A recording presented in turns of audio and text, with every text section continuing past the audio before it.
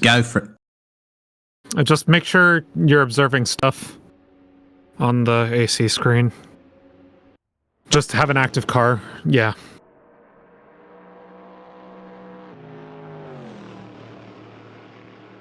Oh, we're started. We are live. Sorry for the scuffed intro. Today's been all sorts of scuffed. Southpaw, if you want to do the honors. Absolutely. Welcome one, welcome all to the Venus Motorsport Twitch channel. This is the Venus Motorsport 6 Hours of Le Mans in collaboration with the Charity Drive. This is also the Charity Drive 6 supporting the ocean cleanup.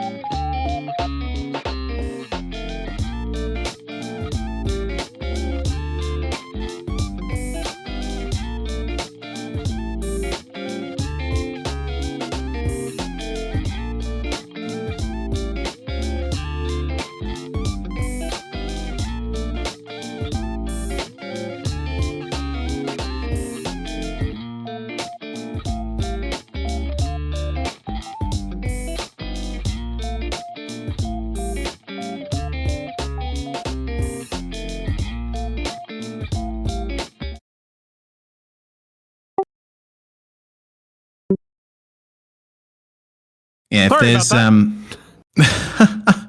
maybe we should throw an image on the scene as well. This is a little bit scuffed. As Southpaw was trying to say, we were getting into the server for quali, and server died. So eventually things will be back up, and then we will get qualifying underway. But at the moment, showing race canceled. Yes, indeed. Well, regardless, it's set to be a good night, morning, afternoon, wherever you may be in the world. I always enjoy a good endurance race, Nick, at Le Mans in particular. The last Charity Drive event was at Le Mans as well, and we certainly had an entertaining time calling that race. I'm hoping for more of the same here. We've got plenty of familiar faces from the Charity Drive events of the past, some new names as well that might be in contention for victory here. Yeah, and we can talk a little bit about the teams. We got some team profiles that came in, so thank you to all the teams that have been running them. Starting in the order at which they put their messages in the chat. Halsey and Orange Fruit 510 are Proton Solus Racing, and they just said we are Viper fans, lol. So yeah, certainly that's I'm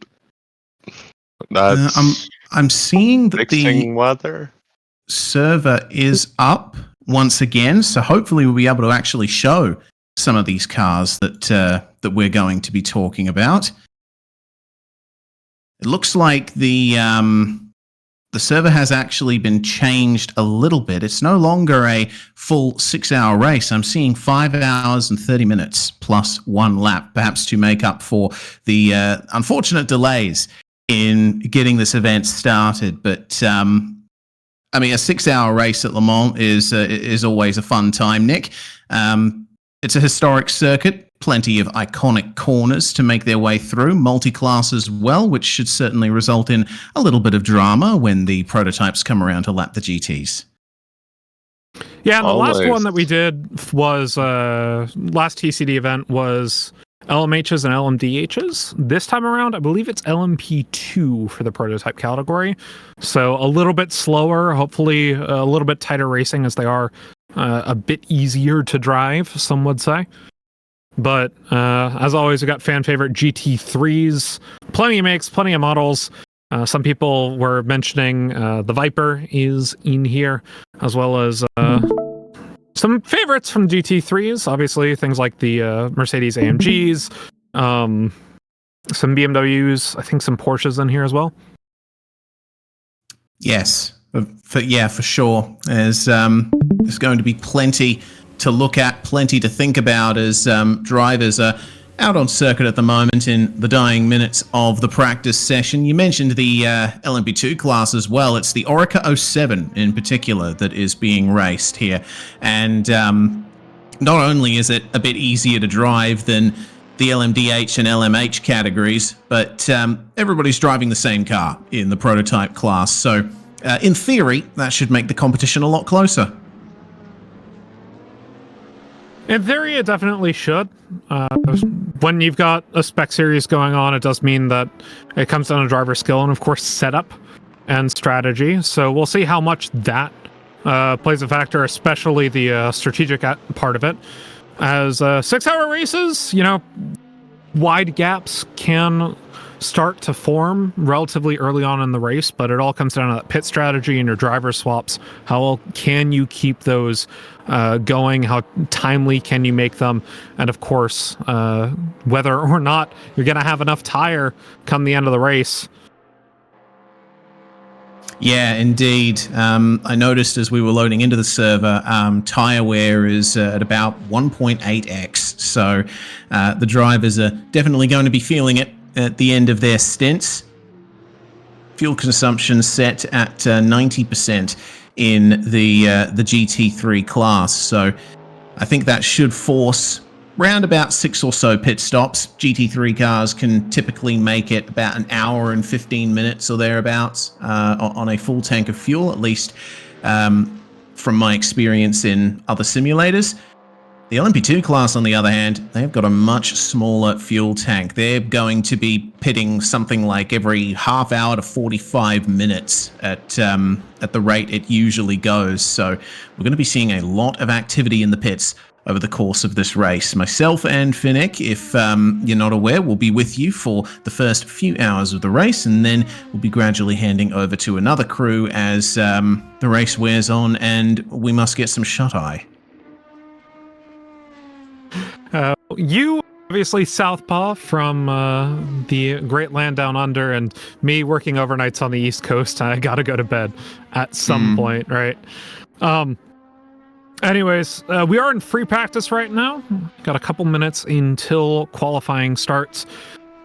Take a look at the class. Got a couple TCD racers that have been around for a while.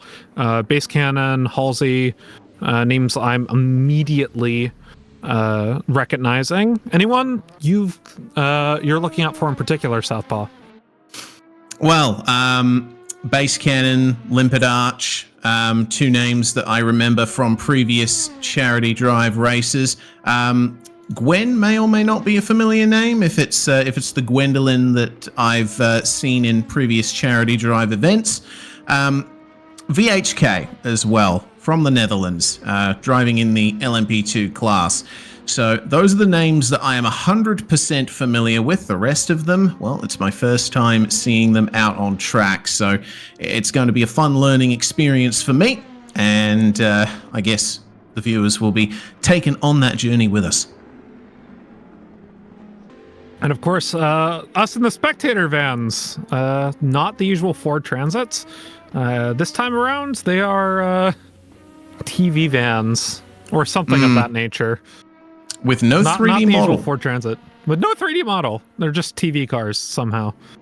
Yes. So we're phasing in and out of existence. we're going through the space-time continuum and truly virtually being in this event. It's more for performance reasons than anything else, because there's a lot of high poly cars involved in this event, and quite a few of them have very detailed liveries as well. So any extra FPS we can get, we will certainly go for it. But the number 76 LMP2 demonstrating the Le Mans circuit out here at the moment onto the Mulsanne Straight for Crested Island. Currently 17th at the moment on the time sheets. Fastest lap at the moment of 4 minutes 7.748. And the LMP2 class should be setting lap times of about, I'd say anywhere from 3 minutes 40 to 3 minutes 50 seconds at their complete fastest. I'm not quite sure what the performance of this version of the Orica 07 is like in AC, but it will be interesting to see just how fast these drivers can go in the qualifying session, which is starting in under 3 minutes time. So we'll be able to see now what the drivers can really do. Just getting their final preparations underway here in practice. Certainly been a lot of preparation going into this event on all sides. And of course, Circuit de la Sarthe, a fan favorite for endurance racing and GT racing of all varieties. And a favorite of TCD. We've run here quite a few times. The very first TCD event was Circuit de la Sarthe. Obviously, the most recent one was, as well as this. So, very great circuit to be on. Lots of interesting corners. And of course, really where these prototype GT cars or prototype cars end up shining the most is at the circuit they are designed for and named for. Indeed, very true. Although, the Le Mans has been a very popular circuit for the charity drive. We're not going to be going there later in the year. There are quite a few plans underway for the charity drive event that's going to take place in November, and there will be one or two in between now and then. Make sure to stay tuned for more information on the endurance event that's coming up later in the year. It's going to be a big one, and I think it's going to be a very popular format. But 1 minute and 10 seconds to go in practice. At the rate he's going, I think Crested Island is going to be able to get to the end of that lap. Had to back off a little bit through the Porsche curves, but regardless, keep an eye on Zachary Ivanov in the BMW Z4, which has gotten a little bit of a buff in the lead up to this event. It was a little bit slower than the other GT3 machinery. The Z4, of course, a very old GT3 car in 2024. It raced back in the sort of 2012 to 2016 era of GT3 racing. So good to see that it's in here and people are able to strut their stuff in it at a comparable pace to the other cars. What's your favorite GT3 we're racing here today? That's a very good question. I mean, I'm a bit of a Viper tragic myself. I do have a soft spot for the BMW. But, you know, my family car was a Holden Commodore growing up, and I've always been a sort of General Motors guy from that point on. So I think the Camaro might have to be the one that I go for today. The Camaro, really? No, the Viper is a favorite car of mine. Not because I really want a Viper, but because there's a Project Car YouTube channel that I watch. It's making an off-road Viper. It's great. Nice, an off-road Viper. Yes. Righto. Obviously taking some inspiration from the Dodge Ram SRT10 that used the Viper engine. Yes, but instead of putting a Viper engine in a truck, he's taking a Viper chassis and just putting suspension on it. Just jacking it up?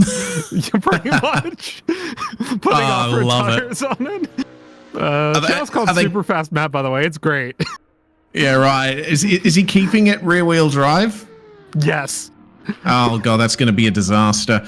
Oh, well, I wish him the best of luck. Oh, Lordy. Practice is over. The checkered flag has flown. We are in overtime right now. Anyone who's currently on a lap can finish it. It's a good time for drivers to practice their pit entries. Yeah, last TCD we had a lot of people run fast at the pit entry, so hopefully we don't see a whole lot of that today. We do have real penalties set up, so we'll see how the penalty gods giveth and taketh away. Excuse me. Looking the last of the LMP2s make their pit entry.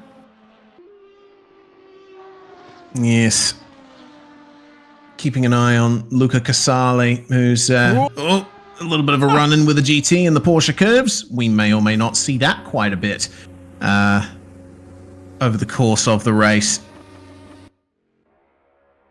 I mean, you won't be able to miss that car. It's certainly dazzling in its pure white paint scheme. We got a Corvette in here too. Nice. Yeah, showing that American GT3 car is definitely up to par with everything else. Right, guys. Yeah. He's hoping that the Ford Mustang will be somewhat competitive versus the European machinery when it eventually starts racing next year. There are some cars that are missing liveries, so we do apologize for that, but from where we are, there's not much we can do if your car is missing its livery. Regardless, we'll wait to see how long the drivers out on track take to make their way back in. The Corvette's making its way through the Porsche curves right now. Senf in the Camaro just making their way out of Arnage. And we do have Halsey. No, not Halsey. It's I think it's 4th place LMP2 or something like that. Making their way out of Arnage presently. So practice should be over very soon and we can finally get into qualifying. This is the downside of having a very long lap at the Circuit de la Sarthe, Nick, is you know, if the server goes into overtime, you're going to be waiting 4 minutes for drivers to get their proverbial together and back into the pits. Indeed. Last of the GT3 is about to come in towards the start-finish line. This one, BMW. Yep. I like the lettering on this one, though. Yeah, it's nice. Don't see enough black and white cars. I know we're in a bit of a period right now where a lot of motorsport liveries are, you know, they've got dazzling colors and cool lines across the car, but sometimes simplicity is the way to go, and black and white is a bit of an underrated combination on a race car for my money. Here we go then. Finally, we should get into qualifying, but I do see a car out on track just coming out of Tete Rouge.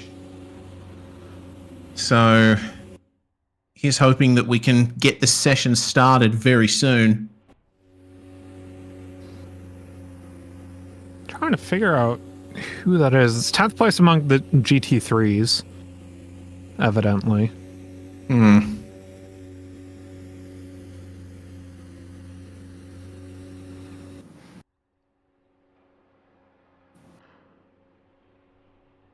Well, here's hoping that we can get this session started very soon, because I want to get this qualifying session going. We were already a bit delayed. And being able to get this 30-minute qualifying session done and finally get into this race would be great. And it looks like we're there. Okay, qualifying is set and ready to go.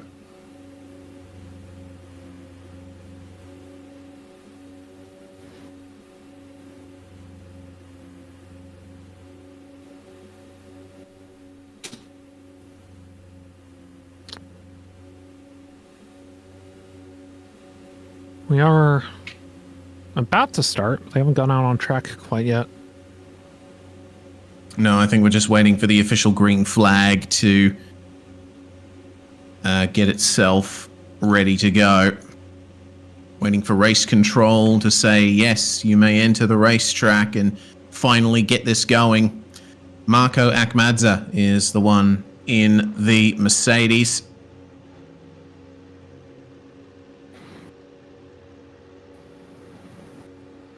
Viper rapidly in tow. The GTs will be making their way out onto the racetrack first, it seems.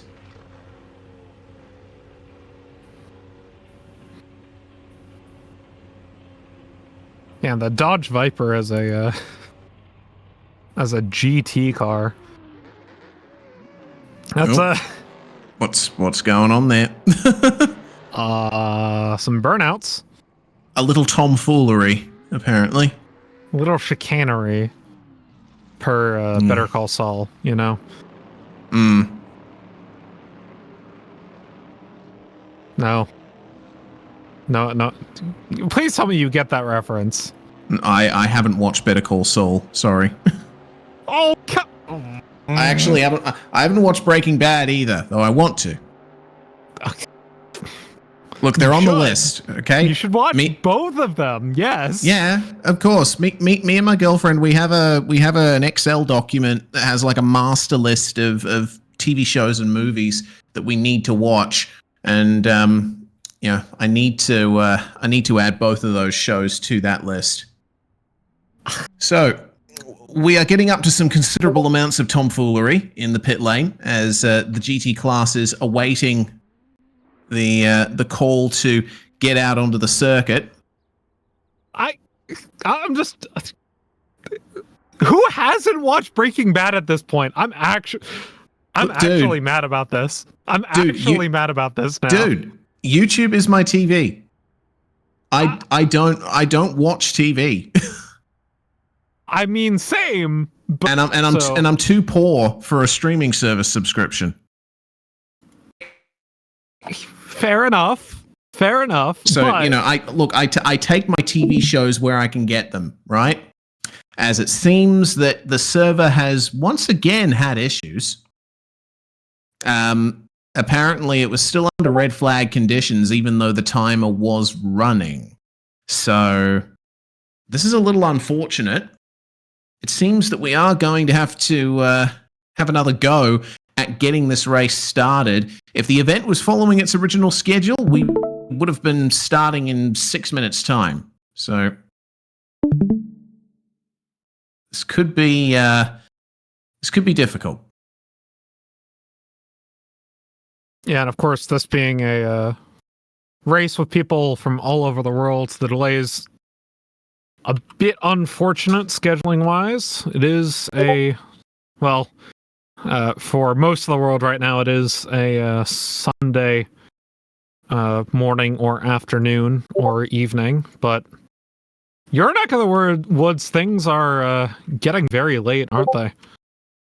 Yeah. Well, it's 5 minutes to midnight where I am. So I do hope that we can get some racing in before we can before we have to get some shut eye here, because I've set myself a standard 3 a.m. I'm going to bed. So let's get this started, please. I'm right there with you. Right there with you. Well, it looks to me as though the server is back up, so I'm going to get myself in there, and hopefully we don't face any further issues. Not getting any audio from the AC client, though, so I'm going to have to try this again. Please don't bug out on me, AC. Man, Assetto Corsa really is the successor to the original R Factor, isn't it? AC started out as, the sort of further development of Netcar Pro, the original sim released by Kuno Simulazioni, and once it was opened up to mods, man, it was a tidal wave, and I'm amazed that people are still finding new stuff to do with Assetto Corsa. We've had some insane developments, like the custom shaders patch, Soul, tons of brilliant looking photo filters, and some of the stuff that I see posted on the Assetto Corsa subreddit, just it almost fools me into believing that it's real. This game came out in 2013. Assetto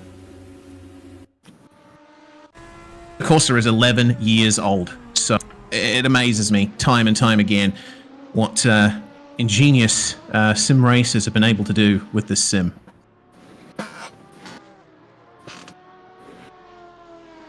Yeah, I mean, it's quite amazing. It does help that AC does have pretty decent netcode for a sim not named iRacing. Obviously, does better than certain other sim racing platforms that have hosted Le Mans in the past. Not naming any names. I'll go and name it. Look, I'll defend R Factor 2, honestly. Honestly, no, seriously. Like when it comes to really big events like that, I think the server issues that they had, that was it wasn't really the Sims' fault. I think I've been racing in R Factor 2 leagues for the last couple of years, and I have had a seamless experience. It's good if you have the right people involved. But I feel like that particular debacle, that and the fact that they got the indie license and then didn't do anything with it, has left a sour taste in a lot of people's mouths, right? It has. The indie license is back and available. I think iRacing took it. Don't know about the Le Mans license, but I think there has to be a separation between R Factor 2 and motorsport games, right? Oh yeah, for sure. MSG, the parent company. R Factor 2 is I think R Factor 2 is a great sim. I just think those events have been pretty not great, right? No, they could certainly have been done a bit better. But I think Studio 397 themselves, who took over development of R Factor 2 from Image Space Incorporated some 7 or 8 years ago or something like that. I can't quite remember the time frame. Studio 397, in my opinion, good company, good people involved, and regardless of what happens, in a sense, to certain parent companies, I do hope that 397 can continue and keep developing R Factor 2, because I think it is a good platform and it certainly deserves better. Well, the weather effects I think are second to none, especially if you want to race in inclement weather. Right, the rain simulation's great, amazing for that, and obviously it still is a very moddable platform. Obviously not as many mods out for it as AC, just because of how long AC's been out and how many mods were for the original R Factor, right? But still, it's fun sim. Yeah, absolutely. And you pay for it once and you just get everything. That's it. That's a big selling point in today's gaming economy. Oh, for sure. Well, let's keep our eyes here on the cars out on track as they begin their qualifying laps. I'm seeing a lot of people fanboying for Senf in the Twitch chat over on the Venus Motorsports Twitch channel. And Senf is driving the Camaro, which I am totally okay with. We shall see how these drivers go then, as we get our first laps on here, following Evan Cuadra in the number 35 Slurm Lamborghini. I'm a big fan of that livery. Futurama is a great show. One of the greats. Have not watched any of the revived seasons on Hulu. I've heard some episodes are good and some aren't. But still, it is definitely one of my favorite TV series of all time. And obviously the, up until recently, final series ender that they had is very sweet, and I love it. Until they decide to bring it back again in a few years' time, inevitably. Well, that's what they did. So. Yep. Slurm. Great episode. Love making fun of Willy Wonka, because that movie. I love Gene Wilder. I love the songs in that movie. But man, that movie scarred me as a kid. Yeah, I can understand why. I mean, I don't think I was scarred by it, but I don't know. I'm a little bit of a weirdo. Speaking of Senf, we are focusing on him right now. And that beautiful Camaro. I really like that livery too. It's simple. Got some nice lines to it. We'll see what kind of pace the Camaro is capable of. 51 minutes remaining in the qualifying session, and out of Indianapolis to Arnage. Down they go. Slowest corner on the circuit, that. And it's all about the traction on exit, getting a good run into the Porsche curbs, which are some of my favorite turns on any racetrack. I'm a huge fan of the S's at Road Atlanta myself, but that's just because it's my hometown track. Of course, I love Road Atlanta too. Now, any of the S's type sequences, obviously Suzuka's is also very iconic for similar reasons. Yeah, indeed. Plenty of amazing racetracks around the world. And I think that I raced with a guy some years ago who complained that Le Mans was boring because it had too many straights, and fair enough, but I don't know. I just like the flow of the circuit.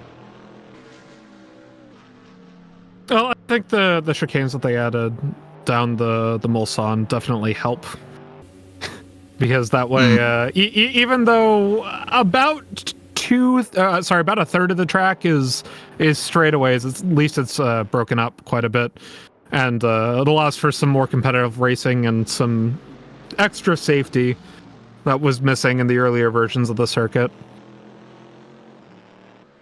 Yeah, I think Le Mans is one of the few circuits worldwide that I think was improved with every layout change. Personally.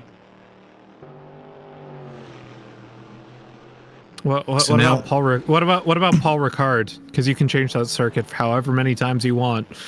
I mean, yeah. I mean, look, when Paul Ricard was initially built, I thought that it was I think it for its time it was great. Honestly, I think the bad reputation that Paul Ricard has now is largely due to its conversion into a test track. People complain about the stripy runoff areas, but in its capacity as a testing venue, they actually serve a proper function. They have like a tungsten blend in those stripes in the tarmac, which actually help arrest speed a little better. Yeah, I mean, technically the safest runoff in any on any given track is pure asphalt infinitely, right? Because that way nothing's going to catch under the car and cause you to flip. Yeah, but and you can't always do that. And I do like the idea of the stripes from like a safety perspective, right? I know people prefer gravel. I know it's like, yeah, it's more punishing to have gravel traps or grass or what have you, but I don't mind it that much. I do think that the racing there is kind of bad though. Yeah, at least for F1. Yeah, exactly. Like, and that's more of a Formula One problem than a Paul Ricard problem, right? It's that's the issue. Is that, you know, I see so much discourse online about how certain tracks are terrible, and it's like, it's not the track's fault that the cars can't follow each other, right? Well, I think that's the thing, is like people were really hyped for Imola for F1, but every race that we've done in modern F1 cars at Imola hasn't been, I mean, 2021 was really chaotic, or was that 2022? I can't remember which. No, I'm having to think back. I think it was 2021 was really chaotic. Off here. Yeah, 2021 was really chaotic, but I don't know, man. I think Imola, like these older tracks with these really wide cars, just don't make a lot of sense. No, I mean, you know, there are certain tracks that were built for a certain era and worked well with a certain type of car. But, you know, as speed, grip, aero advances over the years, it does, there is a transition point, I think, where certain tracks just stop being suitable which is a bit of a shame. But regardless, Monaco, for instance. Well, yeah, and I think even as far back as the 1960s, it was a track that probably wasn't the best for racing. Monaco, I think, a holdover from the very early years of Grand Prix racing. It first started in the 1920s, Monaco, and it was a much simpler layout than it is now. Basically, the entire second half of the circuit is completely different to what drivers raced on back when the track was first used. I mean, even post 1960s, there were some memorable races, right from like the underbody era. There was that one race where like half the fields just stopped working on that was in the 80s, right? Stopped working on the final lap. Yeah, didn't Riccardo Patrese win that race? I think so, because like he was out and then he wasn't because he got bump started or something. You could look up the clips of it online. It's the craziest ending to a race I have seen a clip of. Yeah. No, we're getting our first times in. Nothing from the LMP2s quite yet. Everything else looks like GT3. Marco Akhmadza has taken the top spot at a 350.385. Jawa 5 seconds behind, so hopefully we'll see a bit more parity as time continues. We've got plenty of time left in qualifying, nearly 45 minutes of it, with these GT3s out on track first. Yeah, indeed. That's great pace from Marco Akhmadza. 3 minute 50 in a GT3 is, whoa, all right. Got some hot Viper on Viper action there going into the Porsche curves. Fortunately, I don't think that was a track cut for the Gulf liveried Viper of Lucas Dolly. We shall see if this lap ends up counting.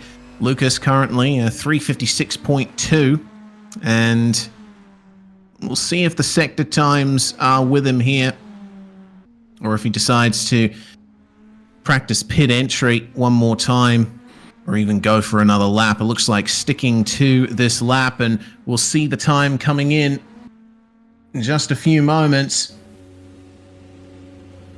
Across the line he comes, and it doesn't look like it was an improvement, unfortunately. So take two for the Gulf Viper. I love the Gulf livery, but it's so weird seeing it on a Viper. Yeah, it's like I've seen so many concept images of loads of different cars with Gulf liveries, and I never thought I would see it on a Viper. I don't hate it. I think it actually looks quite good. I think it looks quite good. I mean, I just love the McLaren Gulf livery just in general. It's such a great livery. And I liked when they brought it onto the F1 cars for the first time as a throwback. That was Monaco, right? A couple of years ago? Yes, it was, yeah. Monaco 2021, I believe. Yeah. Monaco's got all sorts. Monaco's had some crazy liveries in the last couple of years. Teams have been using it as an opportunity to put some interesting liveries on their cars. Although I think my favorite livery from F1 for the last couple of years was the Honda Championship White livery that Red Bull did, and then they didn't race at Suzuka, but that was such a good livery. Oh, it was so nice. Or was that Red Bull or AlphaTauri that ended up doing that? It was Red Bull. It was Red Bull. Yeah. Yeah. They did end up using it at Turkey, which was good to see. But yeah, I wish that they had raced that livery in Japan. Bit of a shame for all the Japanese fans out there. Championship White is such a great, I mean, that's just such a great color. Certainly is. I do like that Formula One has been getting in on the retro livery trend for a race or two.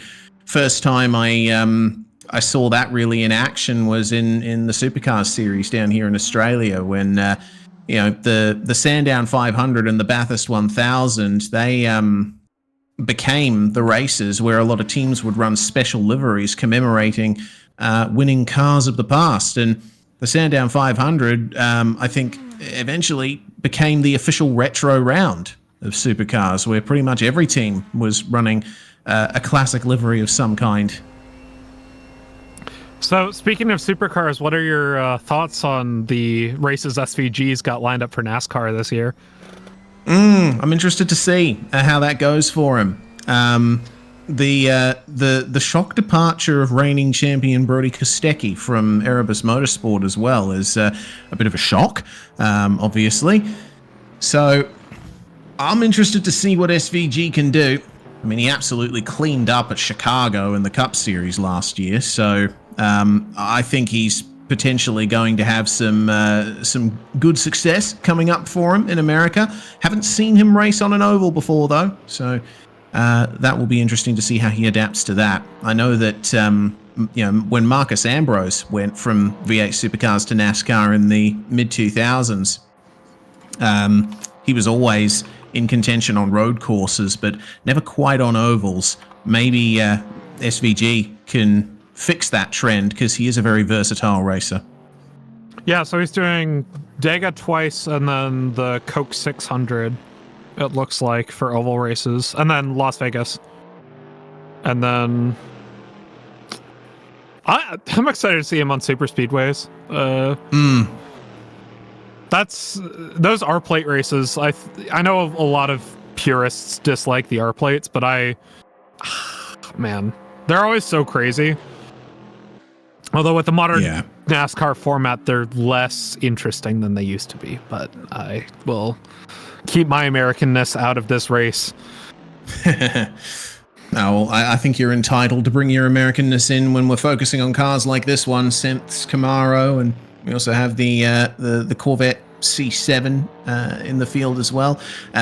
The Viper too. Speaking of the Vipers, Lucas Dolly did improve on his last lap. He's now down to a 3-minute 55.76, which is only 2.5 tenths off that time that Jawa set early on in the session. But still, Marco Akmadze in the Lamborghini is miles ahead of the rest of the GT3 field, and you would have seen on the screen recently that the call was made by race control, GT3 qualifying ending at the 30-minute mark, and then we'll see the prototypes come out. I'm excited to see the prototype lap times. Obviously, you've got quite a few names from previous TCD events that are running them. Christoph Olander, VHK, among others. Although, interestingly, we're still missing quite a few lap times from the GT3 category. About half have made some laps, but haven't quite posted a time yet. Yeah. Well, they'll be hoping that they'll be able to get out there in these last 10 minutes and set at least one lap time. Remember, a lap here takes about 4 minutes in a GT3 car. So if you want to get your times in, come out of the pits now. Emerge onto the racetrack and see what you can do. Senf is one of the drivers that hasn't set a qualifying time yet. Coming through the Porsche curves now. We'll see if he sticks to the lap this time and shows us what he can really do in the big, deep V8 Camaro. What's your favorite engine type, speaking of V8s? It's like asking me to pick my... Oh, all right, yeah. Well, it's like asking me to pick my favorite child if I had children. That's a shame there for Senf. That is certainly not the end that he would have wanted. And, I mean, that's right before the final chicane. He'll be able to start another lap from here, but, oh no, looks like he's gone out again. He'll escape back to the pits, probably immediately come back out onto the track. Kai in one of the Mercedes in the field as well that also has a V8 engine. And to answer your question, Finnick, I honestly don't have a favorite engine type.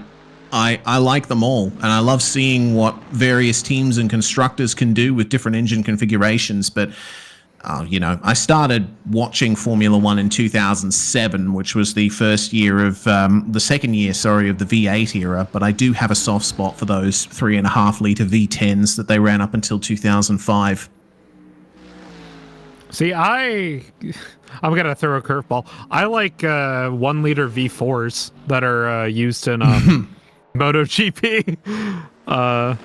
Those things make insane amounts of horsepower for how tiny their displacement is. Yeah, it's crazy what motorcycle manufacturers can do. It's magnificent seeing the kinds of engine configurations that you see in motorcycle racing. I do have a soft spot for 12-cylinder engines as well.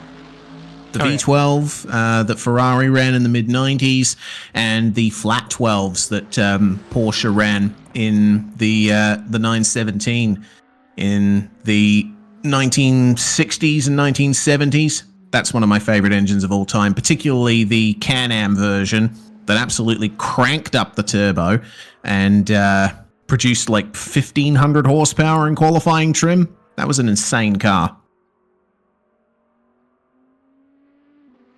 There have been so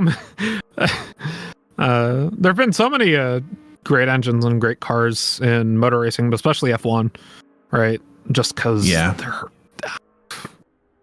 I mean, back in the day, you had some really crazy engine ideas and crazy car concepts when the rules were less homologated. Yeah, like the BRM team in Formula One, they ran an H16 engine. And it's like, how do you even come up with that? It sounded amazing too.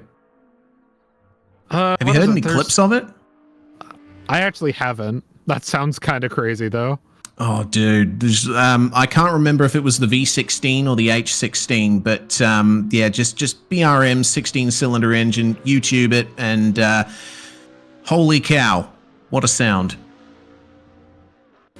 I mean, there's also, speaking of 16-cylinder engines, there are also the iconic W16 from Bugatti. Oh yeah, that is the craziest thing in a modern car. By far. Certainly is. I think I also have a soft spot for the Audi R10, the twin turbo diesel V12. I really like that engine. Not that you can really hear it all that much, but I just think it's amazing that Audi and Peugeot decided, you know what, we're going to go for diesel, and we're going to win with it.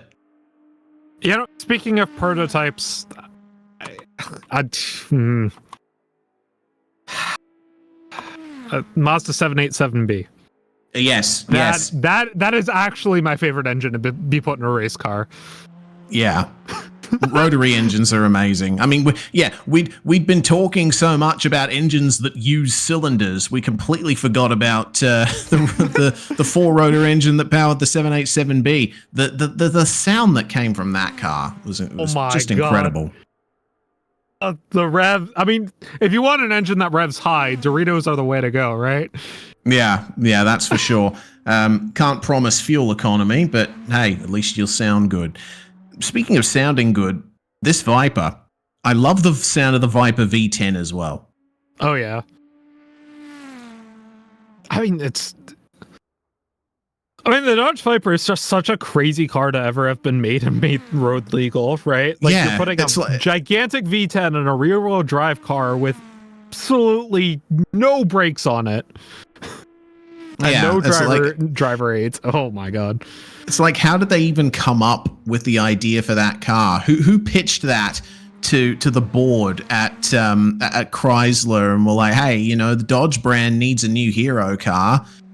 This is going to be it. What was their reaction, I wonder?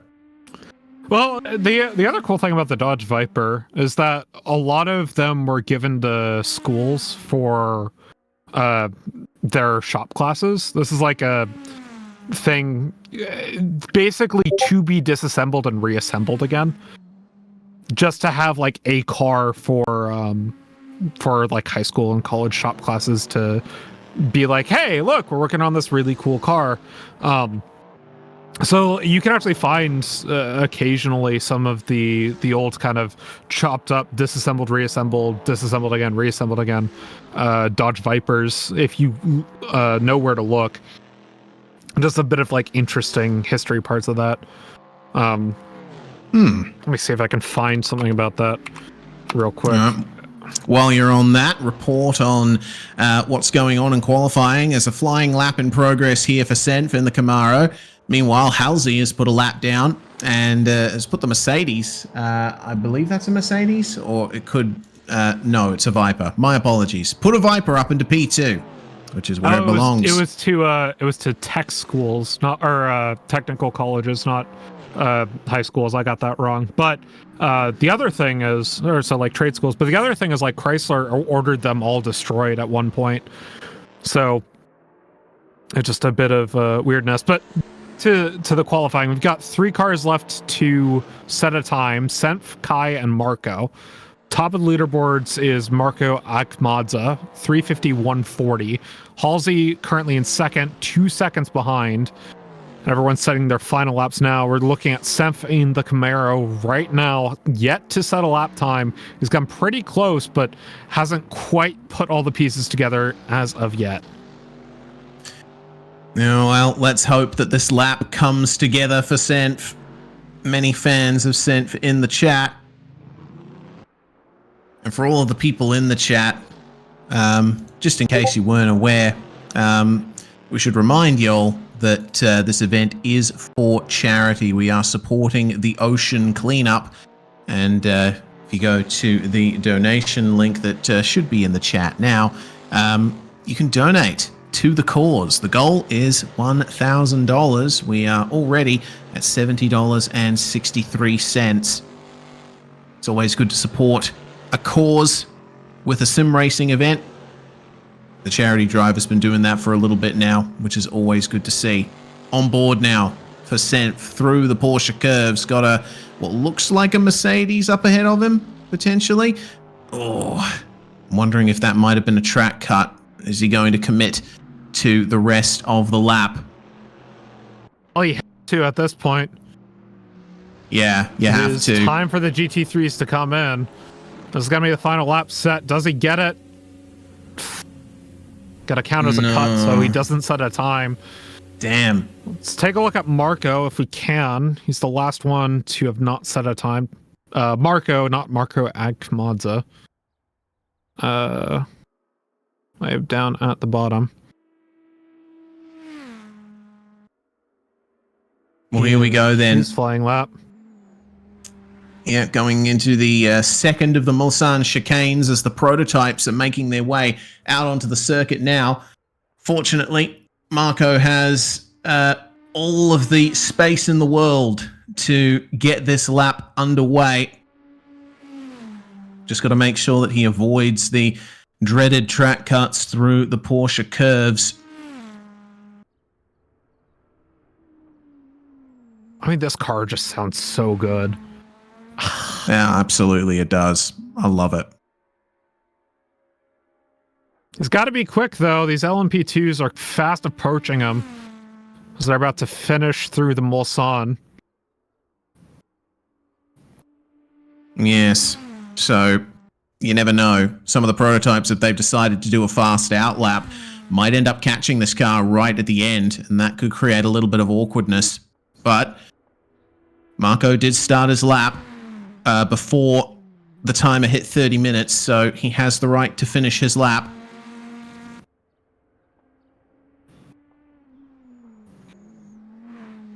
It's a good line into Arnage. And unleash the power of the Viper once again for the run up to the Porsche curves.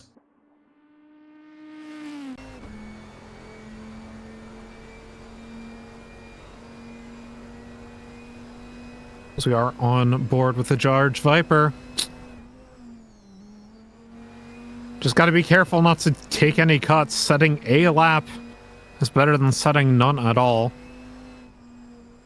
Yeah, and I think, you know, the benchmark for GT3 for last place at the time's currently set 4 minutes. I reckon with the way that Marco's driving right now, he'll be able to overcome that, at the very least set something around a 3-minute 55 to 3-minute 56.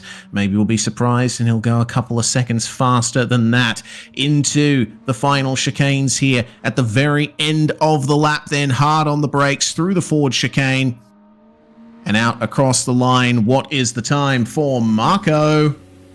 It's a 3:57.3. Nicely done there. 8th place in GT3 for Marco. As now we turn our attention to the prototypes. Dante Abal is the one leading the way here. Everyone driving the Orica 07 in this category. Let's see what they can do.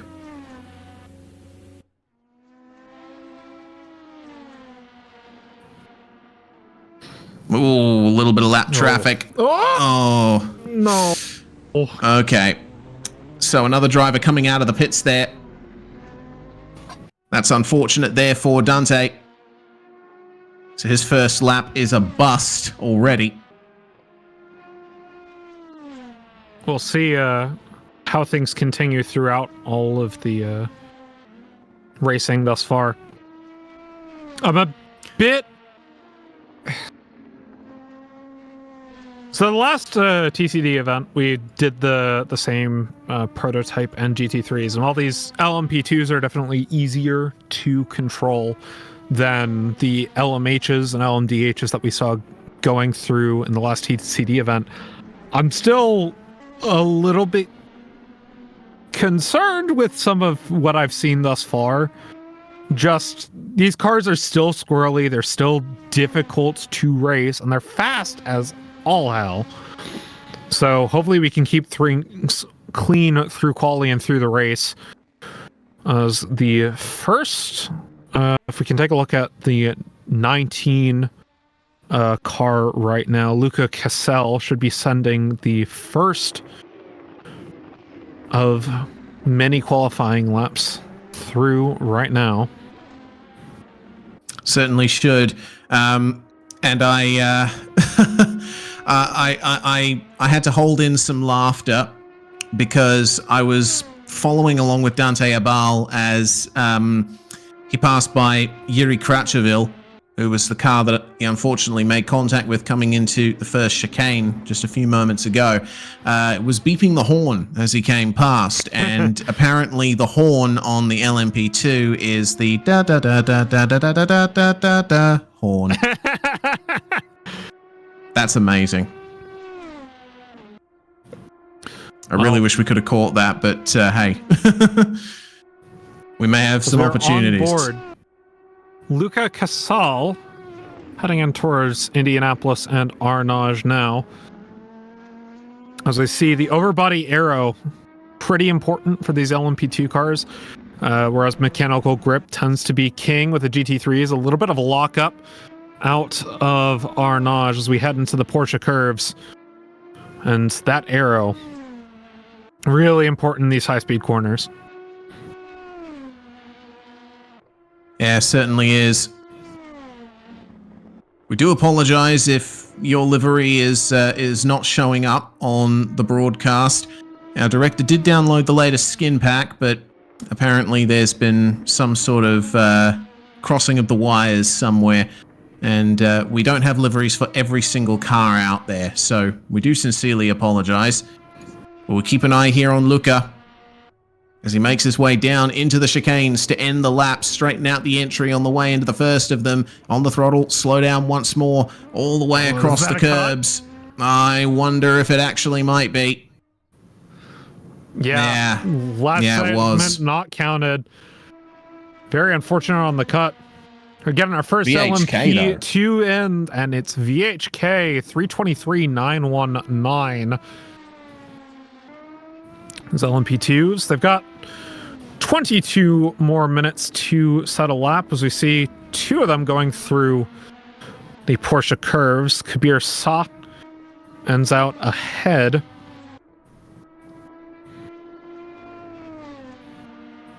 And Pixel now taking the lead, 321.966. We're into the four chicanes now. A little bit of a lockup. Kabir Sa comes across the line, sets no time. Could have been an outlap, actually. Taking a look at the first interval. Yes, well, we shall see whether or not He manages to hook up the rest of the lap here. It can be so easy to get a lap invalidated around Le Mans. There's so many corners where it's so tempting to run just a little bit wide, and if you mess up on the way in, you run wide on the exit, or vice versa, like we saw with Luca Casale through the final chicane. If you take a bit too much out of the curb on the left, I mean, it's tempting to, because it results into a straighter run onto the start-finish stretch, but you will get pinged if you go too far beyond the limits of the track. The curbs are tempting. Do not give in.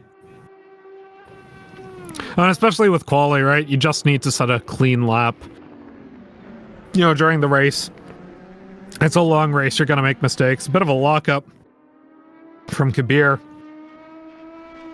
as we continue to follow him down the Mulsanne straight.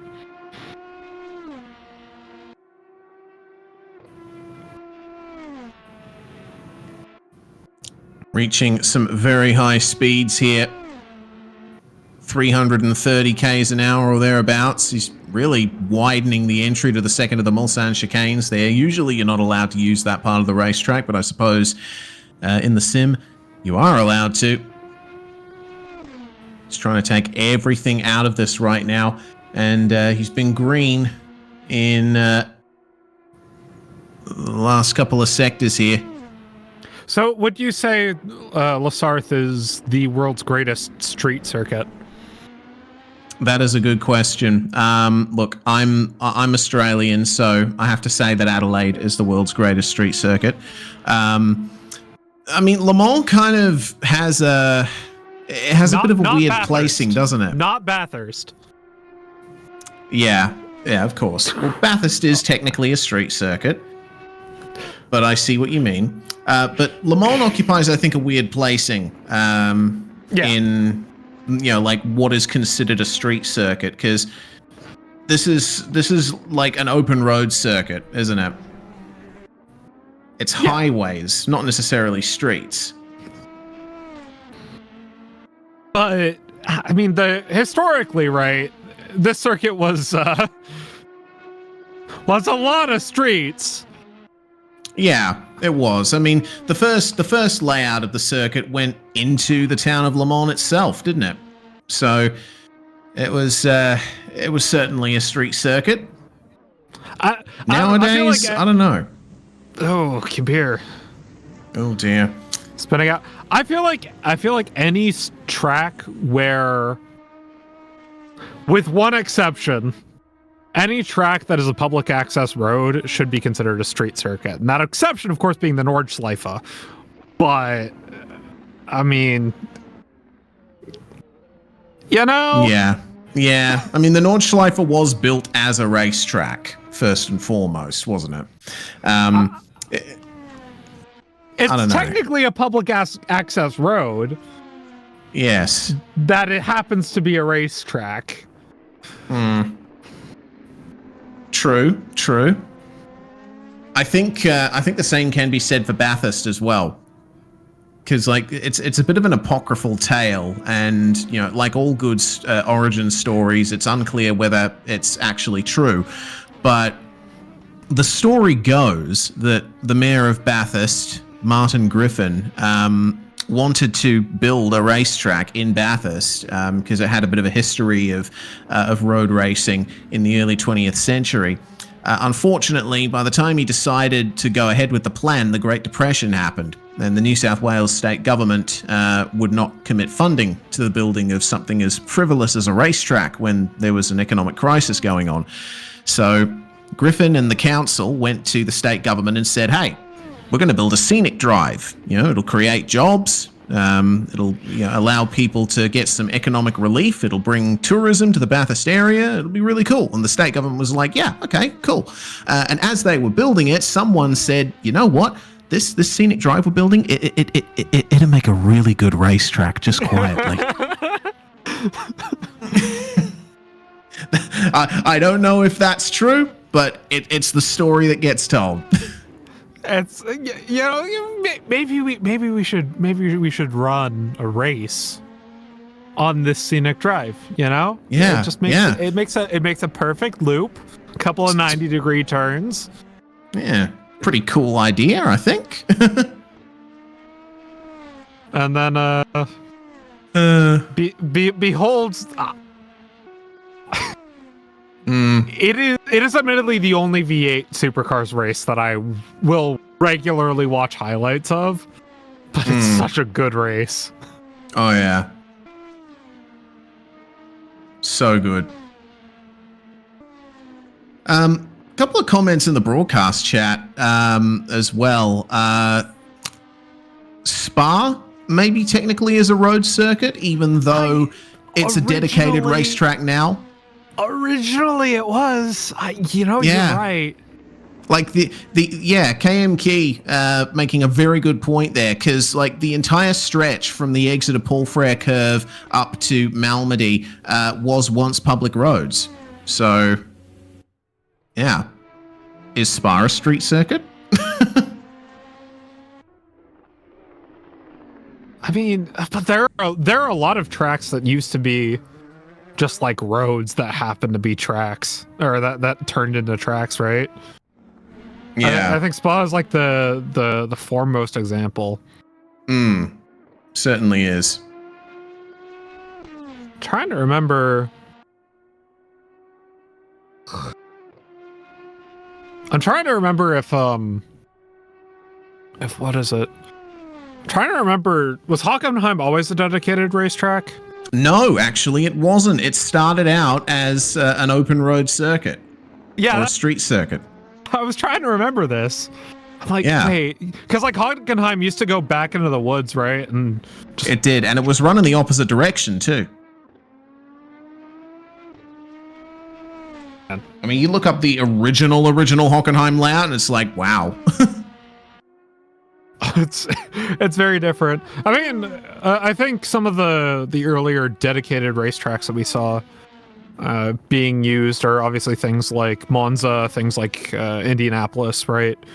Monza's got a very interesting history, though, because they built that oval, and after only a couple of years due to some tragedies that occurred, they completely stopped using it.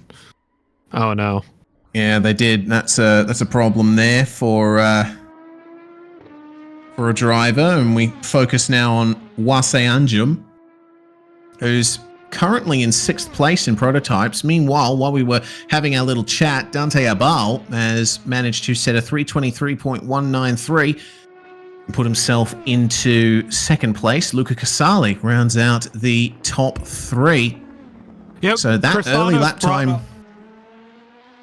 Oh, sorry, go ahead. No, go on. He brought up a track I didn't think about in the chat, and that's Avis. Avis is like the craziest track. Avis is actually the craziest track that we've ever seen racing on, I think. Yeah, indeed. I mean, circuit classifications, like, permanent racetrack, street circuit, road circuit, they can be very arbitrary, can't they? Because another track that comes to mind when I think about all of this is Montreal. That is a purpose-built racetrack, but it's open to the public when there's not racing on it. Well, I guess Valencia's in the same boat, right? Valencia, Spain. Yeah, I suppose. I mean, at least like half of it is like public roads in some capacity. Yeah. Obviously, I don't think F1 hasn't raced there in quite some time. Does that track ever actually see use, or is it just abandoned now? It's abandoned. 100% abandoned. You should look up some photos of it, honestly. There's a couple of people that went on like a photo tour of the old Valencia circuit, and it is so run down. Like the purpose-built section at the end of the lap, there's like grass growing in the cracks in the tarmac. Oh. I mean, that's unfortunate. But the story behind that track is just that track existing in the first place is just so crazy. Oh my goodness. Oh, that's an interesting incident there for Wase. Looks like the bottom of the car got caught on the curb. Yeah, now he's having trouble going through the rest of the track. Oh, Might have to reset into the pits. Yeah.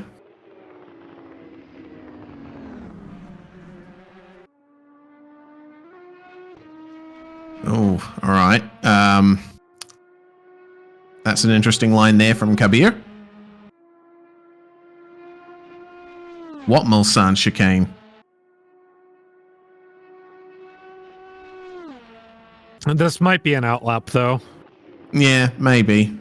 Potentially getting, cutting out an extra few seconds from the outlap will maybe pay dividends later on. We'll see.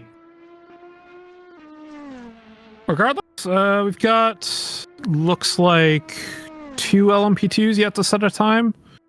Nuno and Mega, if I'm pronouncing that correctly. Otherwise, I mean, these LMP2s are, they're easier to drive than the LMHs and LMDHs, but they're just so squirrely. Like, if the car is not planted, you are going sideways. Yeah, absolutely. Well, Megat is driving a GT3, and okay. Yeah, the time for that qualifying is done and dusted, so we won't be seeing any action from that car until the race. But Nuno here is actually has just set his first proper qualifying time, 3:26.6. So that is currently third last, I believe, of the times that have been set there in the LMP2 class, and immediately back to the pits. 10 minutes to go. If you get out now, you will be able to get 2 more hot laps in before the session time is done. Still, Pixel at the top with 3:21.966. I love that message from Race Control. 10 minutes until qualifying ends. P2s, please set a clean lap. Oh my god, that's fantastic. I love that. We have seen from a lot of the LMP2 field that sometimes track limits feel like they're optional. So I do hope that we can get some proper times set in the P2 class as Dante Abal comes across the line again and improves to a 3:22.928. Extra couple of tenths there over Luca Casale, with the number 34 of VHK coming around to set a lap here, and that is not a clean lap. I know that it may very well be an outlap, but still, you don't want to be seeing drivers cutting the course at the end of an outlap to get an extra advantage. I'm not a huge fan of that. Those sausage curbs do a lot of damage to the underbody of these cars. So, if you end up getting too much, you might be in trouble just for the rest of your lap. I'm not exactly sure what the damage model looks like at the moment. Luca across the line again, and that's going to be the start of a hot lap for him. So we'll see if Luca is able to get a bit closer to Dante and Pixel. Pixel, of course, still the top LMP2. That's an improvement from Crested Island. 3:26.6. Looks like that battle between Crested Island and Nuno looking very close right now. You know, there's something to be said about some really simple, understated liveries. We're talking about that black and white BMW livery from earlier, among other things. I love this livery. I can't not. I mean, just look at it. It's beautiful. It's so just screams America. Yes. I love it. Hopefully we see it again before the end of the session as we keep an eye on Jimon Witt.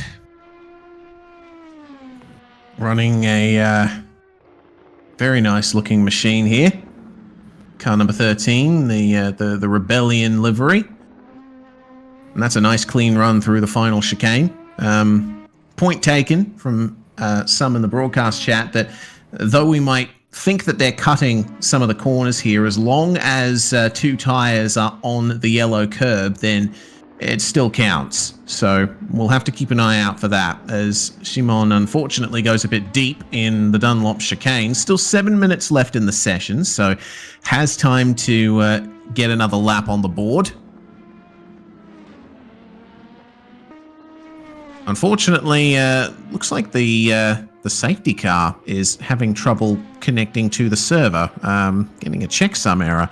So that's a little bit awkward.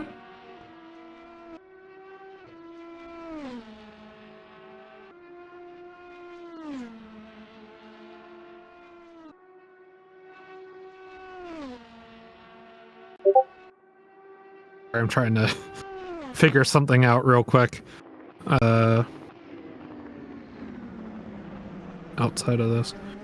All right, no worries. Keep an eye on how things are going for everyone out there.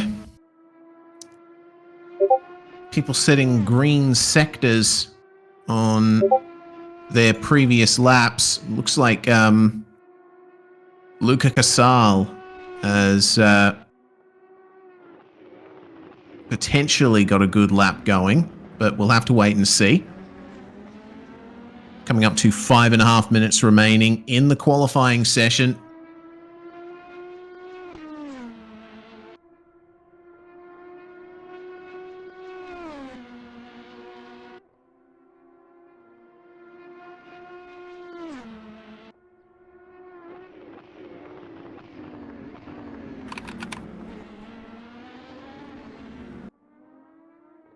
So let's see what Simon can do on the next lap, because this lap is already a bust for him.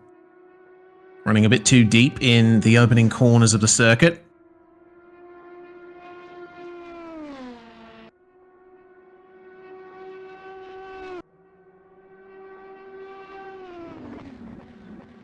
But still, considering what you're seeing from him through the rest of the lap, he's certainly got a good run going.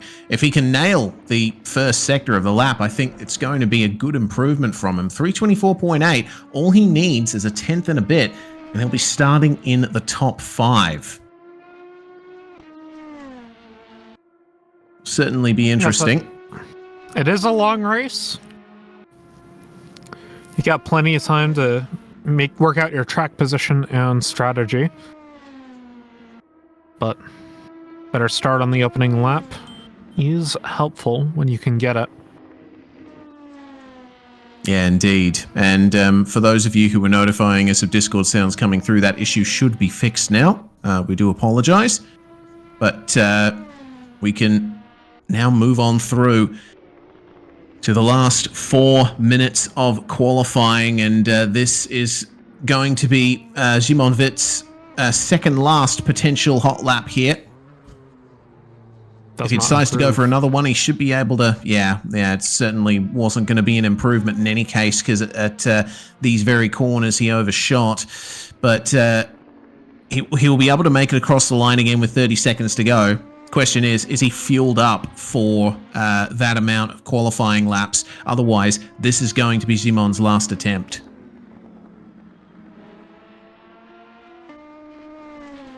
See if we can make it work.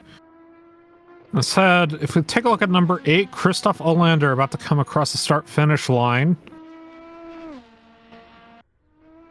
And Nuno as well. Christoph comes across. Looks like it was an out lap. Nuno does improve, though. 326.3. Very nice there.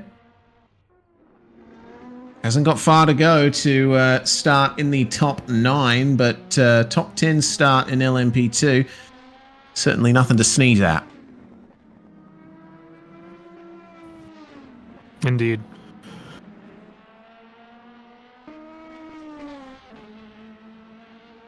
All right, it's crunch time now. Can anyone overcome Pixel at the front of this field? Pixel's a full second faster than anyone else in the class. I mean, even then, that's nothing compared to what Ivan Quadra was, Marco Akmadza was able to do in the GT3 class. A 2-second gap for pole position in the lower class. So, obviously, Pixel and Marco have their qualifying times down. Can they keep that up in the race, though? Shall see, shan't we? Shan't we? Oh dear. It looks like, unfortunately, Luca Casale going for another spin.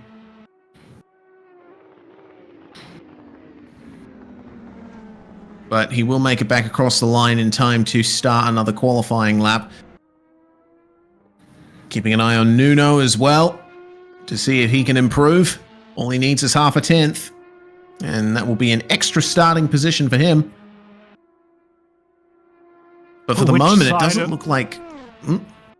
Which side of the track do you think is a better starting position here? That is the question. I don't actually know how the grid is arranged at Le Mans, or if we're even going to go for a double file start. I would say, considering how long the race is, it really doesn't matter what side of the grid you start on.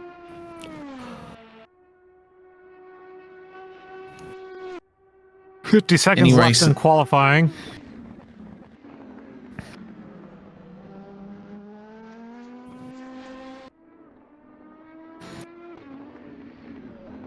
Yeah, so if you're not making your way towards the Porsche curves now, it's going to be the end of your qualifying session when you cross the line next.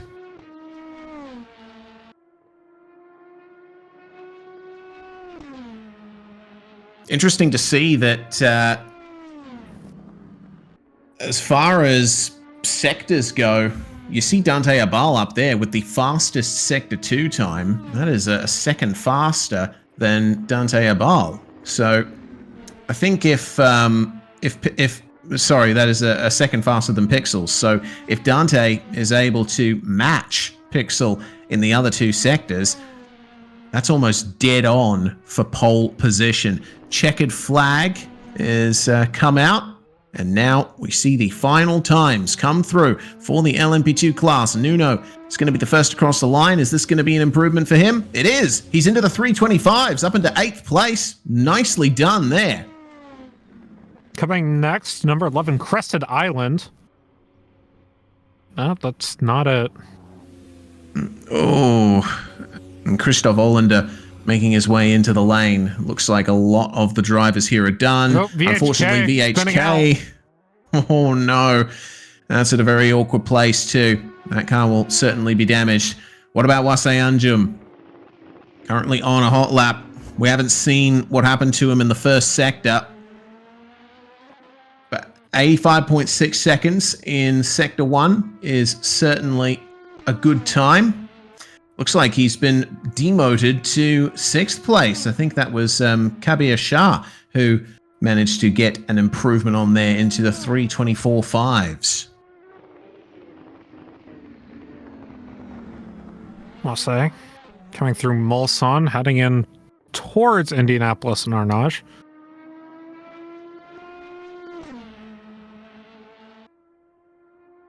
Yeah, there's only 3 cars out on the circuit right now. If we can take a look at that. Oh, VHK, he spun out, so he's not setting a lap time.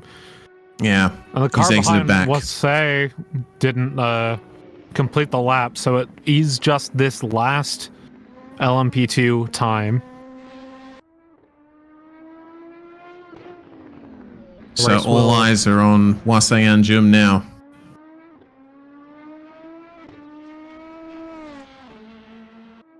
The race will hopefully start pretty quickly after qualifying.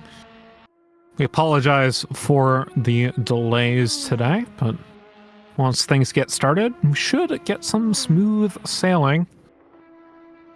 And the Porsche Curse goes Wasai Anjum. Running wide there. That's a bit compromised right there. Into the wall. Oh, no. Well, that's going to be the end of his run, unfortunately. And, well, he may or may not commit to the end of this, but I don't think he's going to be getting anywhere near the 324.7 that he set earlier. Yeah, just going into the pit laps, or into the pit line. And thus ends qualifying. Your pole position, Pixel, for the LMP2s, sitting almost a full second over Luca Casale in second position, and all the way down to the GT3s, Marco Akmadza, sitting 350.140, 2 seconds ahead of Al Halsey in second place.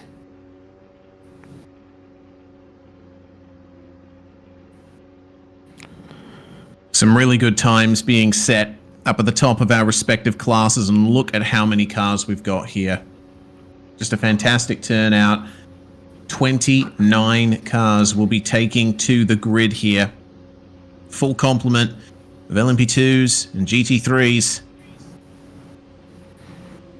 It's going to be a very fun Le Mans 5.5 hours at this stage.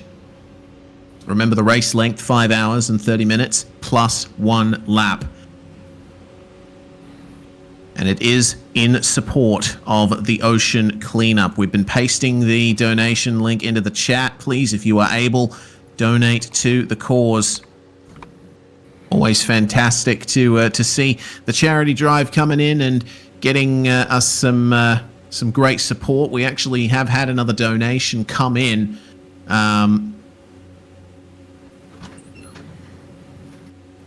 And that donation is from Josh Fulton Fan Club, $50. Thank you so much for your donation. Reminder for those asking for the liveries, we have had the most recent skin pack downloaded, so we're not too sure what exactly is causing the issue there.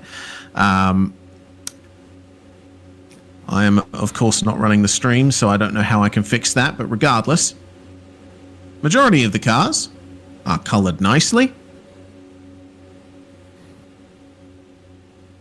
And qualifying should come to an end in a few moments' time, hopefully. And we can get this race started behind the safety car.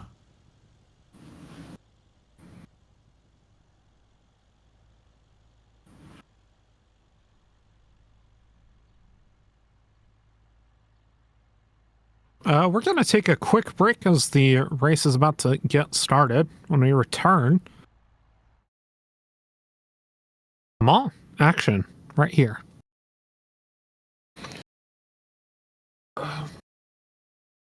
My brain is fried. I don't know why, but my brain is fried right now.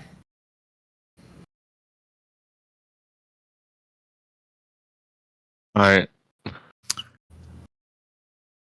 Are we on the right scene? It's going to be a bit. Might be a good idea to mute us.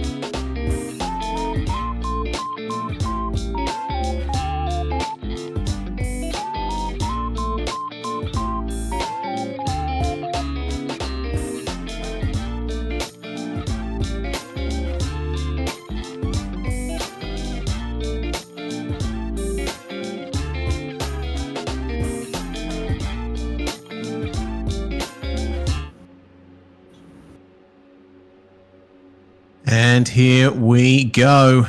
It is time for the Charity Drive 6, the Venus Motorsport 6 Hours of Le Mans. All the cars out here ready on the grid for this 5 hour and 30-minute race.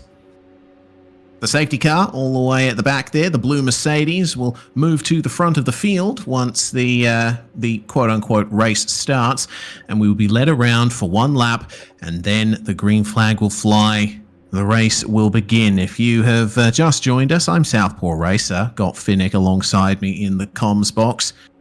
And, well, Nick, it was certainly an interesting qualifying session, seeing what these drivers can do over one lap, but now it's time to bring driver swaps and consistency into the equation.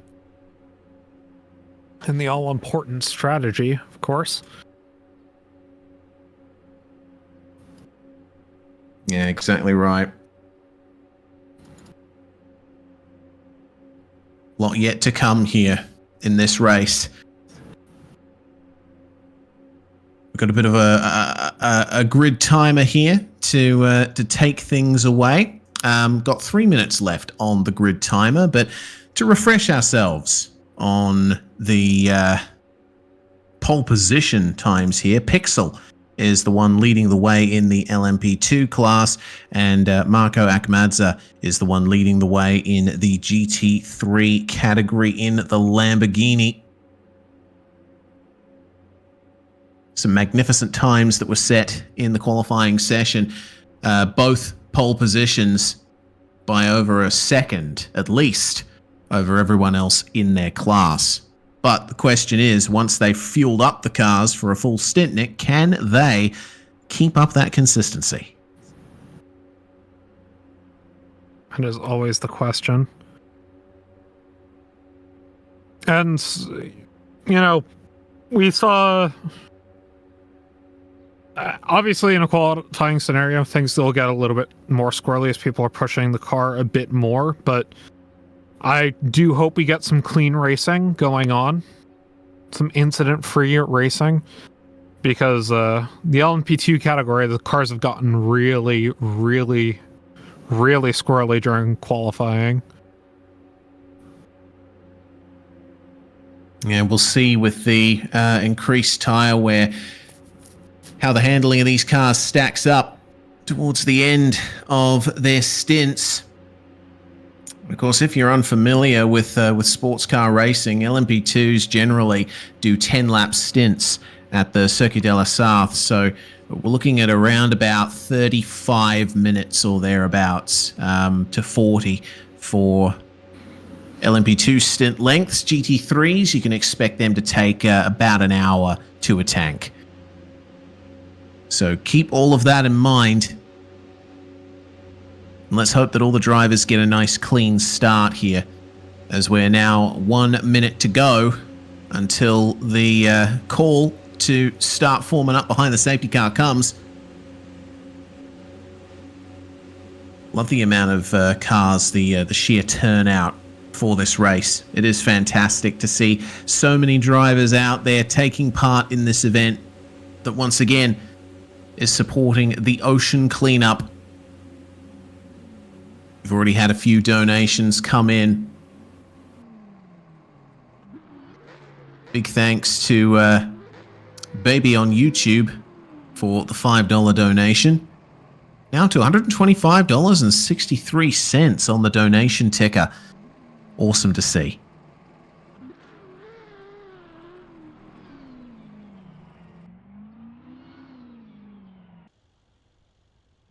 Oh, this might be a standing start, actually. We've got lights. It is, yes. You want to do the honors. Yeah, but remember, it's not a standing start up the top of the field. The safety car is moving through to the front of the field now, and everyone else will form up behind them, and we have a formation lap.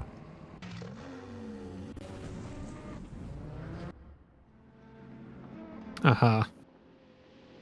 Wasn't 100% aware of that, so apologies. So currently, Pixel, Luca Casali, and Dante Abal are your top three in the LMP2 class. Marco Akmadza, Halsey, and Cristiano Marquez, the top in the GT3 category. There is going to be a little bit of shuffling as drivers get into their relative positions over the course of the lap, but I'm sure this being such a long circuit, once we get to the start-finish line next, we will have everyone in their prescribed order.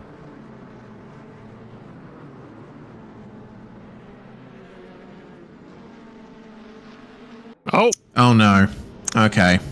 Well, didn't take us long to have a crash, did it? No, it did not. I'm not exactly what is going sure on with that went on BMW? there. Yeah, that's a bit awkward.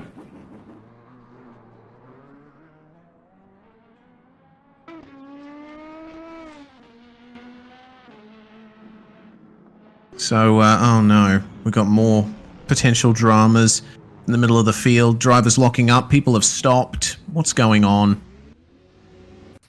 Okay. Oh, we're just restarting. Yep. And that's going to be another 5-minute countdown.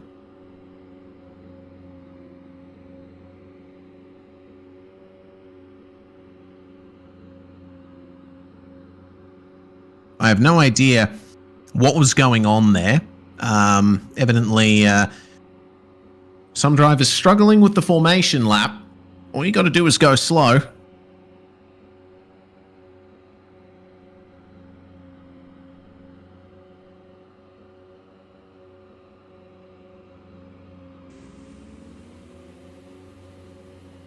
So I suppose now we get another look at the grid of cars.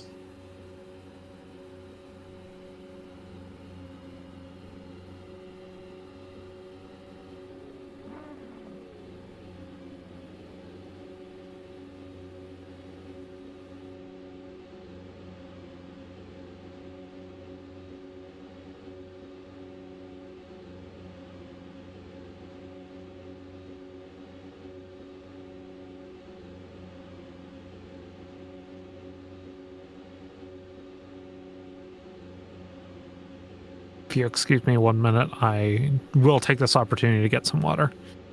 Yeah, fair enough too.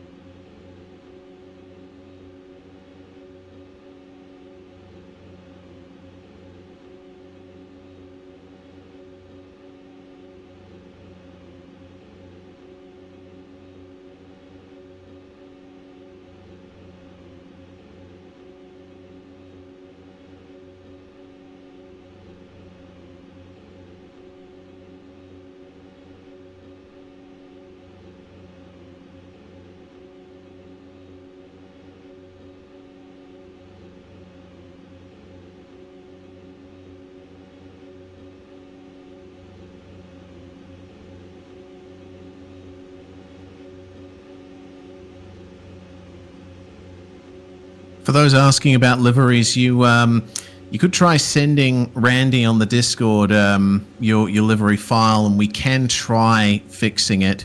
But at this stage, we can't make any promises. There might not be enough time for us to sort it out.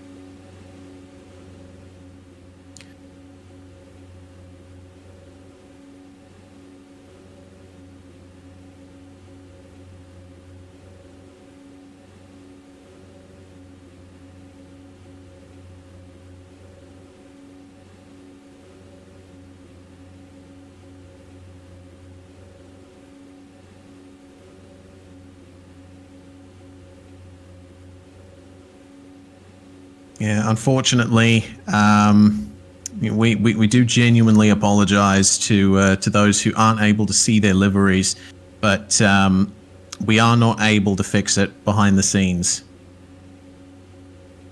We're very sorry, but yeah, unfortunately, that's just how it's going to be for this race.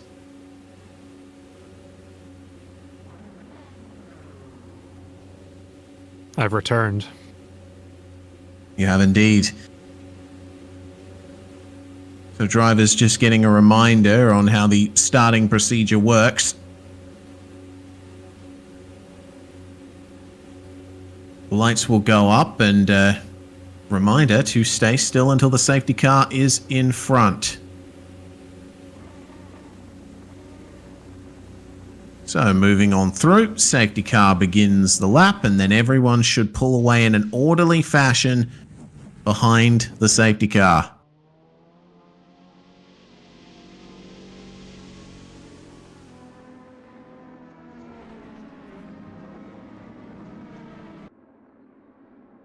Please do not overtake under the formation lap. Yep, that'll always be a good idea.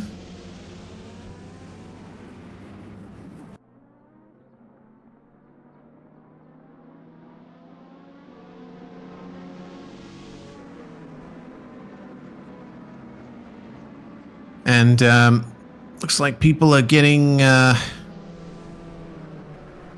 to speed nice and orderly.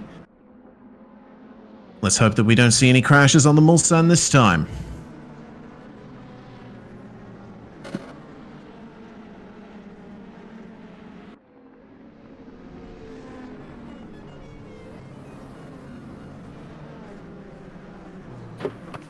Did I just hear the horn?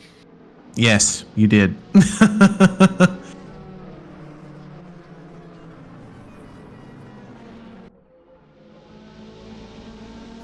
The Dixie horn is on the LMP2, I believe. At least that's what I heard it from in qualifying. Can't remember which, though, exactly. I think it might be Dante Abal.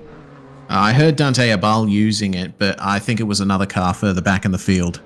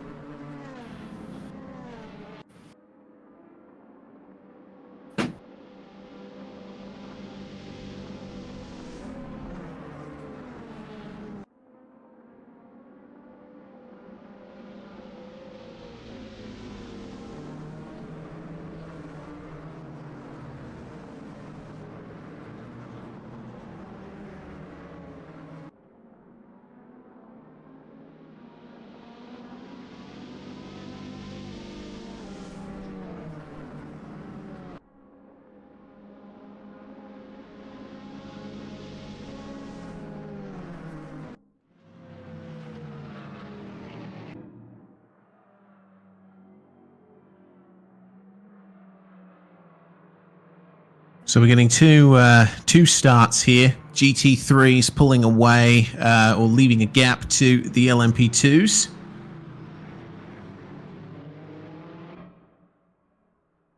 At least Cristiano Marquez was. Halsey coming to a stop there.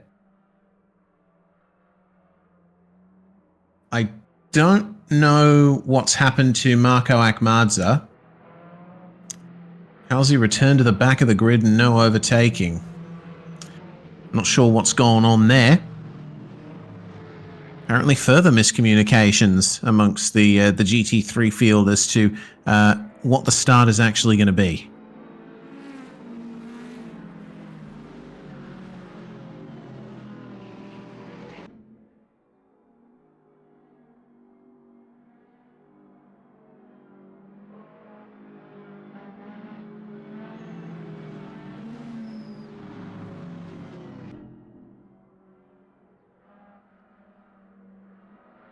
In any The case, safety we car are at the front of the grid is really slowed down now. I think Yeah. they're trying to give time for the GT3 to reconfigure itself. GT3 grid to reconfigure itself, but I'm not sure that's going to happen. No. So it might be a little bit of a messed up start in the GT3 field. The safety car's still traveling at a good amount of pace here, it seems.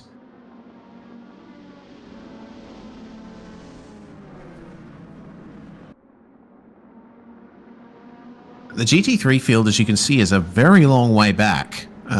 That's more of a gap than I would have anticipated they would leave. Indeed.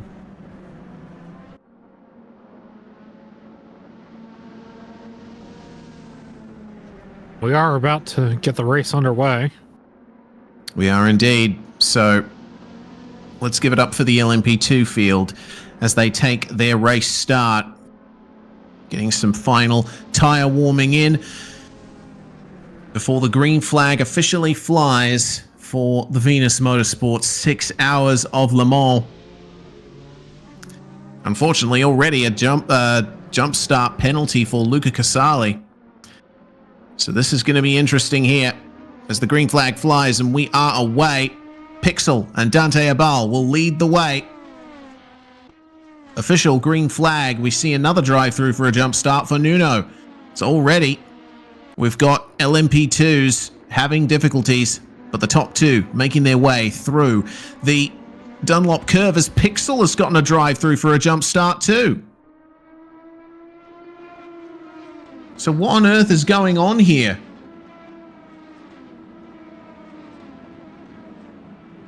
Drive-throughs coming in for jump starts.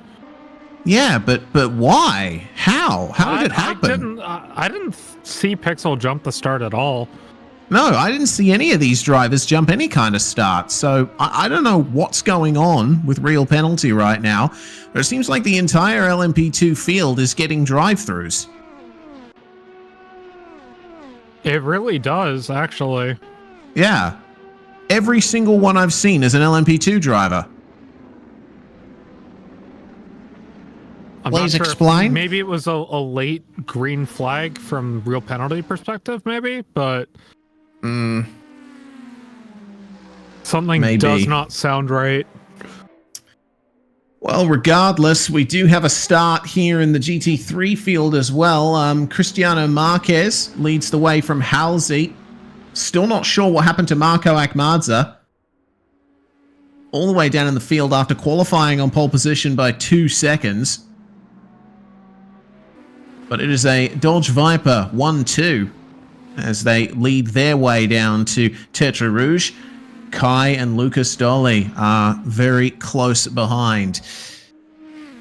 Dante Abal and VHK, meanwhile, in the LMP2 class are side by side on the way into Mulsanne corner.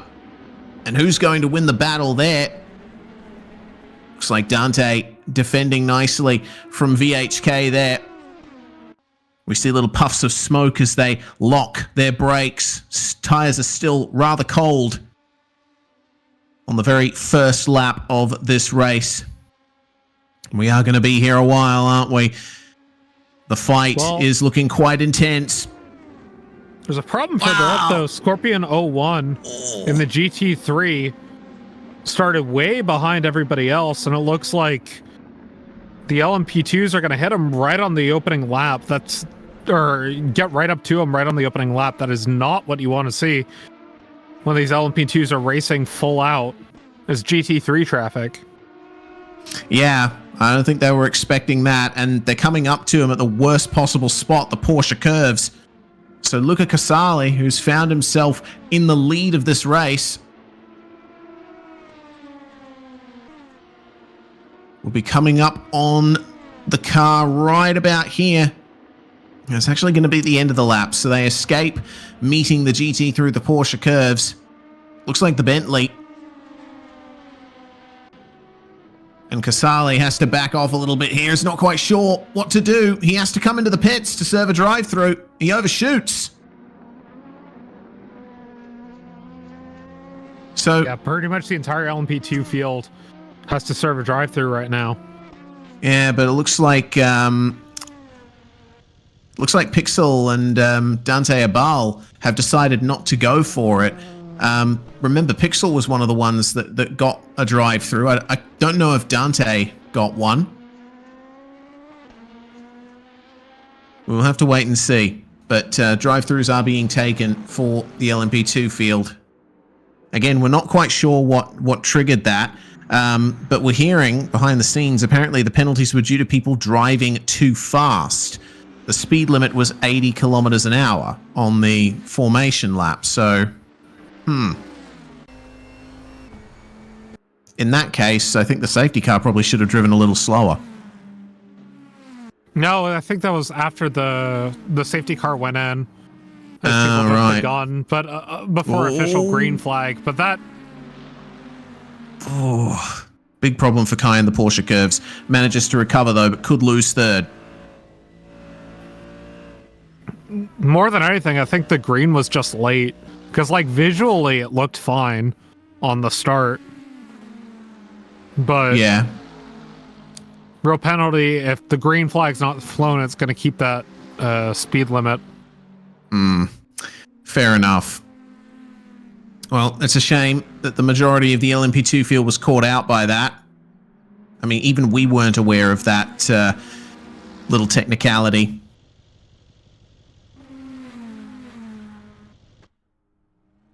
Either way, LMP2s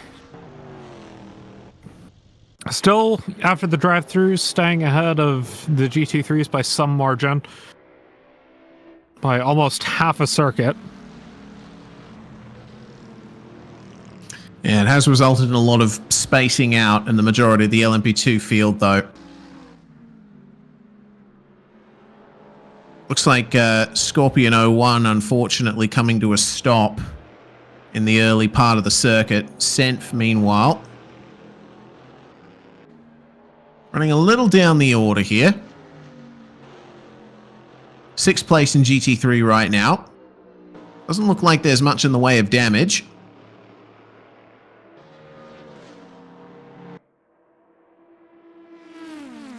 Meanwhile, the Battle of the Vipers in the lead. Cristiano Marquez losing the lead to Halsey. Down to the first of the Mulsanne chicanes. And the lights are ablaze for the both of them. This is going to be an intense fight. It is only the first lap, or the first couple of laps. But they want to try and consolidate their position and get into some clear air. Hopefully get some consistent stints in to benefit their teammates later on. Cristiano's got a bit of a draft down the Mulsanne, but it looks like he just hasn't been able to gain that much speed. Probably didn't get through the corner exit of the first of the Mulsanne chicanes the way he wanted to. They're approaching Mulsanne corner now, and it looks like Halsey should maintain this lead for the time being.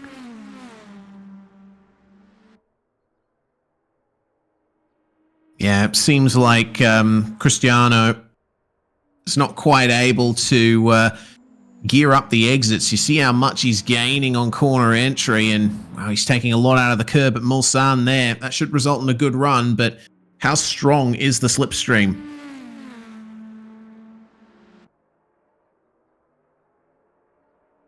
And the Dodge Viper is a very slippery car to begin with as well. So you have to take that into account. Yeah, it's a big heavy beast, this thing.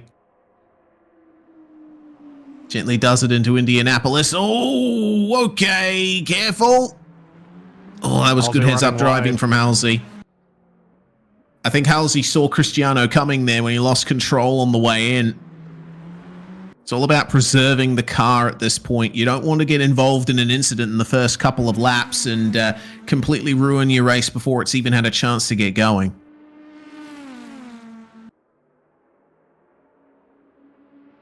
Two of the LMP2s yet to serve any sort of penalty. Dante Abal definitely did get hit by it, so he just hasn't taken the drive-thru yet. And Christoph Ollander, I don't know if he got served a penalty or not.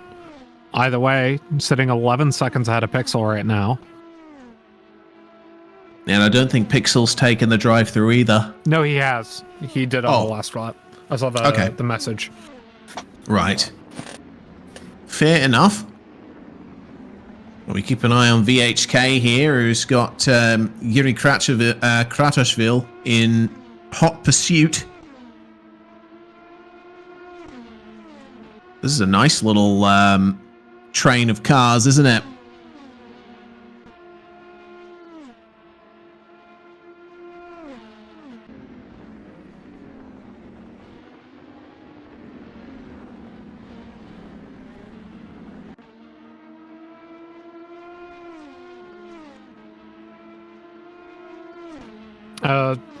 In the chat, they're saying Christoph's 11 seconds behind Dante, and that is correct. But Christoph started at the back of the LMP class. Mm-hmm. So this means he hasn't taken a penalty, even if he's even if I was misreading, it's 1.3 seconds ahead of Pixel, because I was misreading that, but.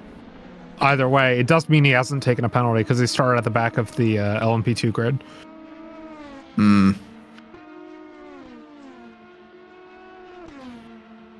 So I guess we'll just wait for all of that to be sorted out, as long as it takes.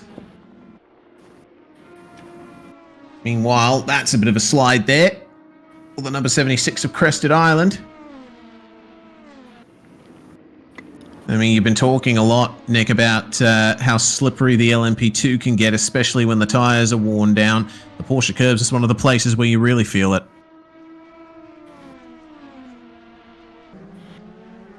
I mean, even with the aero packages on these cars, it just gets difficult when you start losing mechanical grip.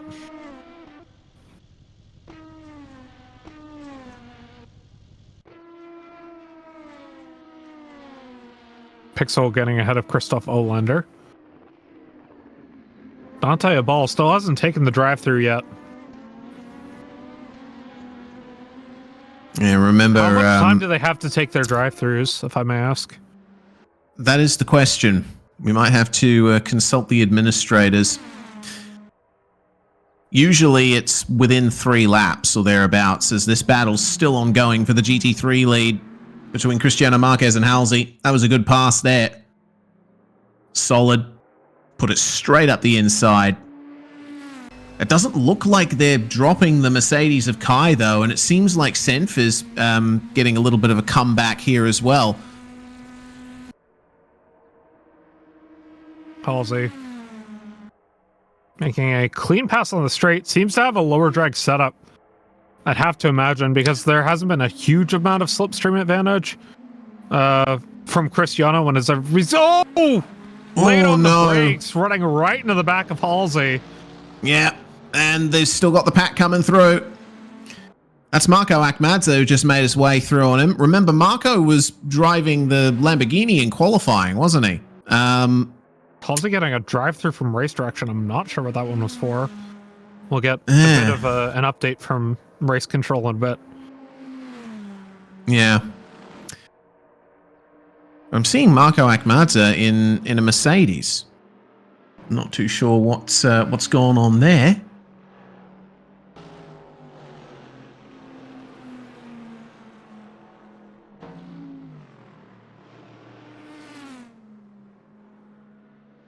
Meanwhile, Marco making his way up through the field. We know how quick he is.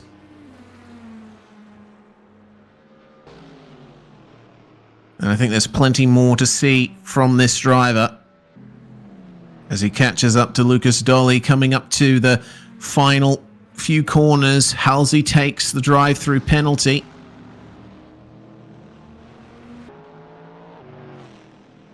LMP2's getting to their first bit of traffic of the race. Taking the pass on Zachary Ivanov now. As Dante Abal. Got to serve that drive-through this lap, I would have to imagine. Unless he somehow didn't get the drive-through, but it looked like he did. So, we do have a representative from Race Control in the commentary box with us. Kiegoalski, welcome to the broadcast. Apparently you have some information about what happened on the start.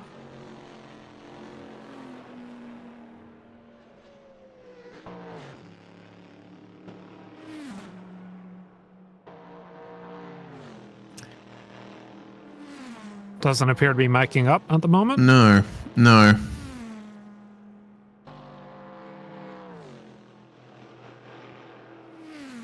Did ask for permission to speak, and you have it. The floor is yours. Oh, apparently a little bit of an issue going on here. We have you. We have you. Okay. Yep. Thank you so much for letting me on here. I'll give a quick summary of everything that happened for the restart regarding penalties. First of all, for the LMP2s, every car that got a drive-through exceeded the 80 km/h limit before the green flag, which is displayed on the real penalty before they go green. The safety car has to create a gap to go into the pits to allow green flag racing at the start of the race, but some of them were not following the speed displayed on real penalty. They went too fast and got the drive penalty. Next on, for the two cars that went back to pits, Marco, Amaza, and Halsey. Marco and Halsey did not click drive before the formation lap started, and they were reset to pits. And since there is no overtaking allowed on the formation lap, Marco and Halsey were not allowed to overtake. However, Halsey did overtake Halsey's team, so they have received a drive-through as a result of that. Finally, for the first race start, there was a GT3 that was not following the procedure in place, which was the team of Zachary Ivanov, and they have also received a drive-through for that incident. Thank you. Okay. Thank you very much. Allowing me on here. A little bit of clarity there from race controllers. It was the opposite of clarity for VHK, Nick. Unfortunately, getting spun. And Christoph Ollander, I think, was the other car involved in that one. Pretty unfortunate. First start of the race, getting spun out like that, but still got 5 hours to go. So you have time to make up the difference. Yeah, you certainly do. So now, in the midst of all of that, with the spin for Cristiano Marquez and the drive-through for Halsey, that means that Senf is now in the lead of the GT3 class on my timing anyway, but he's rapidly getting chased down by Marco Akmadzda. And the sheer pace of that Mercedes is something to behold. I've been keeping an eye on him and seeing how easily he's been making moves. Senf potentially is up for the race of his life here, defending. A little bit of a look up the inside for Marco. Has to check up in the second part of the Dunlop chicane.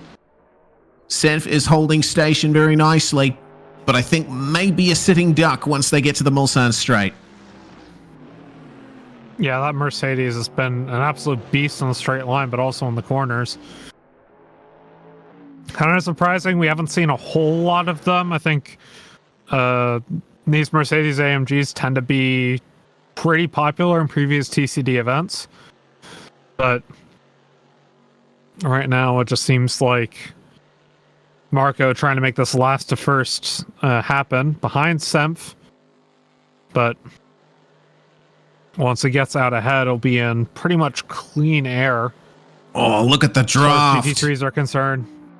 Major draft coming in towards first set of chicanes and makes the pass look easy. Yeah, that was a great move. So Marco into the lead, and I think using that opportunity to warm up the tyres a little bit. I saw a little bit of a jerk to the left and right on the way out of that corner. So now, the issue for Senf is that he can't let Marco get away. needs to stay in the slipstream. And you see that the slipstream is having an effect. The Camaro is drawing a little closer to the Mercedes, but he's just running a bit wide in the middle of the second Mulsanne chicane and has lost all of that advantage. Looks like Marco's strength here is that they're able to hook up the apexes like not many other drivers. Yeah, they're keeping it really clean as far as racing lines are concerned, and we can see the Camaro have a bit of a look towards Mulsanne corner, but gets caught on the curb on exit. And Marco Akmadza making quick work going through the field after taking the penalty early.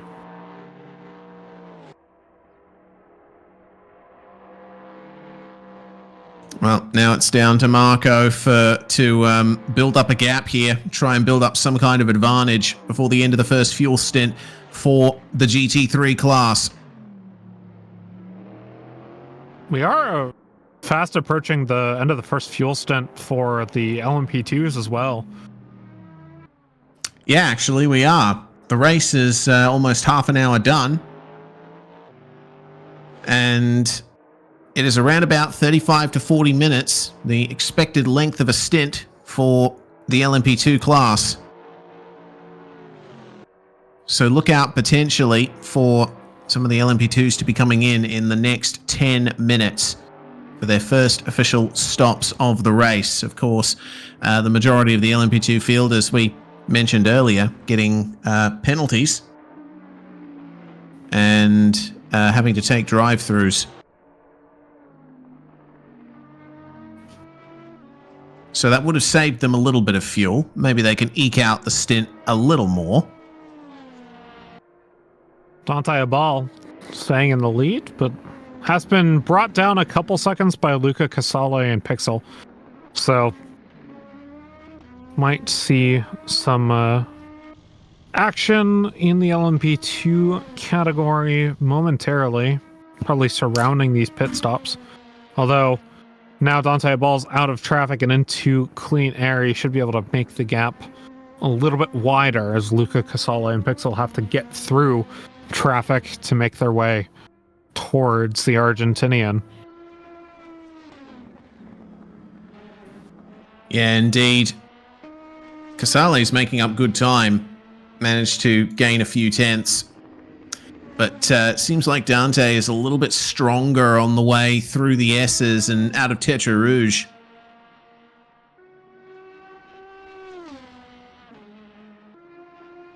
And I saw that that Luca had to back out a little bit, making his way past Senf, who has really lost time now to Marco Akmadza. 4 seconds is the gap now for the GT3 class lead.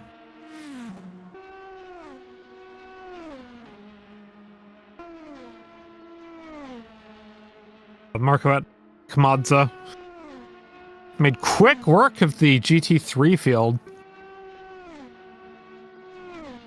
Halsey, of course, having to qualify his way back after taking that drive-through penalty as well. Meanwhile, taking a look at LMP2, Kabir Shah actually getting pretty close to Wasey Anjum, if we can take a look at that momentarily. Yeah, a little bit of traffic for Wasey making his way past Cristiano Marquez in the first of the Mulsanne chicanes. And the gap is almost at a second now, so Kabir should be getting some of the slipstream benefit now.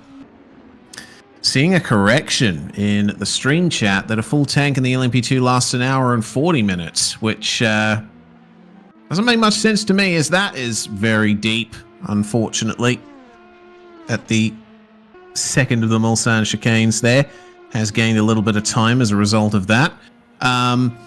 Yeah, I'm used to LMP2s having a fuel tank limit that only allows them to go 10 laps at Le Mans. That's been the case in the class for a while. Maybe there's another balance of performance adjustment for the car that I was unaware of. So if I am wrong, I do apologize.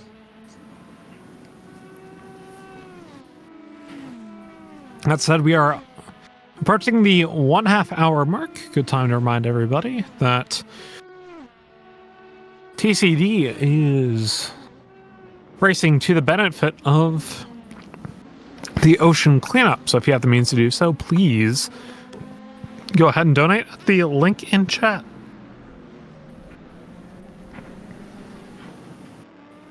Indeed.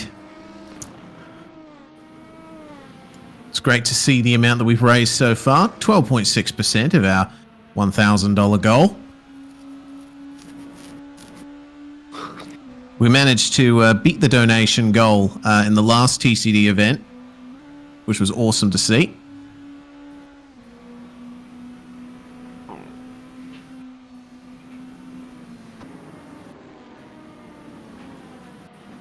So hopefully by the end of this 6-hour race, we'll be able to get that done too. Unfortunately, some big traffic for Wasay Anjum. Senf, a little bit out of control coming through the Porsche curves there. That has brought the gap right down, and it's a three-way fight. There's contact, unfortunately. Looks like a bit of a bump there that Kabir gave to Wasay. And both of them have caught up to Yuri Kratoshvili. 0.4 seconds, the gap between Yuri Kratoshvili and Wasay Anjum, as Senf took quite a beating in that GT3. Yeah, he certainly did. Gap now out to nearly 7 seconds to the leader, Marko Akmadze.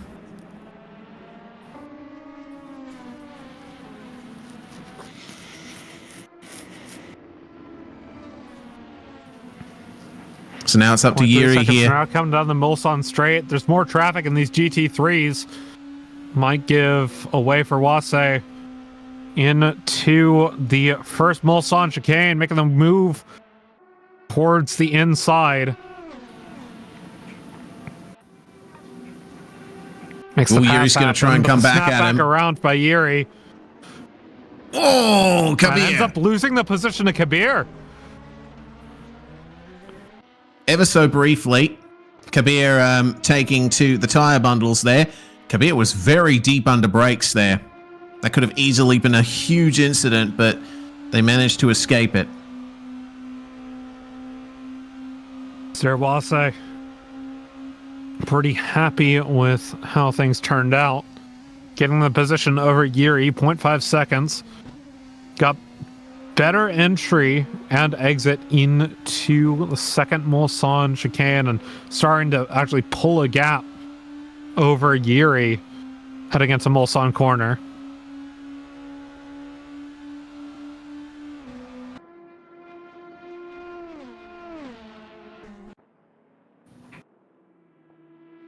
Meanwhile, look who's back together. Halsey and Cristiano Marquez.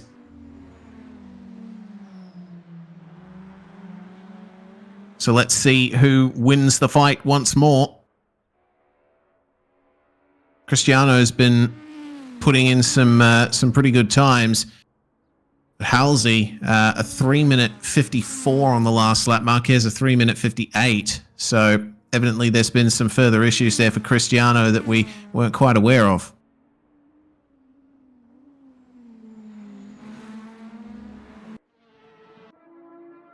Meanwhile, VHK making the moves on Christoph Olander. And that's an interesting place to try it. At the inside of the Porsche curves, Christoph takes to the gravel trap. Was sent a little bit wide there. So VHK now up into fourth. And we'll try and chase down Pixel, who's getting into the final chicanes as we speak.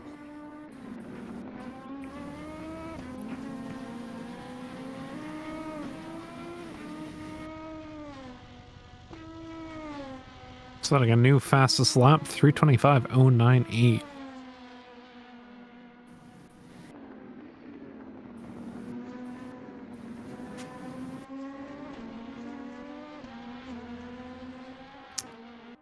Well, the quickest lap so far belongs to Luca Casale, who's still trying to make up some time on Dante Abal in the LMP2 class lead.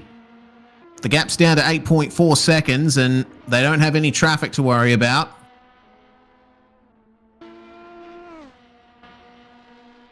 but Pixel is looking rather quick themselves. Took a 10th out of Luca Casale on the previous lap. And now should be getting a little bit of slipstream, 1.5 seconds back.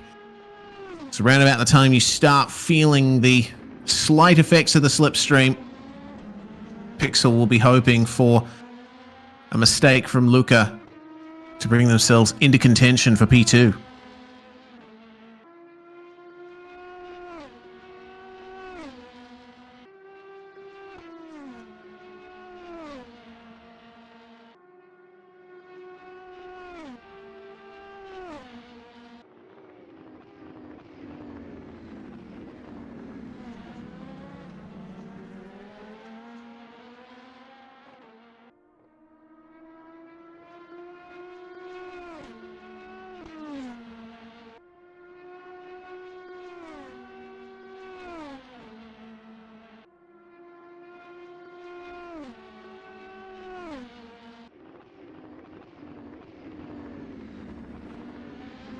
As we get a little bit of a lull in the racing action, we can talk a bit about the teams based on what we've got.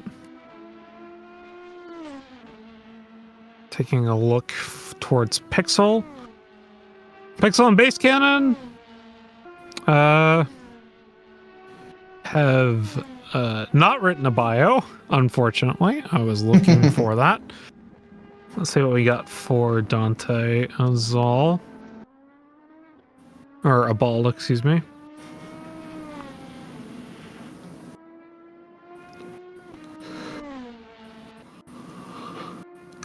Well, being a quick driver is the one thing that we know for sure about Dante. That is true.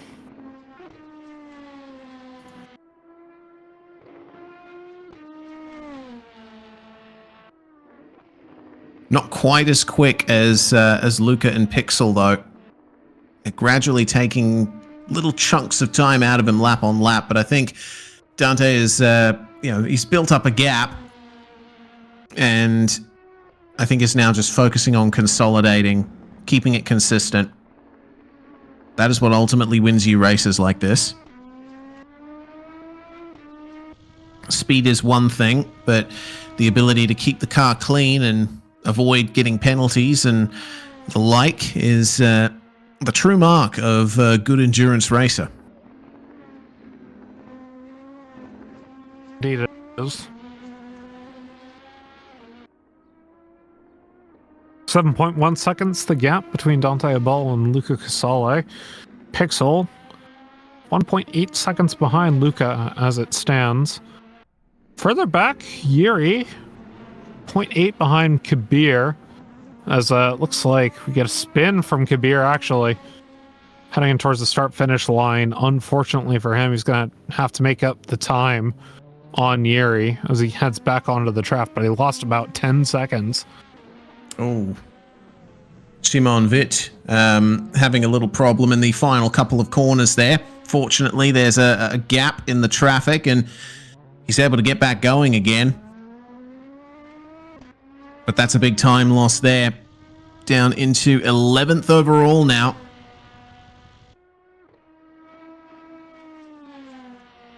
Which is a shame because looks like Shimon's quickest lap on that kind of pace would likely put him up into 8th, but there's not much else he can do from here unless he can minimize those errors.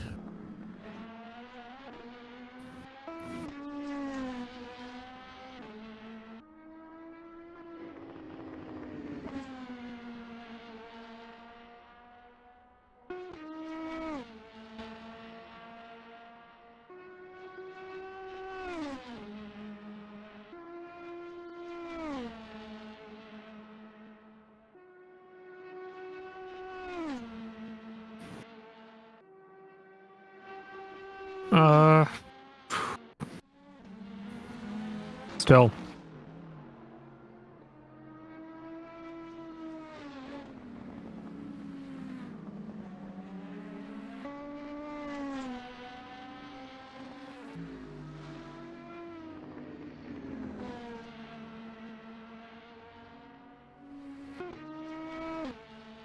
Look at the gaps in the timing sheet. I don't see anything major, although it looks like further back in GT3, Srivastan was about to make a move on Gwen.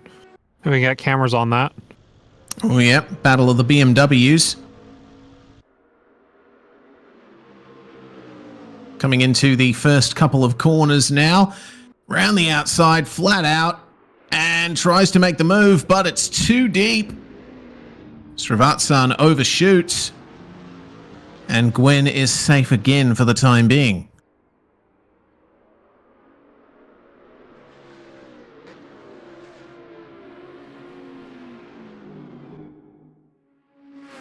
You can see that Srivatsan, though he may be struggling for consistency, is a little bit, quite a bit quicker actually.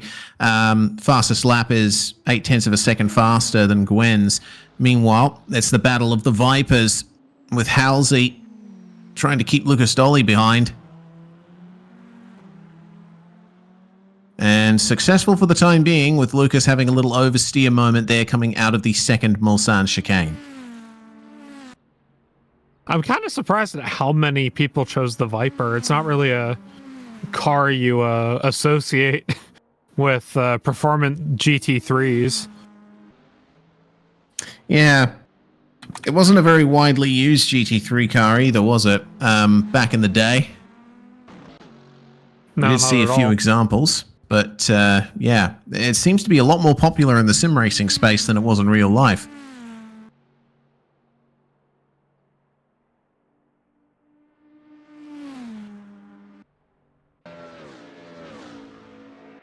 And with that, I think that's all the time I have for my stint. Originally, I thought I could have gone the extra hour, but unfortunately, it's getting really late in my day, so I'm going to be signing off for now. Southpaw should be with you for another hour, and then we'll have another set of commentators, but that might change.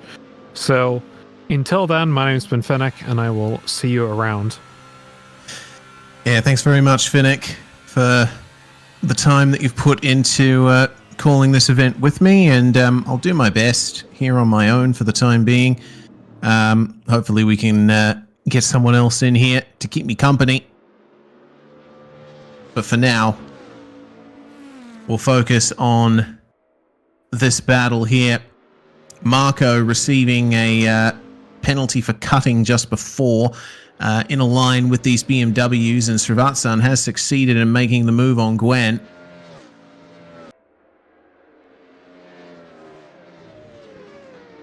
And man, the amount of corner cutting that I'm seeing is a little bit sus.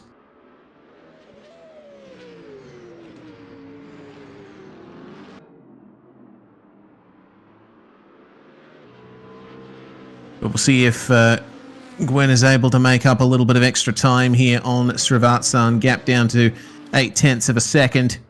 Marco gradually making up the time in the background as well.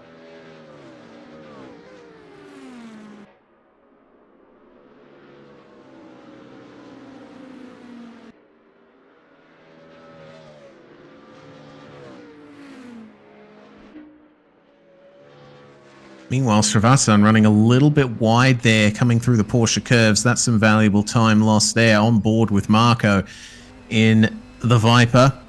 And another 15-second penalty, this time to Srivatsan for cutting. So both he and Marco now have that hanging over their heads.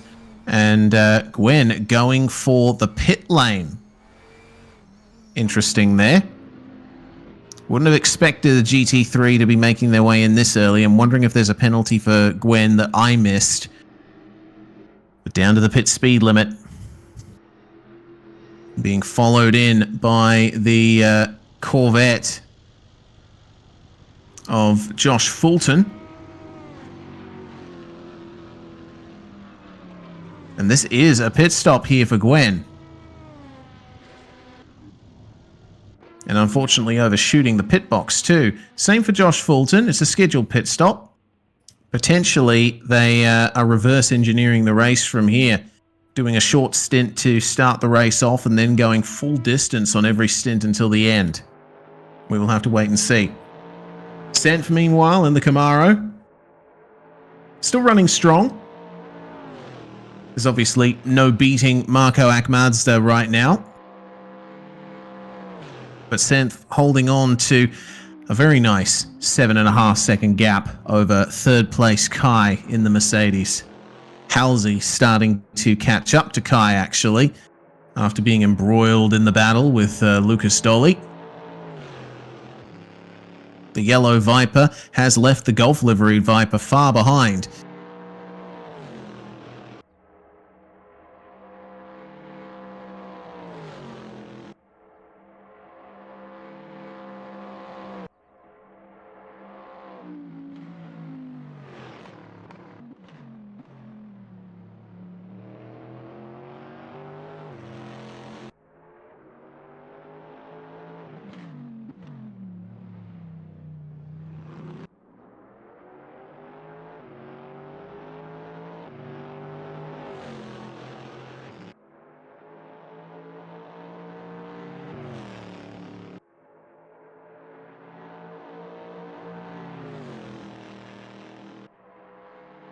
So the race itself has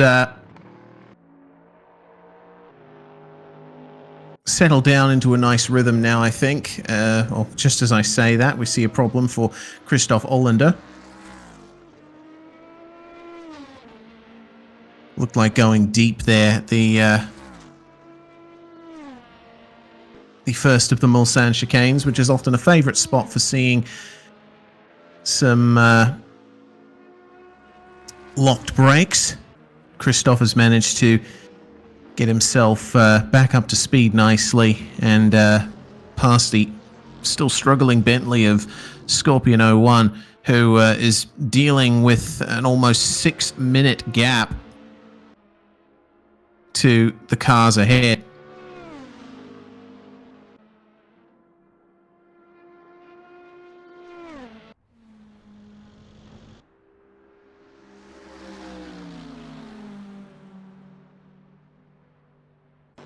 So we do have a clarification on track limits from the stewards as well, for the benefit of everybody watching. The final forward chicane cut is referring to the red sausage curb on the exit before you get onto the start-finish straight, not the yellow sausages on the green AstroTurf. We weren't clear on that in the rules, so any infringements prior to that announcement are now cleared, but any further cuts will incur a penalty based on the severity of the cut and the advantage gained. So race control is still watching eagle-eyed. And there's an issue. Marco, contact with an LMP2. Looks like it might be VHK. There was a big coming together on the exit of the Porsche curves. VHK seems to have escaped that. But unfortunately, Marco and the Yellow Viper not having the best of times.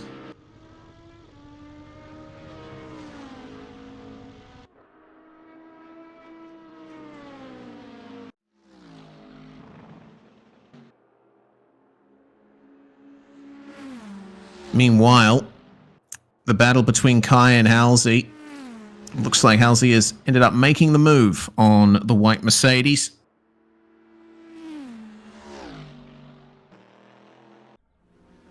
And oh dear, the problems continue for Christoph Ollander. Careful on the re-entry. That's a very difficult part of the circuit to deal with when you have a car coming onto the track in front of you.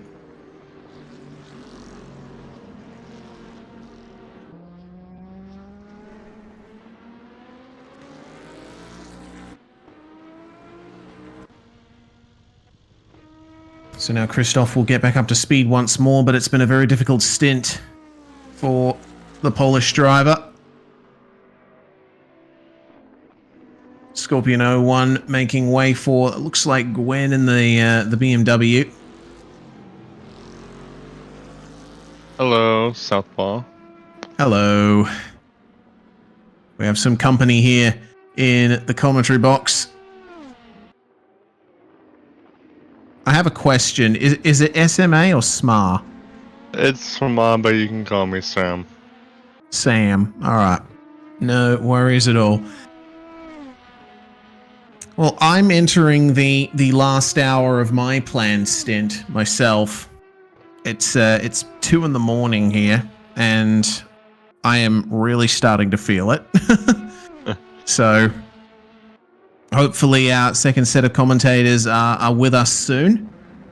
We'll keep an eye on Kabir Shah as he... Oh, dear. All right, well, that's going to solve that battle, isn't it, Sam? Yuri Kratoshvili is one of the drivers that has had a few issues over the course of this night. Yeah, I guess so.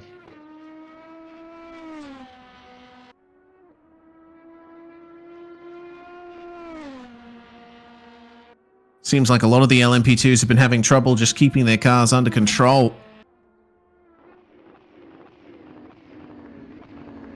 I wasn't here. Has there been any pit stops yet? We have seen pit stops for Gwen and for Josh Fulton in the GT3 class. No LMP2s to the lane. From what I can see, there's been another big incident coming out of the Porsche curves. An LMP2 and a GT3, I believe, collided. Dante. It's Dante Abal. He was leading. So it looked like there were 2 GT3s in that area of the track, and unfortunately there might have been contact between them, and Dante Abal has collected them. And it looks like the car might be carrying a bit of damage from here. Oh, that's unfortunate. I see a Lamborghini coming into the pits. Indeed. One of our GT3 runners, Lucas Dolly, has come to a stop in the Viper, and Evan Quadra in the Slurm Lamborghini in there. Christoph Ollander being given a 10-second stop and go from race direction. Evidently for some of the contact that we have seen.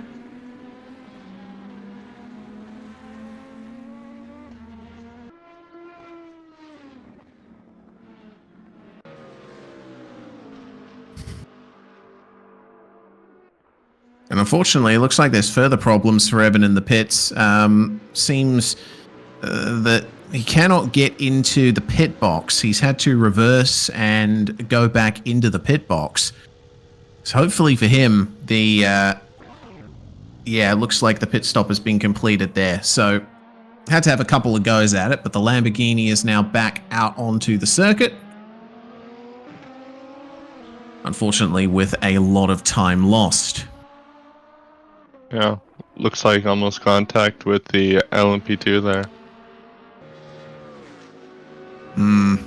We are starting to see that inter-class interaction.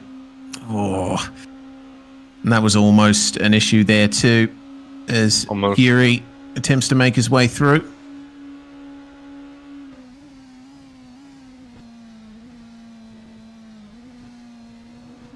Lap traffic in multi-class can be really dangerous. You're not paying attention, at least. No. 15 seconds for cutting for Zimon Witt. Another one of the LMP2 drivers that has looked quick, but has had a lot of trouble with consistency. But speaking of LMP2, now that there's been that incident for Dante Abal, it's resulted in actually quite a close lead battle. Pixel has been chasing down Luca Casali for quite a few laps now. Takes advantage of the slipstream off the Viper. And the gap is now 1.1 seconds as they come into the Porsche curbs with 4 hours 36 minutes remaining in this 5.5 hour race. Less than a second gap now. This could be interesting. Yeah, they got some GT3 traffic on the exit of the Porsche curves here too. Look at that. Luca had to really back out. That Senf in the Camaro. Oh. And this could be a change for the lead. Oh, okay. Not very confidence-inspiring when a car warps in front of you like that. So let's see if the move gets made here. Oh, Pixel cuts this chicane a bit. You'd probably get a warning for that. Yeah, most likely.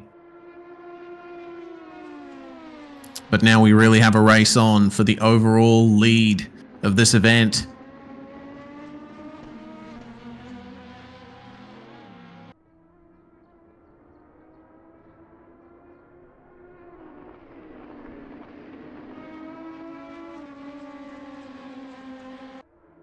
So let's see what the exit from Tetra Rouge is like. Both of them get a good run through the corner, but I think Pixel got slightly better throttle application and will take advantage of the slipstream on the way down to the first Mulsanne chicane. And Luca already trying to protect the inside. Flash of the lights from Pixel. Side by side. As he tries to go for it, both of them on the rev limiter, 330 k's an hour into the braking zone. Who is latest? Who is bravest? Luca with the inside has the advantage. And so Pixel has to wait a couple of corners longer to make this move. As Dante Abal gets a 5-second penalty from race direction for presumably the incident that took him out of the race lead there, potentially not as careful as he could have been, making his way past those GT3s.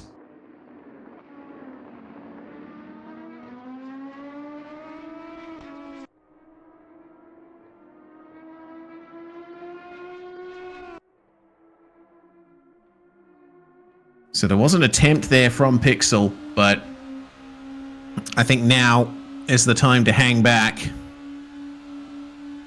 Try and reassess, because it looks like Luca Casali is wanting to keep this lead. There. Yeah, it seems like they're able to cut the inside of Mulsanne corner quite a bit. I've noticed them doing that a lot. I think as long as they keep two wheels on the blue and yellow curbs, they're all good, but we shall wait and see.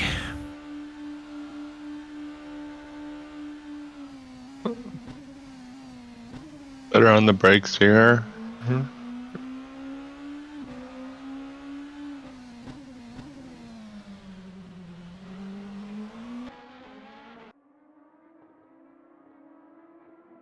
It seems like this half of the circuit where Pixel is really making up that time. I think the big advantage for Pixel was that little appointment with the GT3 traffic for Luca. Yeah. Doesn't have that luxury now. Clear air for our LMP2 leaders.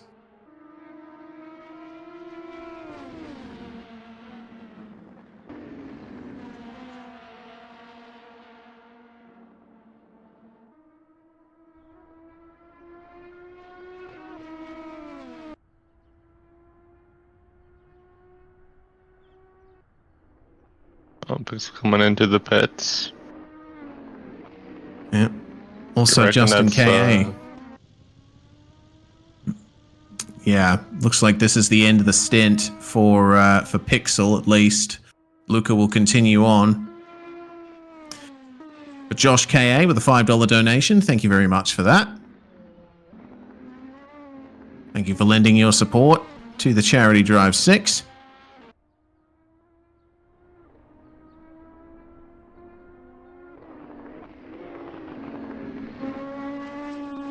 So Luca Casali is now safe in the lead for the time being. But we'll keep an eye on Dante Abal, who I think still has the 5-second penalty hanging over his head. And is trying his best to catch up to Luca, but not having a good time of it. Luca's driving really well right now. Just focusing on apexes and exits. Yeah, that's the way to go at any track, let alone Le Mans.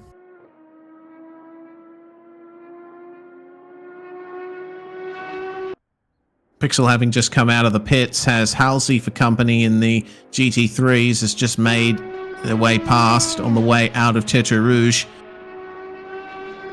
And Like this little battle going on for 11th place in LMP2.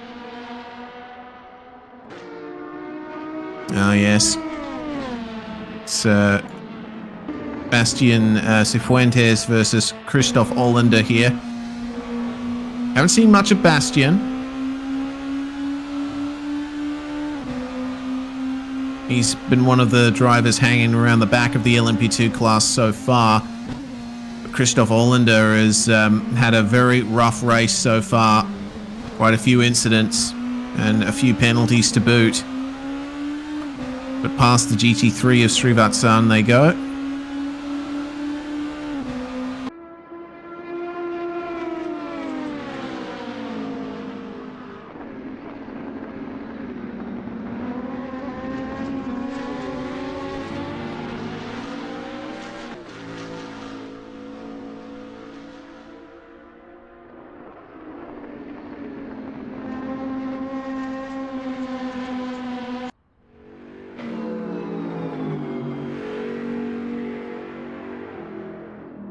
On to the Mulsanne.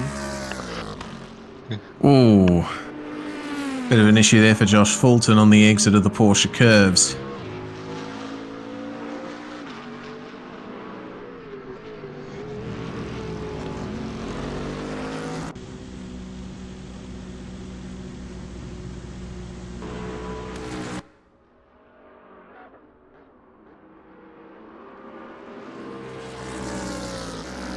So for the time being, there's not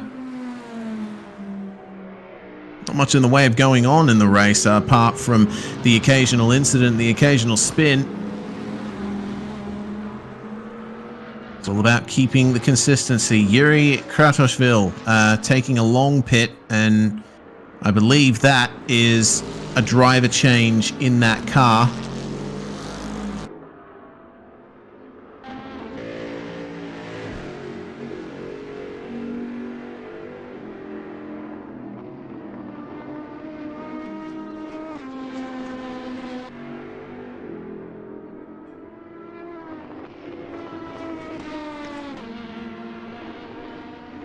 An amazing scent so far from Sniff, or however you say his name, and Camaro. He started last in class, and now he's in third. Yeah, was running in second for a while, even had the lead for a little bit too, but Marco Akmadze was able to overcome him. And Halsey is now in the GT3 lead too. But just like that, Halsey into the pits. Yeah.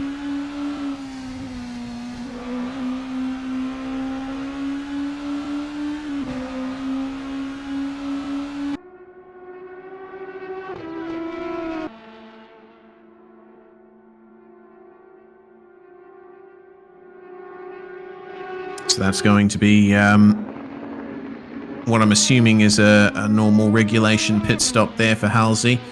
We'll have to wait and see if that is a long pit and if there's a driver change in the Viper. But Marco Akmadze moving back into the GT3 lead, and looks like no driver change there for Halsey.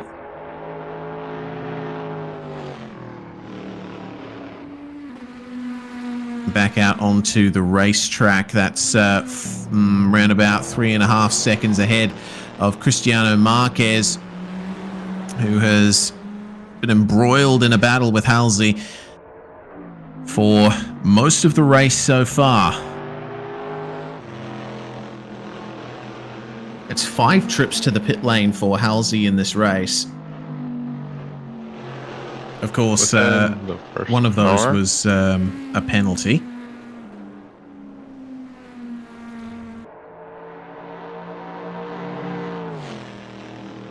It looks like a battle between Gwen, Marco, and Josh.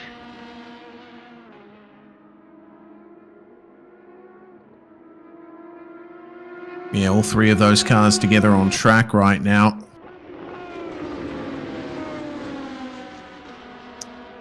Josh a little bit further behind, but Marco versus Gwen is where it's at here.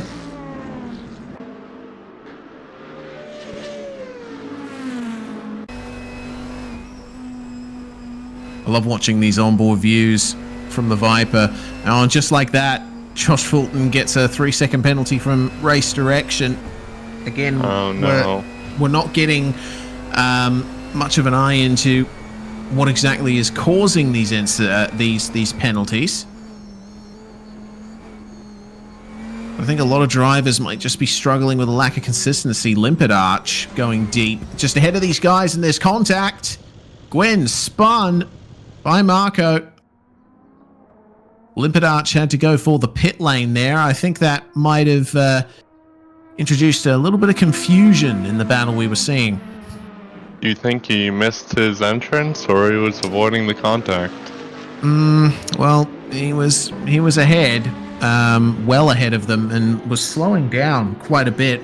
Maybe realized that he didn't have enough fuel to make it around for another lap and has decided to make it into the pit lane. Pit stop is completed from what I can see, so Limpet Arch will emerge back onto the track, down in 26th overall. So we'll see now if there is a penalty for Marco for that contact with Gwen. Unfortunately, we have lost Wase Anjum from the LMP2 class. One of the drivers who I saw a lot of potential in there. Could have been on for a top 5 if he kept it consistent, but I think potentially getting a lot of damage, and it might have been a bit too much to continue. Here's a battle for 9th between sorry, I can't pronounce those names properly, but just overtook a GT3 car, the 2 LMP2s. Yeah, battle still ongoing between Christoph Hollander and Bastian Cifuentes. The big advantage they have is that they've been able to keep it on the track and not retire, and they've both gotten themselves, top 10 finishes. I mean, granted, there are only 10 LMP2 cars left running, and just like that, we also saw from race direction, 3-second penalty for Marco here. So, race control very quick to assign the penalty based on that incident with Gwen that we saw about half a lap ago.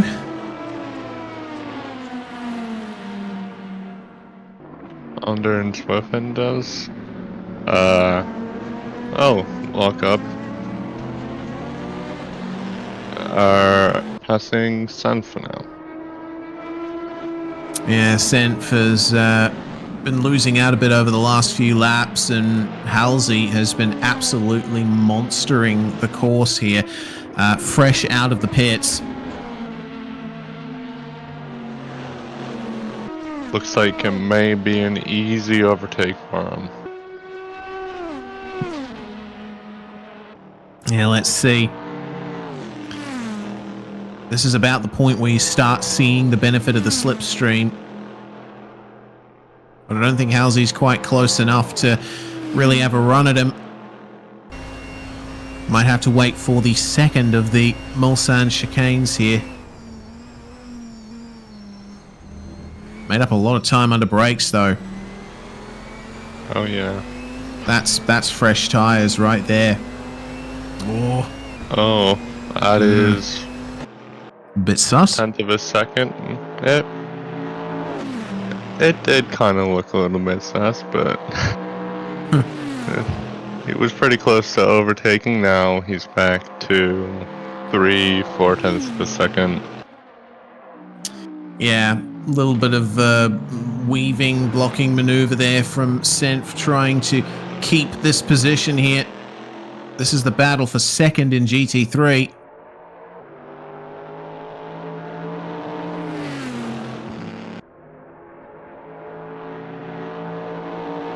Meanwhile, it looks like a lot of weaving from Senf.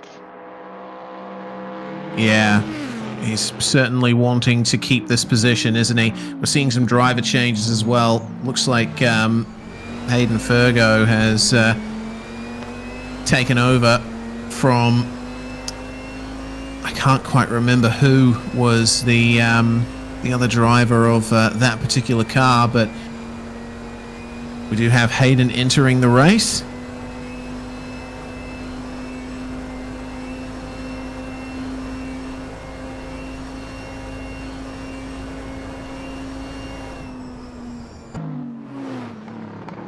What more can Halsey do to find his way past Senf, though, is the big question. I'm not sure. That is great defending from Senf. Although it'd be a bit scuffed, but...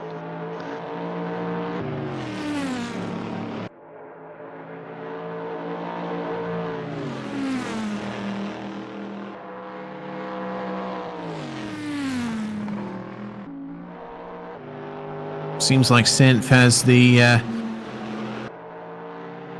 advantage through the Porsche curves, as Bobby is now in the session as well, having taken over that BMW Z4.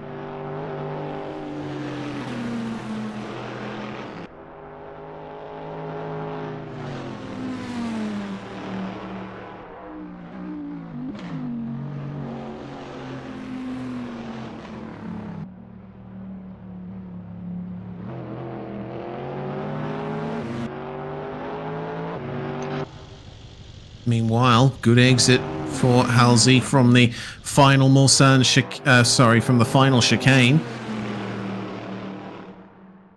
Let's see if this can translate into a good run down the Mulsanne. You see that Halsey is so much deeper on the brakes and is able to pull it up to the apex. Senf probably struggling with throttle application here. Looks like there's a three-way car battle, almost three-way.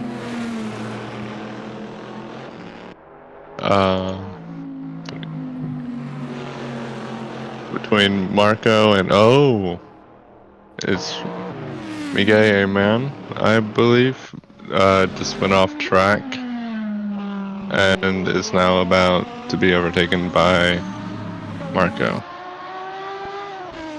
Yeah, we shall see. No, but Marco crashed.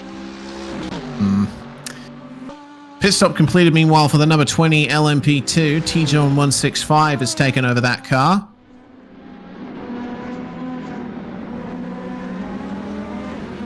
The big American livery. Limpet Arch taking a long pit. But potentially not a driver change in that car. This is a hell of an introduction to the race for T-John.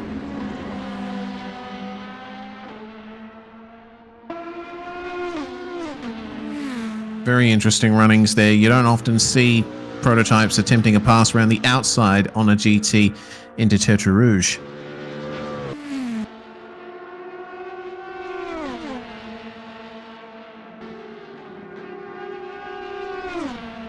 But has to give it up to Dante Abal, who remains in second spot and has had no further success trying to catch up to Luca Casale in the LMP2 lead. The gap's now out to 16.5 seconds. Very difficult runnings for these drivers so early on into this race.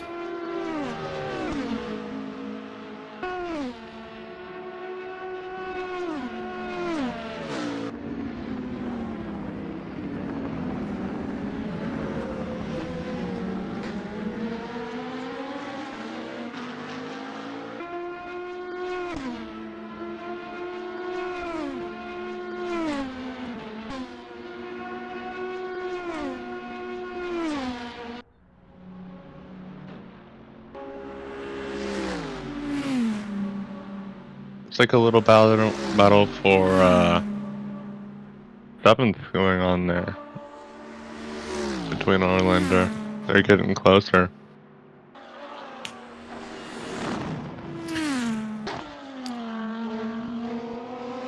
It is indeed. That's very deep, but keeps it going nicely. Limpet Arch, of course, may only be one driver, but it is 3 different drivers on the same Steam account here. It's one of many options that you have for driver swaps.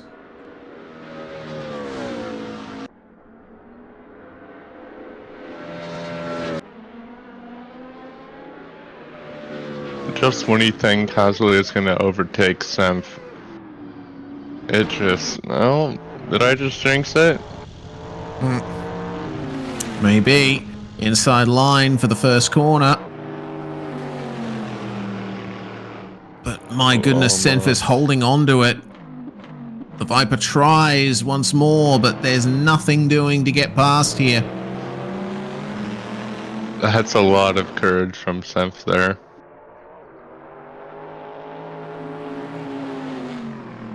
But inside line for Halsey. Through the S's. Well, there we go. Senf has to give up the position for the time being. Of course, Senf, the winner of the Venus Motorsport 6 Hours of Bathurst. And he's driving solo in this race, so he's the only guy you're going to see in that Camaro. Part of the same team as Wase Anjum and Hayden Fergo, who are sharing the LMP2, currently running down in 11th. And Hayden, unfortunately, has not had the best of stints here in this introduction to the race.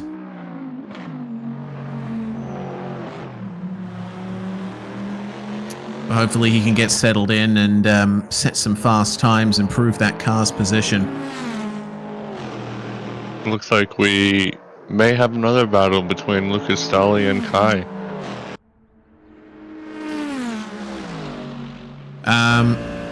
Yes, Lucas Dolly has been gradually falling down the order here. And Kai has been up and down too, was running in and around the podium positions.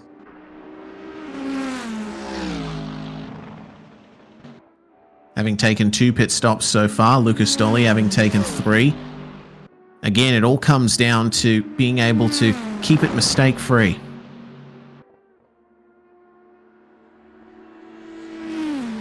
Speaking of podium positions, Marco Agmaza has a very healthy lead over Halsey. Yeah, there's no stopping Marco at this point, driving with Sebastian Duran in this race, and we'll see when Sebastian takes over that Mercedes.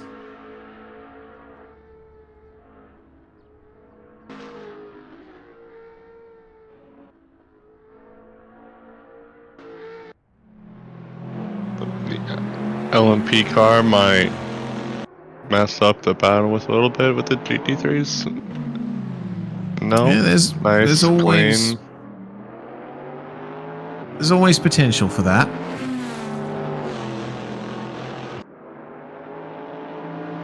There may very well be a driver change yet to come for Halsey, unless Halsey and Orange Fruit 510 are sharing the same Steam account for this race. The Proton Solus Racing Viper, the yellow machine that is still running in front of Senf here,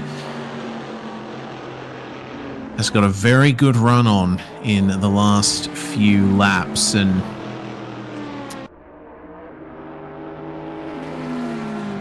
well, apart from that, they haven't quite been able to match the pace of Marco Akmadze here. I just recently passed Lucas Daly with no problem at all.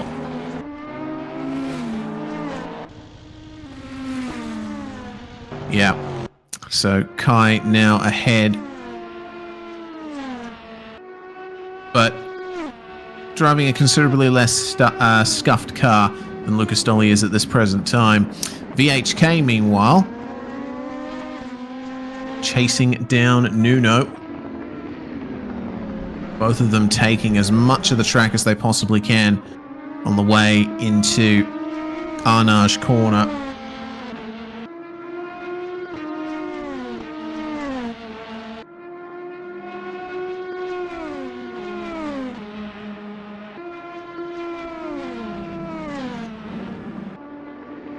And VHK had only just made a pit stop in that car, so back out on the circuit, and actually has a huge advantage in terms of fastest lap time over Nuno. You can see how easily he's catching him up here. Oh, yeah. So quick through the final sector. Oh, and so deep on the brakes as well. That translates into a slightly better exit for Nuno.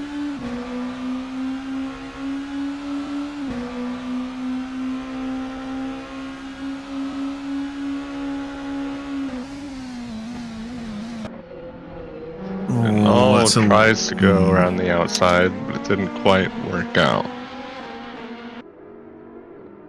Yeah, little difficult there to make the move. Has to wait for the Mulsanders VHK, who will be handing the car over to Milan at some point. Getting lots of time through the S's.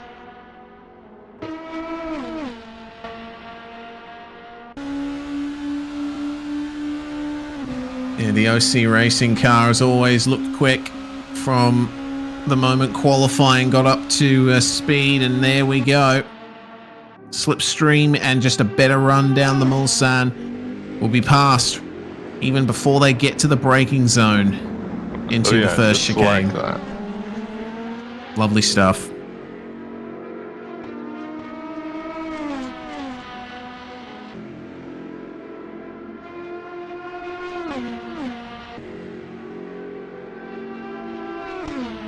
I don't think Nuno can do much with this slipstream on how VHK just passed him.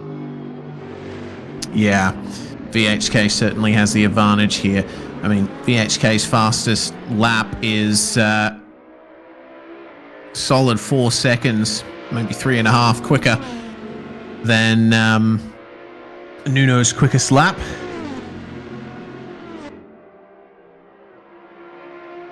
Meanwhile, a recent driver change for Christoph Ollander has handed over his car to Mateusz Fronia. That car's still running last at the moment of the LMP2 class. Remains to be seen what kind of pace we can see out of Mateusz as he makes his way past the Mercedes on the way out of Arnage. Probably had to back out of that a bit.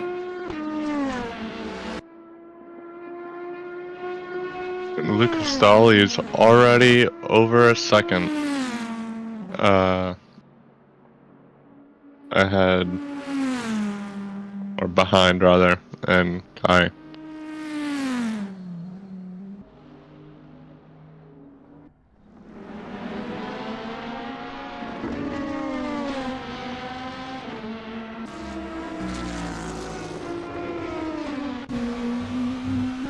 Meanwhile, T-John 165 here trying to... Oh dear, he's just gotten a 15-second penalty for cutting, which is going to put paid to this emerging battle that he's having with Yuri Kratoshvili. That must be so painful, getting that close to your rival and then getting a penalty.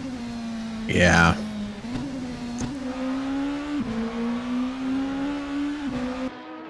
Meanwhile, Kabir Shah has disconnected from the server. I think that's going to be a driver change there.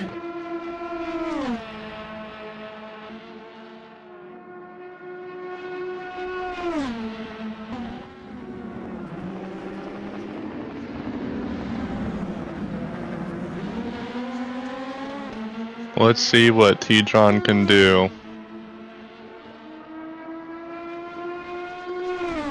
Well, he's managed to make the move on Yuri, but that's going to be quickly reversed once he takes that penalty. Yuri in the slipstream goes for the move once again here down to Mulsanne corner. T-John takes the wider entry, over under on the way through. Nicely done. But once again, the penalty hanging over his head. There's not going to be much to do. Once he comes into the pits and takes that penalty, he has to chase him down once more.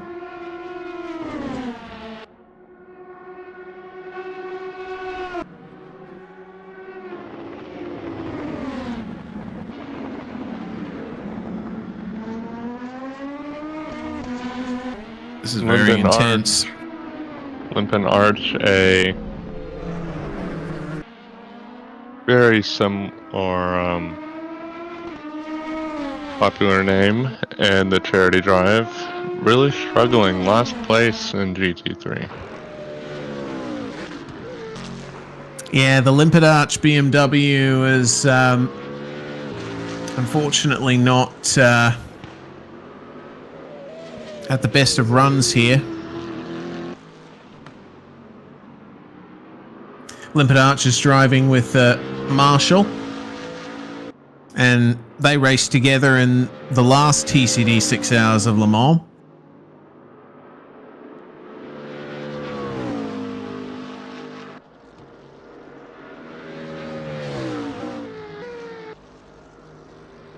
So they have plenty of experience around this track, but I would think that they'd be wanting a little more out of this now.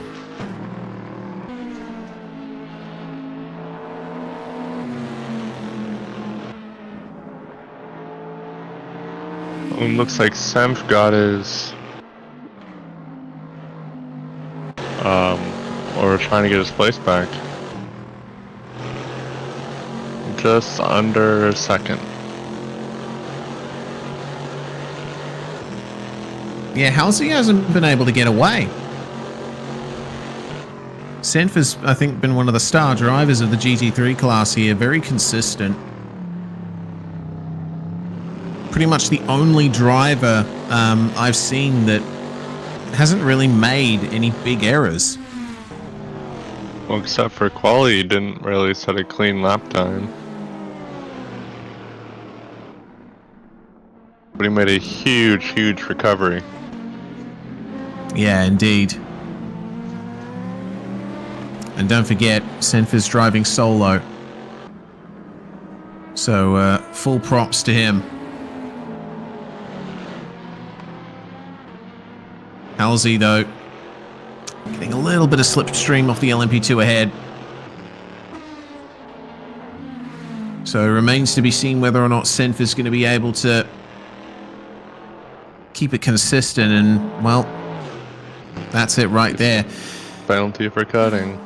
Yeah, that was certainly a line through Tetra Rouge, wasn't it?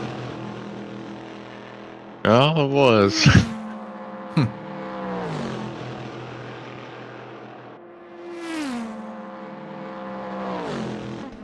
Absolutely maxed out on the rev limiter in 6th gear, as Lucas Dolly has disconnected from the server, so there is a driver change going on in that Dodge Viper.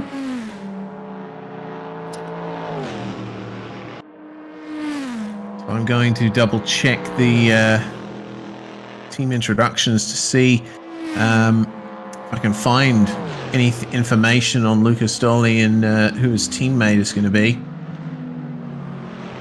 There is a battle between Leo McCormack and Seisman Witt for 6th place. Less than half a second between them right now.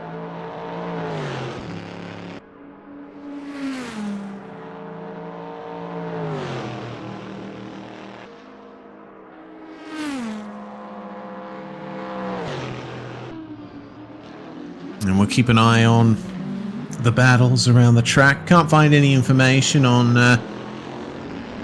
who the teammate for Dolly is. I tell you what, T-John in the LMP2 class P8, having taken over from Crested Island, has gotten up to speed now.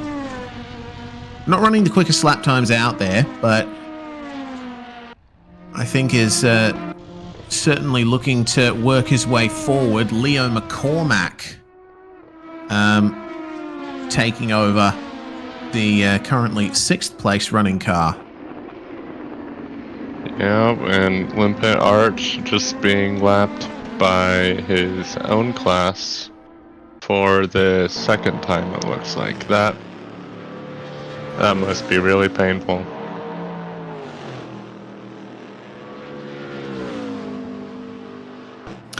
Yeah. Lots of pain and not many gains, unfortunately. It looks like the Viper is back in the pit lane here. And it is Williams Castro who is taking over there from Dolly. I'll be interested to see what kind of pace he can put down, as Halsey is going to overtake that car as the driver swap is completed. Senf should be able to make his way past them too. But keep an eye out for Castro, because I think if Dolly was anything to go by, that car is quick. It's going to be a long way for them to make up over Halsey and Senf, though. Gwen, meanwhile, another 15-second penalty.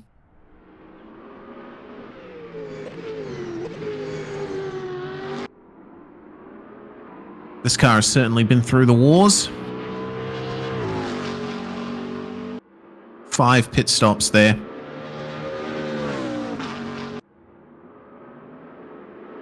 Williams Castro looks like it's disconnected from the server as well. So the Golf livery Dodge Viper, I think, is in trouble. Wasn't able to get the car out. Unless they're taking a long pit. Otherwise, there's some big issues for the Golf car. It's a shame. I really love that livery. Yeah. One of the highlight liveries of the race. Meanwhile, though, Leo McCormack chasing down Simon Witt.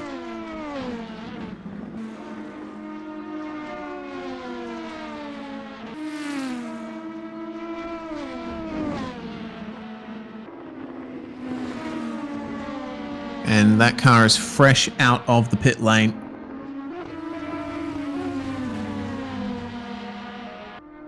Got to be careful of cutting, obviously, as that real penalty message unfortunately betrays. A bit too wide on the exit of the Porsche curves. Oh, yeah. And so that is another battle that, unfortunately,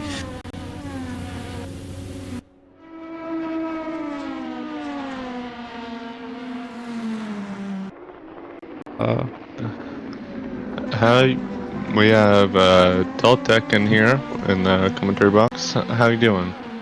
I'm doing pretty good. I just came from the stewarding box, which, especially at the beginning of the race, was very stressful, with all both technical and driver issues. Yeah, there's been a lot of those over the course of the race, hasn't there? Yeah, like for instance, as I'm pretty sure Kiage already explained in here, but like all the LMPs getting the drive-thrus at the beginning, that was from them not following the speed limit that we had set for the rolling start. Yes. 80 kilometers an hour, and they just looked like they completely ignored it. I mean, and that wasn't even the start of it, right? We had those issues on the initial formation lap of drivers treating it like it was a standing start, too. That was... luckily, the team, or the person actually that did that, they disqualified themselves by doing a long pit stop incorrectly. Right. So, we, without having to do anything, got rid of him pretty quickly. That's a cynical way to put it, but he was not being very safe at the beginning there. No, certainly not.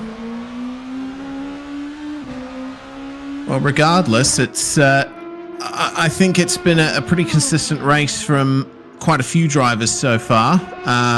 Pixel and VHK at the very front of the LMP2 field, and no one can catch Marco Akmadza in the GT3 field at the moment. So it looks like we're seeing a case of, you know, 1 or 2 drivers being a lot stronger than the rest right now. Yep, seems like it. And the battle between Liam McCormack and Sloisman Wood is still going on. Yeah, remember McCormack has a 15-second penalty. Well, there's that too.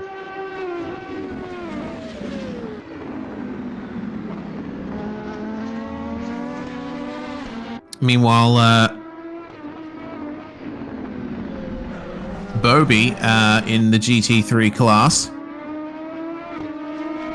has taken over from Srivatsan some time ago and actually seems to be making up a bit of time on Evan Quadra in the Lamborghini up ahead.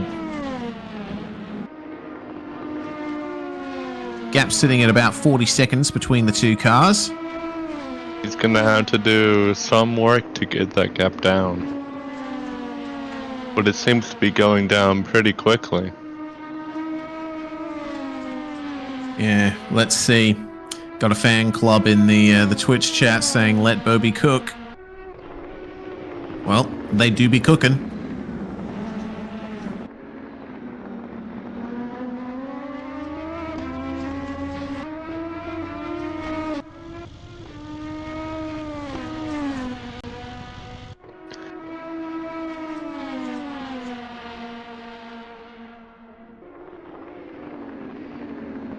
As we're back on board with the Leo McCormack and Simon Witt battle, almost half a second gap right now.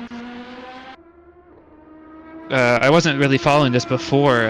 Where are these guys in their battle throughout the race and strategy-wise? Do you guys know? Oh, well, yeah, it's been difficult to keep track of with all the drivers popping in and taking over from others, but Leo McCormack right now, looking at a top 5, probably would have thought that it was a P4, but unfortunately just getting that 15-second penalty for cutting a lap or two ago. So I think that battle is gone for the time being. That's another thing that I've noticed, Toltec, is that there's quite a few drivers who seem to think that track limits are optional. Yes, and luckily we have a rule covering that. We are measuring how, what percentage of laps drivers are cutting the corners, and so ultimately, if at the end of the race, I think we set it at 85%. Don't quote me on that though. They'll have to read the rules to find the exact answer. I just don't have the number in my mind right now. But if they're under that percentage of clean laps, then we will take a closer look at their replay after the race, and if we find that every lap they were cutting the same corner egregiously, then we will be handing out penalties in accordance. Yeah, fair enough. Now, Southpaw, if you were Leo McCormack right now, what would your strategy be? Would you push and maybe put Seisman Witt into a mistake? Or would you hang back and be a little bit more consistent? I'm always one to go more for the consistency angle. But hey, there we go. Round the outside of Indianapolis. That's too deep. Yeah, and that's why I would take the more conservative approach. They almost made contact there too, as Leo was pulling across the track to try and save the corner. He almost tagged the front of Simon. Almost, yeah. I suppose.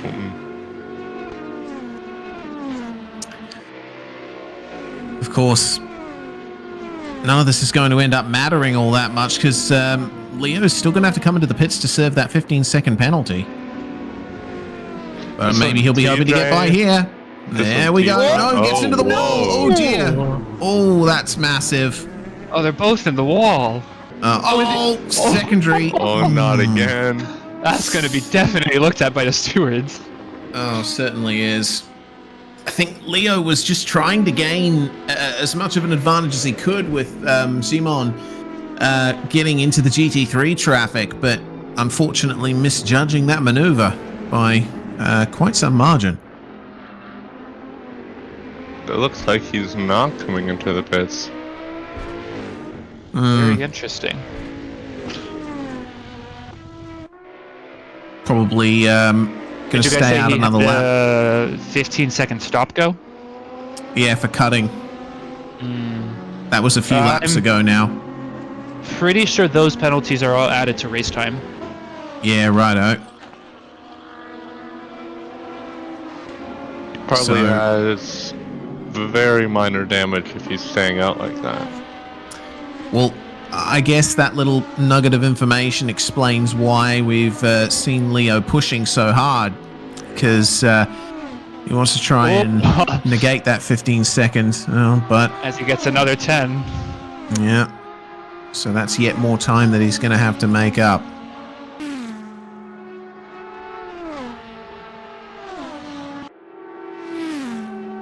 Such a shame for Seisman as well.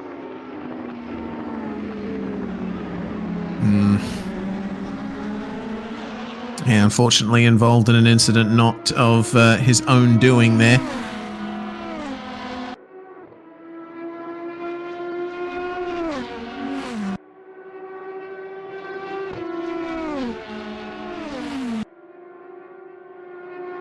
So for the time being, the cars in the LMP2 class that have remained pretty much trouble-free are the ones of Pixel and VHK and Milan. It is 1 minute and 17 seconds or thereabouts, the big gap for the overall race lead here, as Marco gets 15 seconds added to his race time for cutting once more. May have been going into the pit lane, do you reckon? Because he just disconnected. Maybe. That pit entry is kind of tight, and if you're not expecting it and haven't practiced it very much, it can catch you out. Oh yeah, a lot of drivers found out the hard way at the last TCD event, which was another 6 hours of Le Mans. I think just about every car in the field had a run-in with the pit lane entry.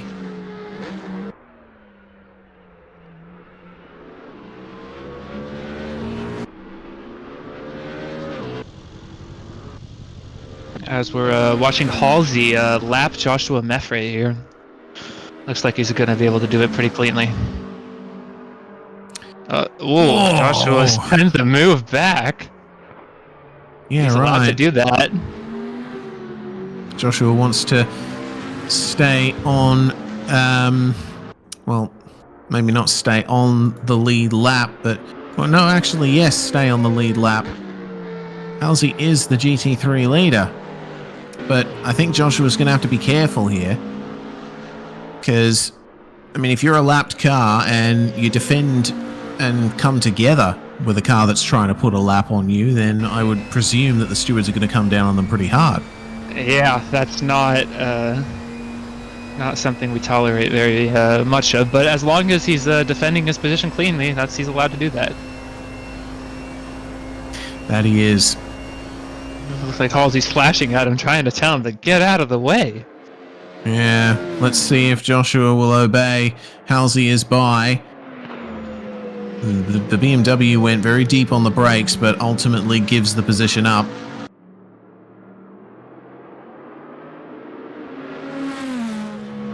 And now it looks like the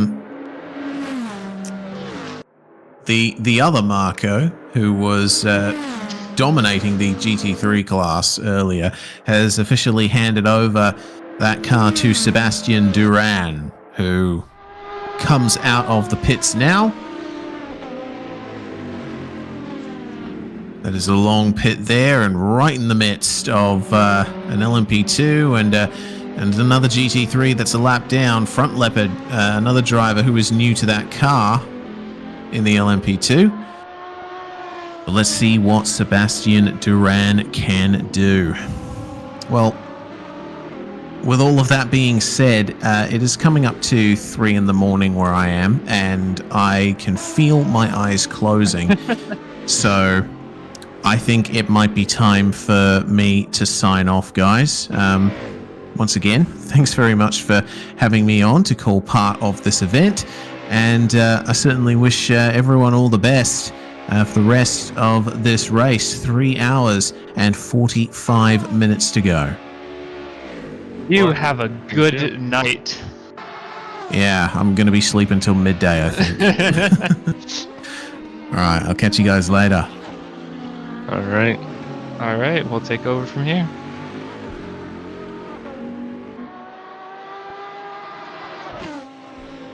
From the race so far, who are some of the teams or drivers that have really caught your eye as you've been commentating this first half of this race? I've been commentating the whole thing. I was gone for a little bit, but Pixel obviously very impressive. Almost 80-second lead from VHK, who is a very familiar name in the charity drive. Yeah, definitely. And Semph has really impressed me because he failed to set a clean lap during qualifying, and now he's trying to take first in class again. Just a little tidbit of info. If you guys didn't know, Zemph is doing this alone. All 6 hours, all by himself. A little bit of a madman, in my opinion. We had something similar in the last 6 hours of charity drive. Yeah, but for us at Venus, even when he didn't set that qualifying time, we were all very surprised in the stewarding room. We were all expecting him to be towards the front, but then during qualifying, he just couldn't get a lap together, and now look where he is. Just wonder where he would be if he had set a clean time. Would probably be miles ahead in first. Yeah, definitely. I don't think, has he done any long stops yet? I don't recall him doing one. I'm not sure.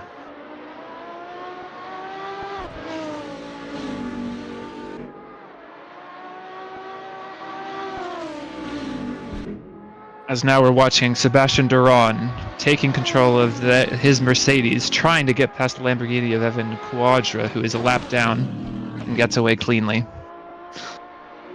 And I do have some information on Semph. He has pitted twice. I don't know if those are long stops or not. Ah. Oh, looks like Evan had made a mistake. He's now behind Jawa.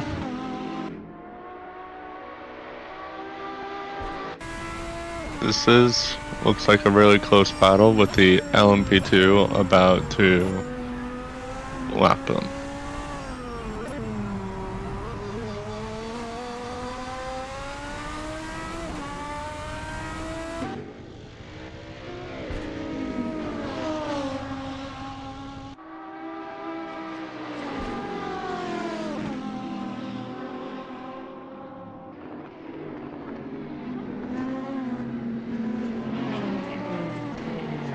Oh, he goes round. Very unfortunate. Just a little bit too hot on that gas pedal. Yeah, very unfortunate. Always a very unfortunate way to lose your place. I used to race in a couple of these events that we hosted here at Venus Motorsport, and it's always a battle of attrition. You just want to get those little silly mistakes down to as low of a probability as possible. And usually 1 or 2 is inevitable throughout the course of 6 hours, obviously, but it is very important to minimize those. As we've seen repeatedly, how even at the end of a 6-hour race, the differences can be tenths of a second. Oh yeah, it's really impressive, but as you get further into the race, you see these big gaps, 40, 50 seconds, and then you see these smaller gaps, which are 5 to maybe less than a second. Yeah, definitely. Plus you have all of the lapped traffic shenanigans, which sometimes, as we've seen in this race already, doesn't end up very well for either driver.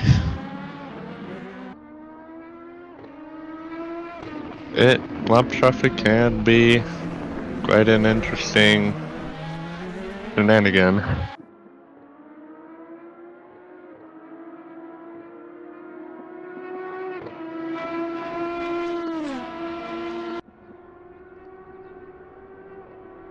because now we're watching a battle between Simon Witt and Jiri Kratashvili. Yeah, not that far of a gap, 1.5 seconds. I've been looking at that timing a little bit. It looks like Simon's catching up, just corner by corner, 10th by 10th.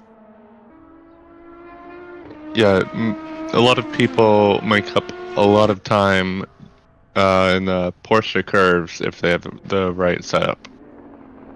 Oh, for sure. It's just, I know firsthand how difficult those can be to get right every single lap for 6 hours in a row. It looks like Desmond Witt made, or Yeah, another they 4 made tenths. a mistake in the Ford chicanes. Yeah, now a gap around a second.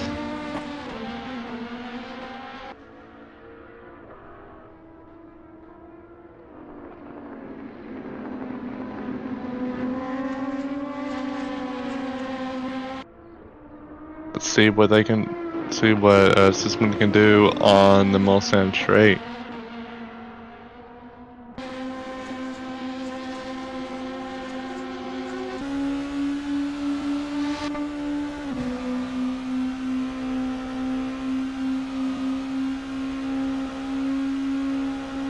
As Marco does one of his long pit stops.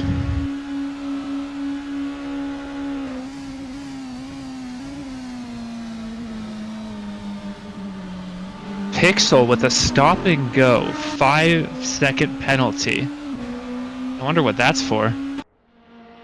Wait, me as a steward, I can look it up. Looks like it's a stop go for Ford chicane cutting repeatedly. That is a shows the stewards are actually looking at track limits, like the other commentator asked before, but looks like they are penalizing for that. Oh yeah. Looks like you're catchable. Yeah. I got a 15 cut the seconds. track and they got a penalty. So while it may look like people are ignoring track limits, they are getting penalized for them. But that 5-second stop go is quite a bit. I think Pixel might still retain his lead, but I'm not sure. Yes, what? Almost an 82-second lead. He may be able to retain the lead.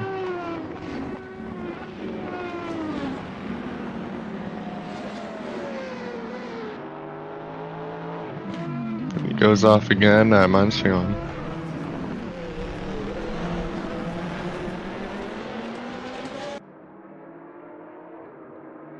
Williams Castro gets a 15-second for cutting. This is impossible to keep track of. I feel like at the end of the race, the results we see are going to be nowhere close to what they actually are.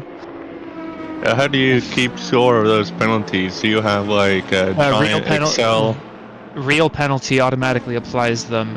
We have a separate from like the Assetto Corsa results. We have like real penalty makes their own results list, which then applies those penalties as necessary.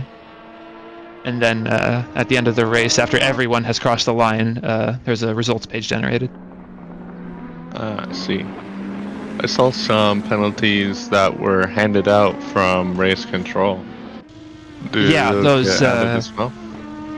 Yes, anything you see in that pink text, that is, and stewards can give and remove those penalties as they see fit. So, for instance, if for some reason we thought if real penalty gave an unfair penalty, we could remove that from the steward's box as well. I always see why everyone loves real penalty so much.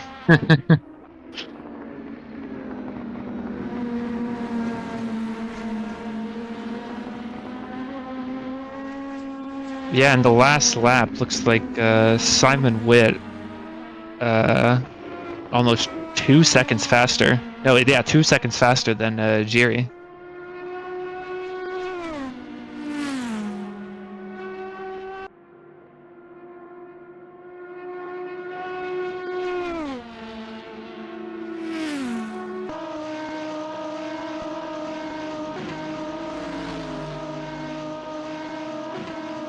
Looks like Tijon is in a 4-second sandwich right here, chasing down Front Leopard, and Metu is Fronia behind him. That he is.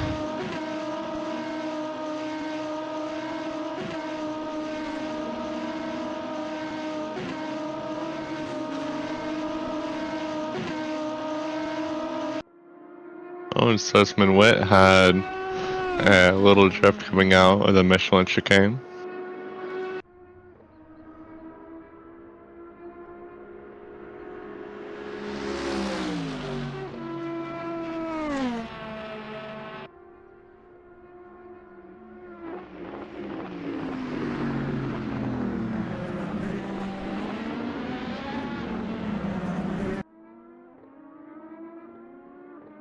Looking at the timing screens as of right now, looks like Pixel is just holding his lead from VHK. It's been 81 seconds for a pretty long while. Yeah, it goes up to 82 occasionally.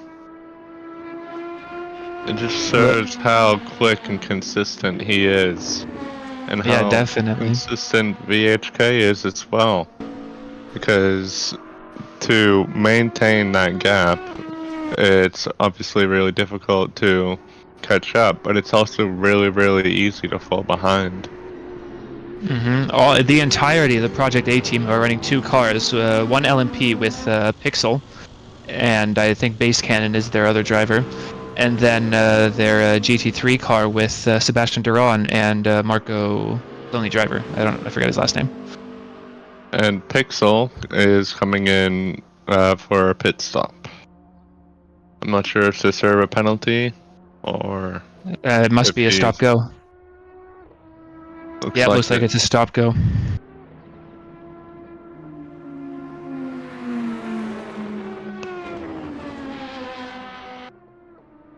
There he goes. No, where will he come out? He comes out still comfortably in the lead.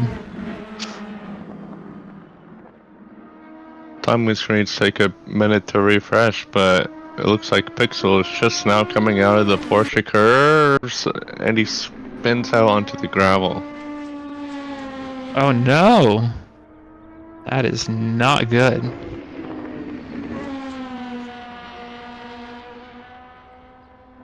Now around a 53-second gap, 54-second gap.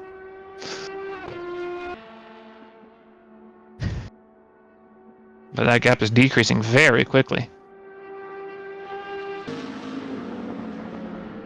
But it looks like VHK was able to save it.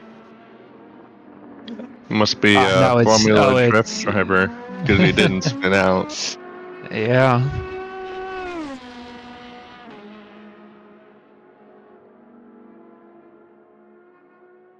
Halsey has disconnected, probably for a driver swap. Yeah, I saw him pull into the pits earlier. At this point of the race, all the cars have spread out pretty far. The closest gap is a 2-second gap between Mateus and Tijon. Have you done this kind of racing before yourself? Only solo, but... So, what are you thinking, those moments in the race where it feels like you're in no man's land? Guy in front's a minute ahead, guy behind's a minute behind. Like, for instance, Angelo Galisi right now. Well, what's going through your head at that point? Well, you need to think that consistency is key. No matter where you are in the race, whether you're defending or attacking, you always need to remind yourself that if I push too hard or get out of focus, then that's my race ruined, or I won't gain that position. Because you never know what will happen in front of you. Makes sense. I feel like when I've driven, I've taken a similar approach, but I find it really easy to get bored and zone out sometimes, and then you only once you make a mistake, you catch yourself and realize you haven't been consciously driving for like a lap or two. Especially with this layout without any chicanes, you can Definitely. just take your hands off the wheel, go get a drink of water. For sure. It's always a good thing to stay hydrated. Of course. Got my water bottle right here. Yeah, I got one with me too. Because now we're on board with Scorpion 01, heading up the rear of the field. Only 15 seconds behind the car in front, and considering it, to me, it looked like he started a lap down. Not a bad comeback. Not at all. As now Orange Fruits takes a long pit stop. I believe he replaced Huntley. And a Viper. Yeah. There's 2 cars with this livery, though, I think, so. Or at least there were at one point. I'm not sure if it doesn't look like there are anymore.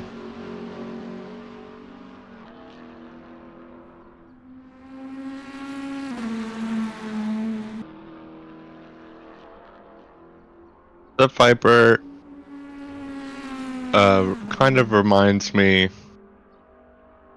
of a Viper I have in Forza Horizon with the spoiler and the livery. Personally, I've never played Forza myself, so I can't really comment. I'm not gonna say anything about the new Motorsport because I haven't played it, but and I'm not planning on to. Yeah, for me, my sim racing start was the F1 games, which is where I first started league racing and actually trying to be fast. Yeah, my first was F1 2018, and I played on an old Xbox controller. Yeah, see, I was lucky. I didn't play many driving games on wheel, but then, on controller. Like, there were obviously a couple of basic racing games that I played, but nothing seriously. And then I got the F1 games, and like they're pretty decent on controller. But then I read online like your speed is completely limited by like you're having a controller, and then I said, oh, screw it, and I finally bought myself a wheel. There's some really good budget wheels out there, but I personally started with the G29, which is what I have still to this day. Yeah, I think that's what I have hooked up to my computer right now. You're watching T-Dron try and defend. Yep, there's lap traffic between them. Let's see if Matuez can take advantage of that. Now, just about a second. Now the sun is setting pretty soon. It's going to be interesting to see how the drivers start coping with nighttime racing when that comes along. Well, that's what I thought, but then on the live stream it says it's 3:03.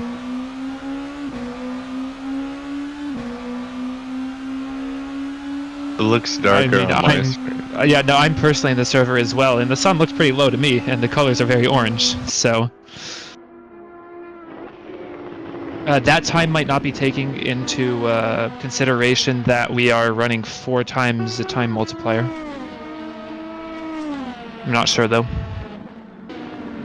We tried that with the last charity drive that we did, and we started in the afternoon and ended in the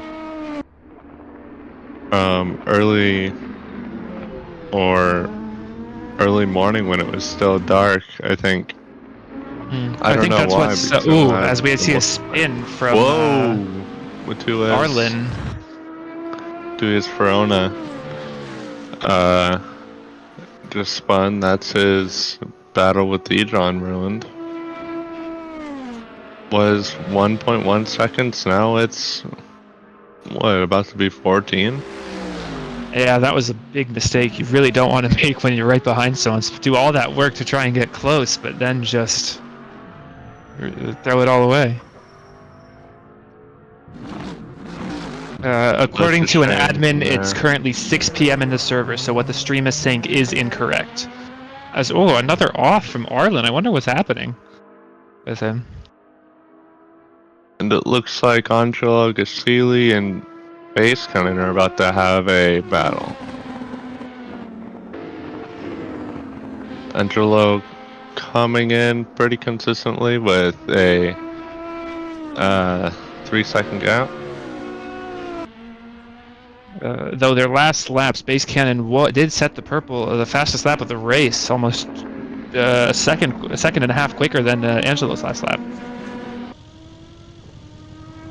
Must have been pitted or something. It's Base swapped out from Pixel, so that is the Project A car. So VHK now took the lead, and now Base Cannon has a minute to make up.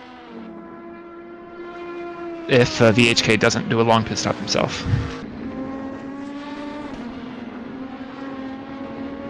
well, as we saw in the last 30 minutes, anything can happen. That is true. And at any time of the race, it could be the start, it could be the middle, it could be the very last lap. You can never rule anyone out.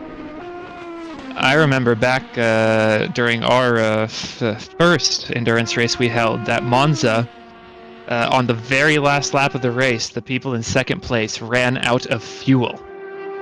Oh no. Which was me as the driver in third place at the time. I was ecstatic.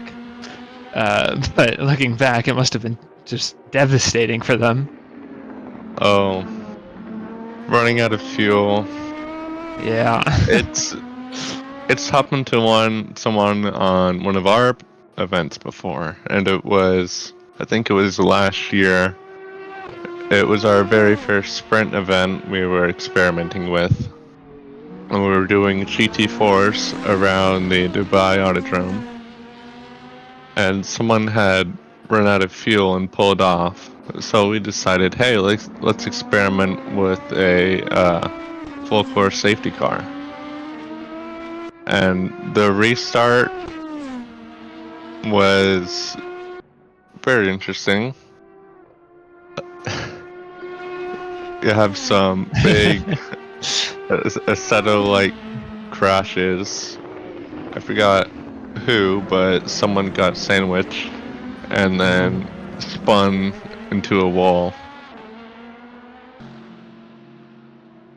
Yeah, that was always unfortunate. I mean, as probably a lot of people have, I've also been a part of sandwich type incidents, and so when you're the guy in the middle, it just feels there's nothing you can do to avoid it. Not at all. Looking for battles on the timing sheet here. Yeah, it looks like T-John is pulling in the pits. Let's see if he's doing a driver swap.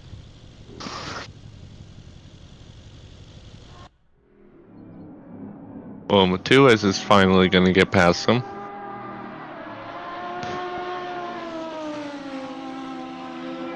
Yes, he is. And we actually have a driver interview lined up with a Lonely Driver, aka a member of the Project A team. Let's bring him in here and get him to give his perspective. Alright. Let's do it. Hello. Do you should introduce yourself and tell us who you're driving for.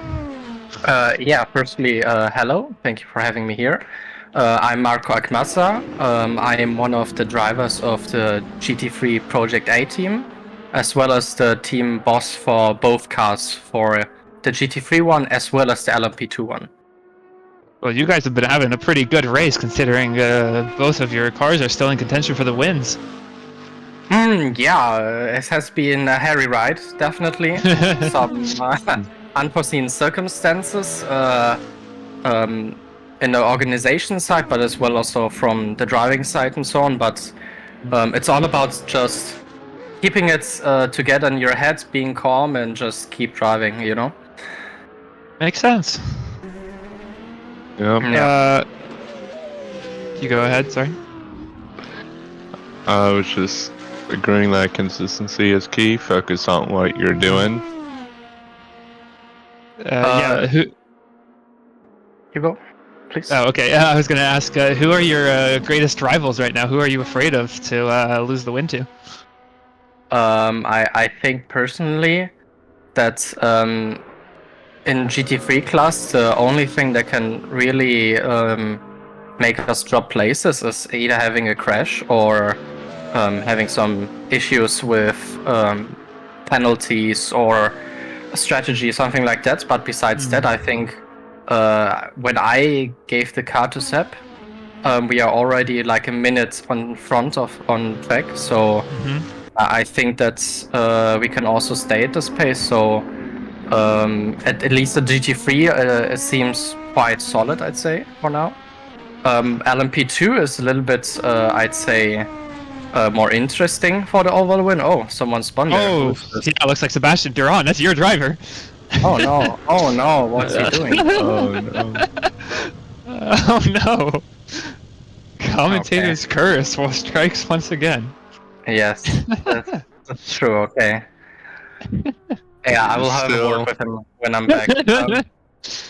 Don't worry, you're still a minute. You're still a solid minute ahead of Sin.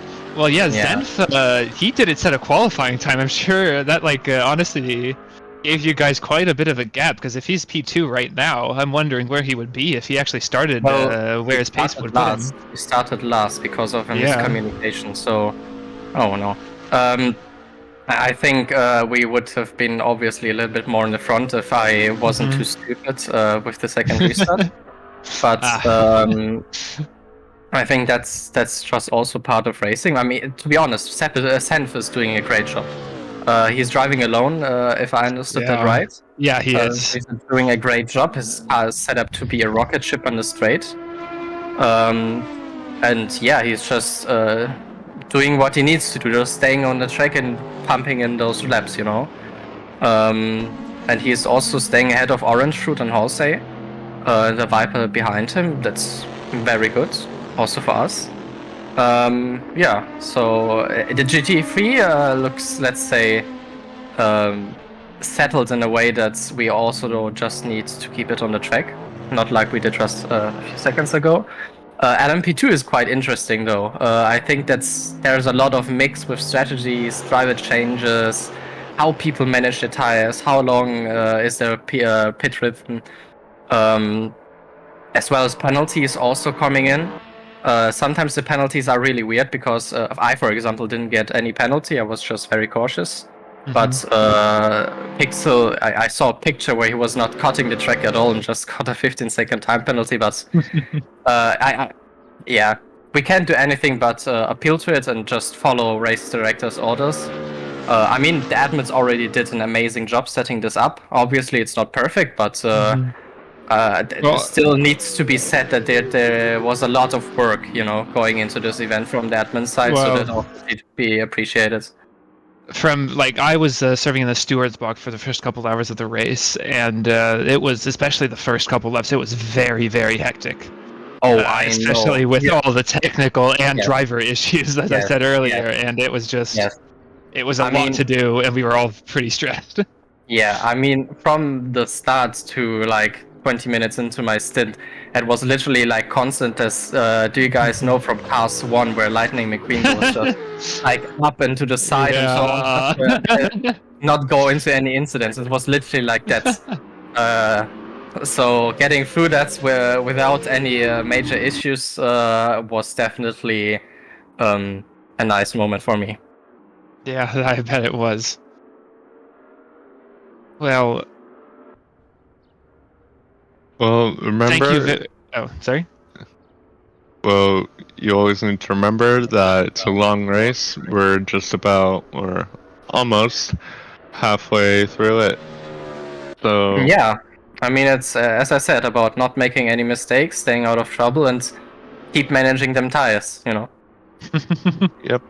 As always. Wish best of luck to you. Yeah, yes, thank you very for much. the interview. Yeah, no problem. Have a great day, guys. Thank you for having me here, and maybe see each other later. All right. Bye bye. Thank you. Bye-bye. We have another driver interview coming in, this time from Crested Island. All right. I'll bring him in. Hello. Howdy, This partners. is Crested Island, everyone. Why don't you introduce yourself and tell us who you're racing for? Of course. Yeah, my name is Crested Island. I'm racing for Second Amendment Racing. Currently in position 11. We've been having a little bit of troubles, but we're keeping our head up. We're staying in the game, and we currently have done 2 long stops. I think one more than most people, so I think we're in a pretty good position right now. Yeah, still a long race. Still got just over 3 hours to make up positions. Who have been your biggest rivals so far in this race? Oh, I gotta say, I also race for that sim racing team. So I gotta say, I think they're a pretty big rival for me to be able to beat some team members. That would be awesome to say. That's nice. Other than that, I think our opponents are constantly changing, just depending on where we're at. You know what I mean? So, we'll see. It's very flexible. Yeah, for sure. How would you, have you already done a stint? I have, yeah. So I did qualifying, and I did the first hour and 40 minutes, and I gotta say, it was rough out there between tough opponents, some cut warnings, bad traffic. It was rough out there, I gotta say, but I'm trying to make the best of it as I can, so hopefully when I go back in about an hour or so here, maybe I could get some better luck, or maybe even better skill. Well, it's a very creative team name you have. Yeah, I love your guys' livery. It's very cool. Thank you. As as Americans in a mostly I know there's a lot of Europeans in this race, so as Americans, we kind of have to represent, and what better place to do it than the what the heck is a kilometer meme and all that. So yeah, we're having a good time out here. And looks like you're closing into Juho Sopanen, who you guys were about 5 seconds behind earlier, but now you're only 2.3 behind. So. Oh, look at that! Yeah, I'm seeing that right now. That's pretty. Hey, T-John, I gotta say, he's putting a lot of work, and sure, mistakes will be made, and mistakes have been made, and the work that he's put in, I gotta say, is very impressive for the amount of time that's been given to him. So he's on a rampage right now. How are you guys feeling with the sun setting and you're about to start driving in the night? How does that make you? Does that make you drive any differently or have a different mindset going into it? That's a good question. I gotta say, it makes me just a touch more nervous. With daytime, especially heading into the Porsche curves, it's much easier to be able to see the line that you're supposed to take.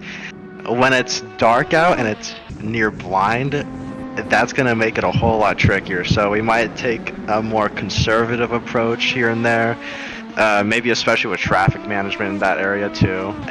Night racing is a completely new beast from normal endurance racing.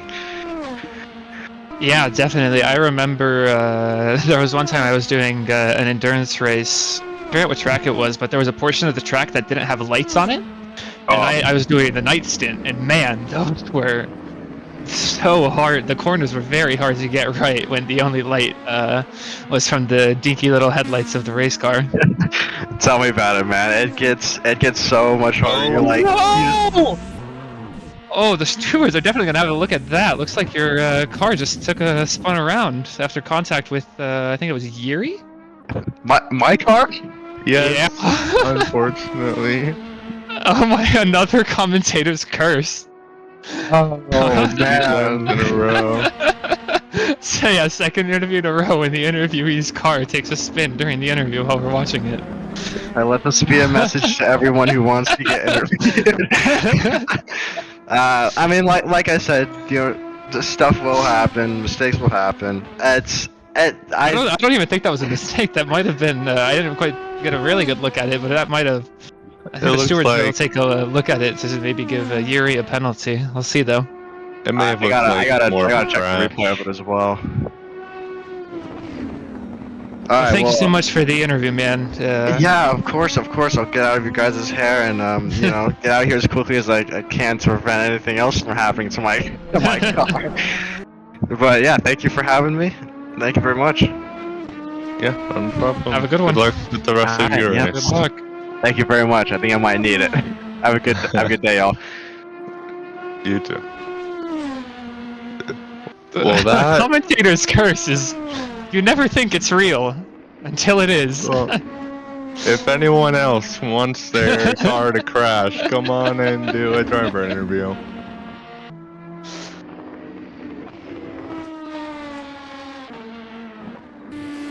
Looks like Limpin Arch is doing a driver swap. Yeah, looks like it. And Scorpion. They may have followed each other in or just had similar strategies. And looks like T-John might have caught some damage from that spin. He is entering the pits. Yeah. So. You can do a driver swap and your penalty or your damage will go away, so... This might be what he's doing. Straight from the interview into the seat. It also just might be a regular stop. It could be. Looks like it's a regular stop, but not sure. Oh, nope, driver swap. You're right.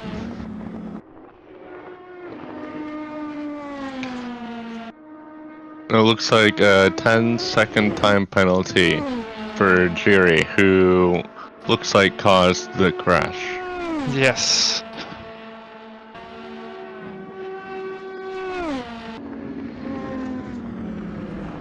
It's gonna be like these standings with all these penalties. It's so hard to keep track of what the true placements are until I guess we'll see at the end of the race. Yeah.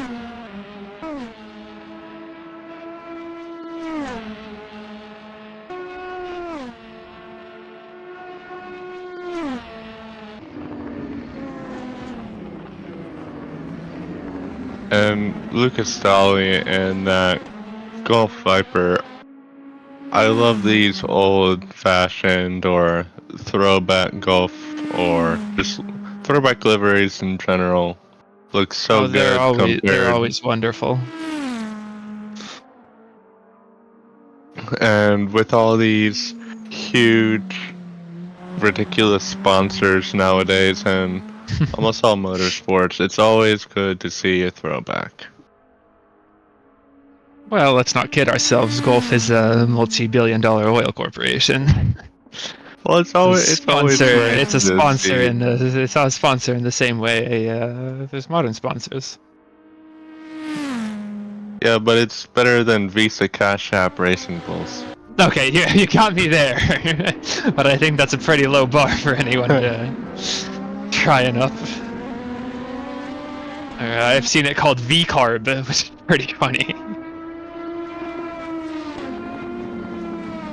Or it's not as bad as whatever the monstrosity, the Kick Sauber steak or whatever they're called these days, and can't even legally be called it by commentators.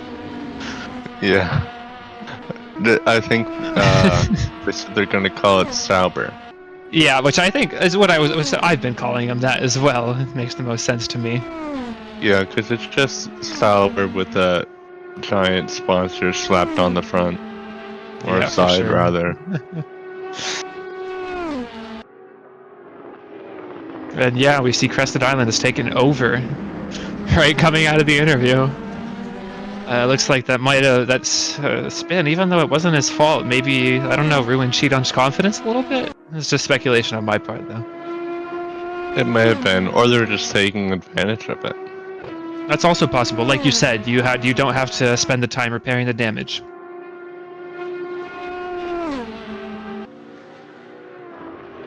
Because it looked like a pretty high-speed spin there. And Yinyo Yan has completed all 3 of his long stops.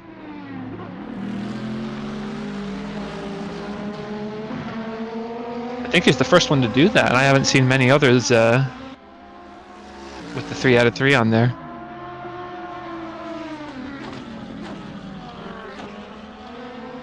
And Base Cannon with a 5-second lead from Angelo. See, I'm sorry, I can't pronounce these names right. Yeah, we have members from all over the world racing here, so get some more unique names. I mean, I'm American, but my last name originated in Quebec, so it gives people trouble pronouncing it. I know all about it. While my voice may be American, I am Estonian and was an immigrant there for a while. Now I've moved back. But my last name is not something Americans like to pronounce. I don't think there's been a single time when someone's pronounced it correctly on the first try. On these Base Cannon LMP2, really confident. As you say his name, gets a 15-second penalty for the cutting. Another commentator's curse. Well, he just went past 2 GT3s in one corner in the Porsche curves. That he did. He has Angelo Galassi right behind him, less than 5-second gap. Be trying to make something of it.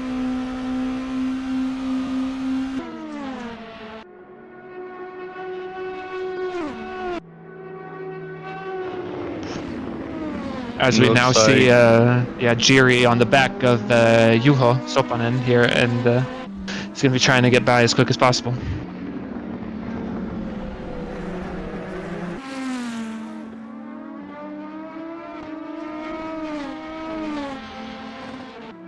From your experience, how do you do overtakes and side-by-side battling in the night differently? Is there any difference? Well, it depends on the track, obviously. As always. But like, that's for instance Le Mans, we're here now. Some parts of the track are better lit than others, but... Of course. Like, I'm more used to racing on the Daytona Red Course than Le Mans. And going into the Le Mans chicane at night, I mean... The entire track, apart from the infield, is completely lit. As we're watching Mateus do a high-speed overtake right before Indianapolis.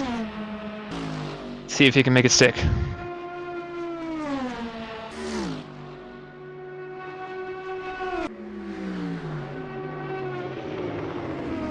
Very different lines going into the corner. But it looks Mateus has one out, but no, Front Leopard gets a very good exit out of the corner. And traffic getting in their way now, they're going to have to try and get around that as quick as they can.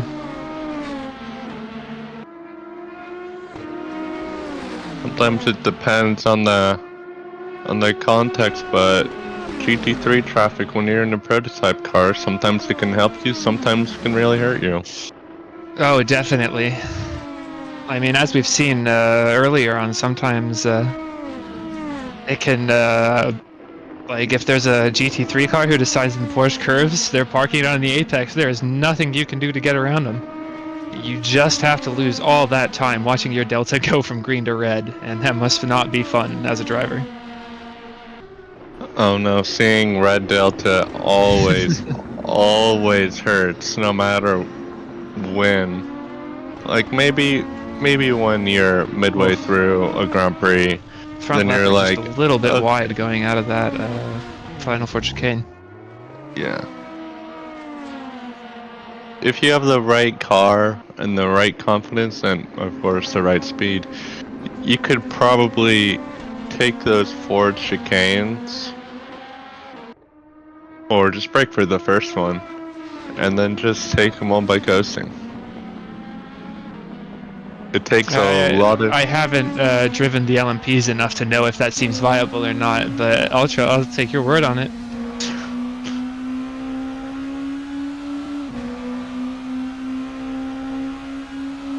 The sun is very low now, and we're about to enter complete darkness. We'll see if that affects mistakes or so we can get close to racing. Well, yeah, we'll see, as we just crossed the 3-hour mark left in this race. Oh no! As front leopard spins, trying to come out of the Forza chicane. That's going to cost him quite a bit of time in his battle with Mateus. Quite a bit. That looks like 4 seconds. It's going to be difficult to catch up, but you know, it's nighttime. Sometimes people are braver or stronger through the Porsche curves. But as always, it depends on your tire temperatures. So as he spun, he might need to take it a little bit easier.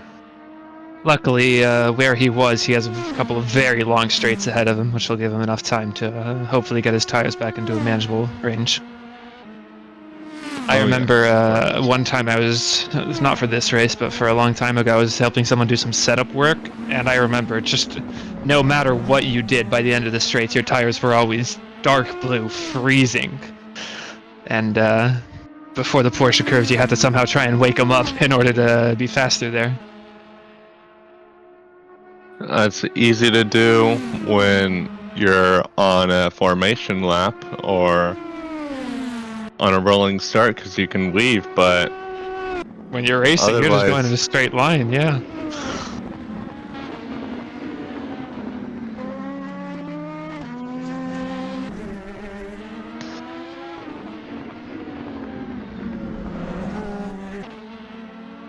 And that's 5 seconds. 5-second gap. And Gwen takes a second long sump. They are currently at very much no man's land. Over 140 seconds on both sides.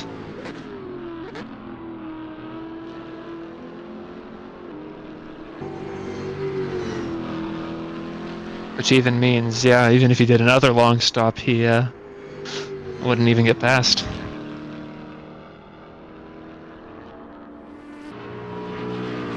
It's always so confusing in GT3 because sometimes cars are much faster and it looks like they're in a battle, but they're really a lap apart. Like the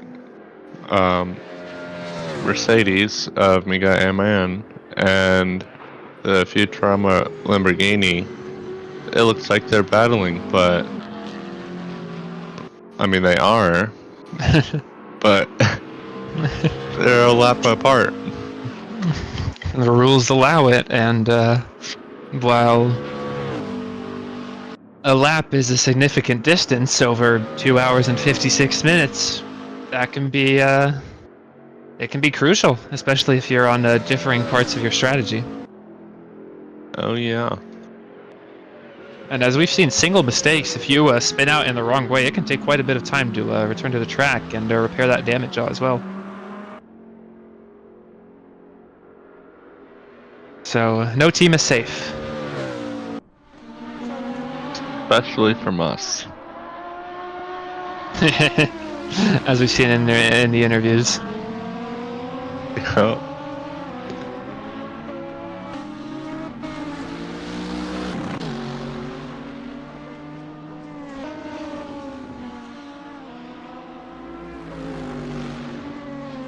And the Mercedes is really looking beaten up.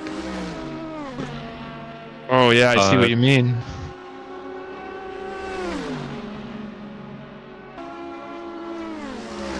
Took a little off-road trip. Yeah, it looks like it. I forget exactly in these cars how much, like how long going off track makes your tires dirty, but it's definitely non-zero. And it always, as we can see there, not quite smooth through that corner. Brake broke a little bit deep.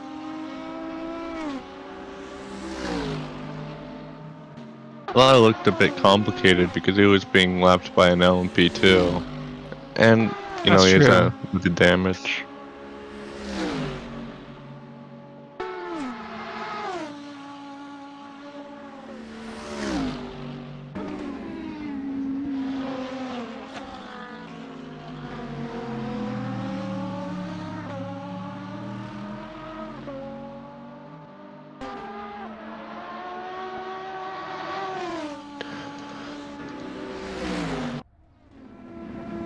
And we have now another commentator joining us from the practice race. If you guys were watching that, Kia Golski, welcome.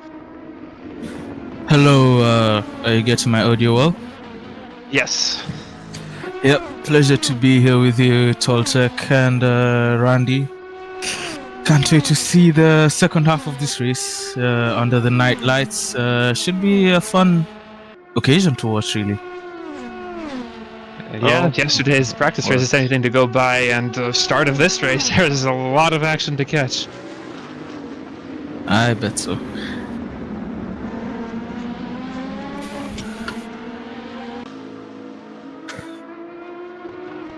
So right now we are watching Jiri Crashville try and pass Franco and Tuna on the Mulsanne straight.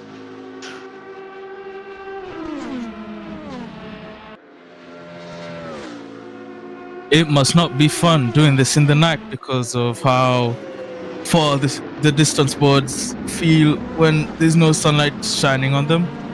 I would know from experience. No, and then there's certain bugs. Oh yeah. Oh look, Leo McCormick lapping them as well at the same time. This is a very interesting battle. 2 cars a lap down and 1 car in the lead lap. Plenty of traffic as well. Let's hope they navigate it all cleanly here as they head into the Mulsanne hairpin. And it seems like they all got through well right there. That they did. Alright, gentlemen, it's been an honor commentating with you. I will leave you guys to it. Alright, thank you very much for the commentating the first half of this race, and hope to see you around. Alright, bye. Have a good night. It's just me and you, Kiage. We can yap about whatever we want. I just hope I stay professional enough so that we can put this on YouTube without getting any problems. We should be fine, we should be fine. I promise I'll be good.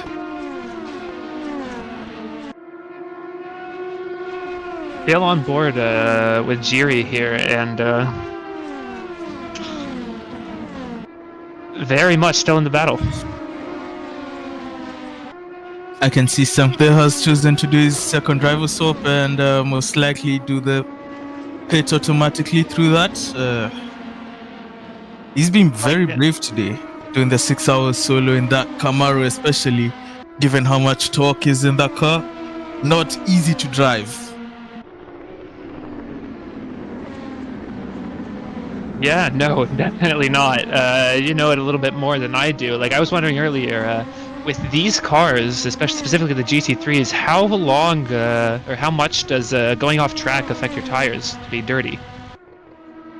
Well, I guess you could also ask the question, where have we gone off track, depending on the That's car. true. Oh, so what a move down the outside by Milan around as Jiri also goes around the outside of Franco. Franco is caught napping there by both of these drivers.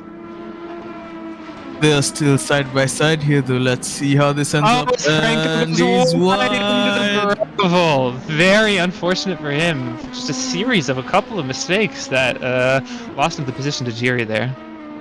Yeah, very unfortunate, but it is racing after all. While you're racing others, you do have to remember that you're racing yourself. As always. Now we have a driver interview coming in from Limpet Arch. Why don't you introduce yourself and tell us who you're racing for?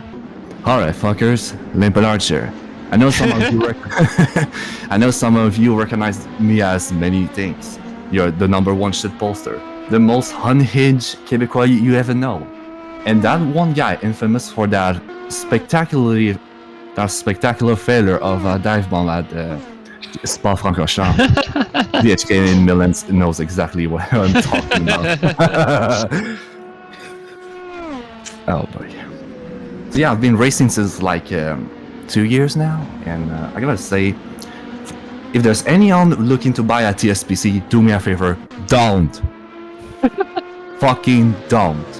You're gonna regret as much as I do to spend $900 brand new on something that fails after like 3 months. Like, holy shit.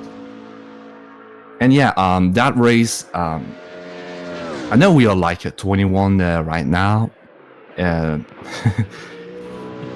Suffice to say, I was not in good shape this morning because, first of all, yesterday I was like doing my late night shift at a fancy restaurant, and apparently the life decided to toss me a bone and make the machine completely broke. Because for context, I'm the one that washing the dishes, and the machine broke. And we had like 150 customers, and I had to do it alone because we are so understaffed. So yeah, yeah, I feel you, man. I've been in very similar situations. And as if it wasn't enough, I was supposed to wake up at like maybe like 9 a.m. I woke up at 7:30 because there's been an Amber Alert, and if you don't know what the Canadian Emergency Alert is, do me a favor and search on YouTube. You understand why. Like, oh shit. Well, not good morning for you then. That was today. I do have a couple of questions, of course. Go today, ahead. Racing with Marshall, please. I know I've been told that some are confused about why did the 2 long stop in a row. Yeah, why did you do that? First of all, because I recognize that you will have to do it anyways. So the idea is like you do them very early on, and then by the time the others are doing their long stop, you're catching up, and because of the time it takes to go with the pit limiter, slowly go at 50 miles per hour and get into the pits and then get back out, so you will catch them back up. And that was pretty much a necessity because I'm gonna say somebody, whoever is driving that green Bentley, he managed to outlimp the Arch, and I'm gonna say this right in front of everyone. Whoever was driving this, go fuck yourself. Thank you for joining us today. Any other questions? Not really. It looks like Lily did a little bit of spin there, tags the wall, but it gets back very quickly. That was Limpet for you guys, ladies and gentlemen. If you did not know him before, you certainly know him now. Yeah. 2 hours and 46 minutes on the clock, I believe I see. Very eventful race for the start, I must say. I wasn't here when you started commentating, and I don't know if you gave the point of view of how it was in the steward's box, but it was quite I remember. It was very hectic. I definitely explained that. After I left, were you in there much? No, I went to have some breakfast. Makes sense. At 3 p.m., eh? I mean, let's not kid ourselves. I've done the same thing several times. That just shows my dedication for Venus Motorsport. One day Levid will ask me for my PayPal. I hope that day comes soon.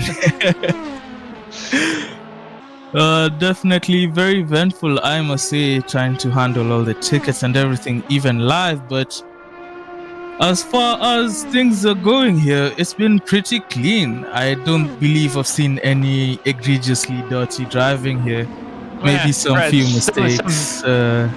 the amount of respecting track limits has been low. Let's put it that way. we have yeah, and we have systems, the 85% rule, for instance, to even if they're not, and so many people have gotten the 15-second cut penalty already. I've already lost track completely of who has the penalty and who does it. Lucas Dolly Exhibit A. As I say. Yeah, it's been as we say, Lucas Dolly going into the pits. Yes, he is. Will it be for driver swap, you think? I don't think so. He has gone very deep into the pit box, and yeah, he will be putting on fresh tires and more fuel in that car for another stint. As we head over here to Leo McCormack, who is also pulling into the pits.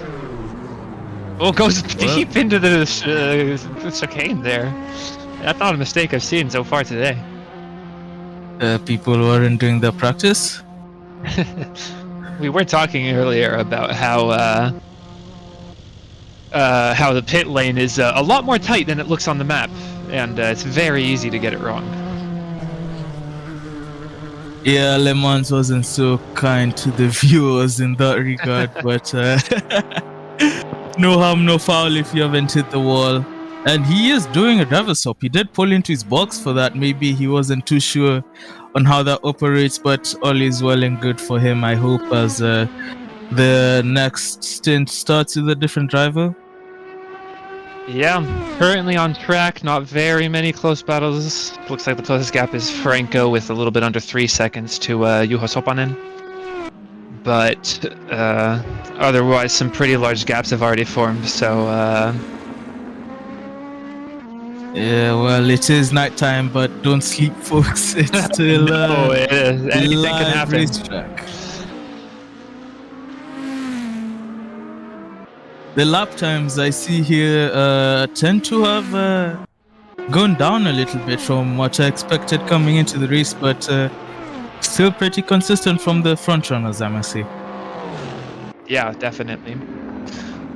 Currently, Project A in lead of both races here. They've been doing very well throughout the course of this race. Yeah, very confident in their car. It looks like as Senf over here gets blue flagged by one of the LMP2s. He's still going strong. Yeah, he's got another 2 hours and 40 minutes to hang on and try and finish this race without collapsing. And he's a real hero for trying to attempt this on his own. Senf will deserve all the plaudits he gets when the race is over. He is currently P3 in the GT3 class, sorry, after doing 2 long pits. So running well. Could it be better? I mean, I think for him this is best case scenario. Yeah, that's true. Yeah, admittedly. You know, what's a little bit of nighttime endurance racing without some unnecessary yapping from the commentators? Kiage, what do you think of the Lewis to Ferrari move from Formula 1? I was completely blindsided myself from that. I must preface, first of all, to clear any allegations, I am black.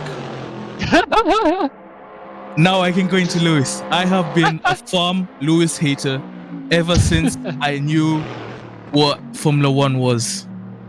Every race... When was that? When, let's get some context here. When did you start following or watching? I started, I think it must have been the Vettel era because I am still young. I am only 20, but that's as early as I can remember. Vettel being the enemy number 1. And then Lewis came in. And, was it Lewis and was Lewis at McLaren or at Merck at that point? I believe I wasn't the best history student, I must say. I believe at the time it was Michael and whoever the hell the second driver was for Mercedes. I think Lewis came in. When it was Nico then, right? Nico was at Williams, no? Hey, wait, chat. no, hold on. Chat. Help us out here. don't know F1 history. With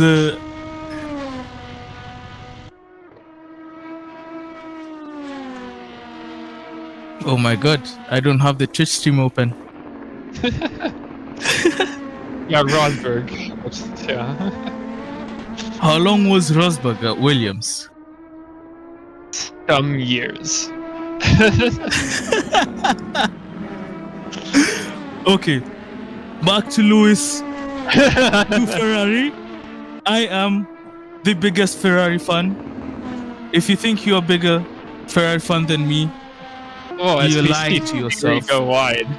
I am staunch Ferrari fan, and by Ferrari, I must clarify Ferrari the team. I don't give a I don't give a hoot about the drivers. Limpeter carving his effect on me today. Yeah, I have been a Ferrari fan ever since I was born, and I'm not really loyal to any drivers. When Kimi left, my feelings for him left. When Seb left, those feelings went as well. Carlos is gonna leave, but while he's here, still here for 2024, I'll support him and make sure he gets all the points. But my loyalty lies with Ferrari. As for Hamilton 2024, I will swear, may you have a shit here. I hope you and Mercedes finish P10 constructors. And when you come to 2025, I expect a World Drivers' Championship because, admittedly, you are good at driving a car. But I think that's a nice summary of my feelings on that, sir. Looks like our resident F1 experts chat have Nico and Michael both trained Merck in 2010, and Nico was at Williams from 2006 to 2009. So 2006? Oh god, he's old.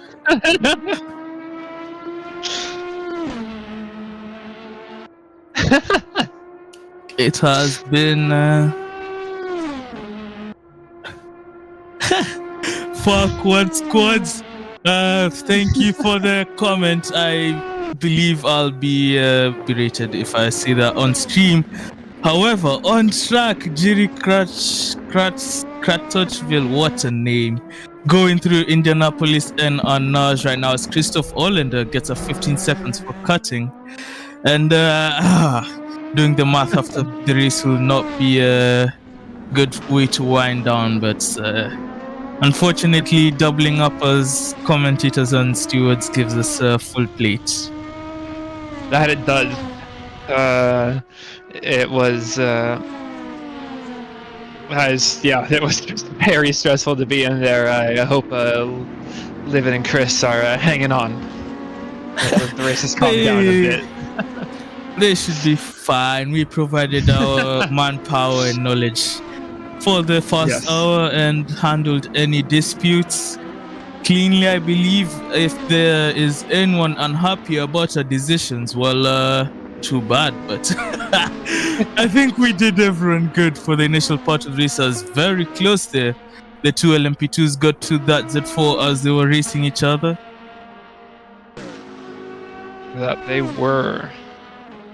I don't seem to see anyone really that close on track, so it could be a blue flag moment for both. That's what it looks like.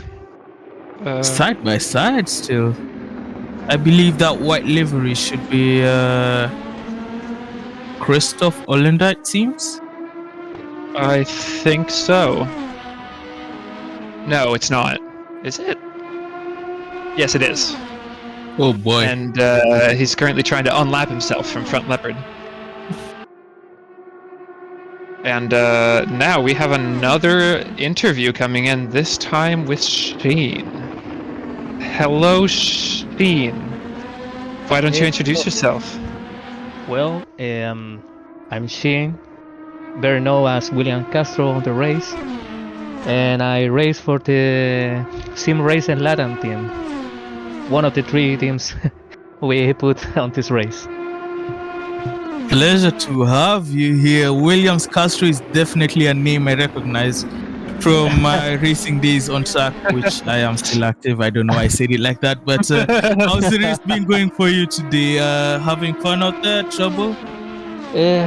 trouble. We sadly have to retire our car. So Oh no, that's so terrible. Oh no, which car Yeah, was that? it's a Viper with the Golf skin. Oh, what happened? No! What happened? Yeah, I have started in having a lot of problems. Like I was jinxed. I just enter and I race with Oculus, and suddenly I start having a lot of troubles. My Oculus keeps disconnect. Oh no. And at some point I have to stop the car on the side of the track and try to fix it. There's no way I can fix it, and literally I waste all the effort of my teammate Lucas Dolly, and I call him if he can try to keep driving, but it was not worth it at all because all the time I lost, it was impossible to recover. That's very unfortunate for you guys. I'm sorry to hear that. Oh, that's tragic. 5 seconds of silence for the beautiful Gulf Viper and Lucas and Sheen's race. It was sad. I talked to him and I give it the two options. You can keep driving it, but I can rejoin, or you can just go to pit and retire the car because we can fight anymore for something, even when he was on the first position at the start of the race. But that is happens, unfortunate. Yeah, it was a lot unfortunate. So if someone wants Oculus headset, I'm gonna start selling this piece of crap. If I may ask, you are able to make it to the pits? Yeah, barely I can make it to the pits because it was so watching. laggy. Sorry to interrupt you. Watching Milan go through the middle of lap traffic. What a move! And he's going for another one on Christoph. It looks like very close battling from 3 LMPs. Madre mia. Milan trying to get through the inside.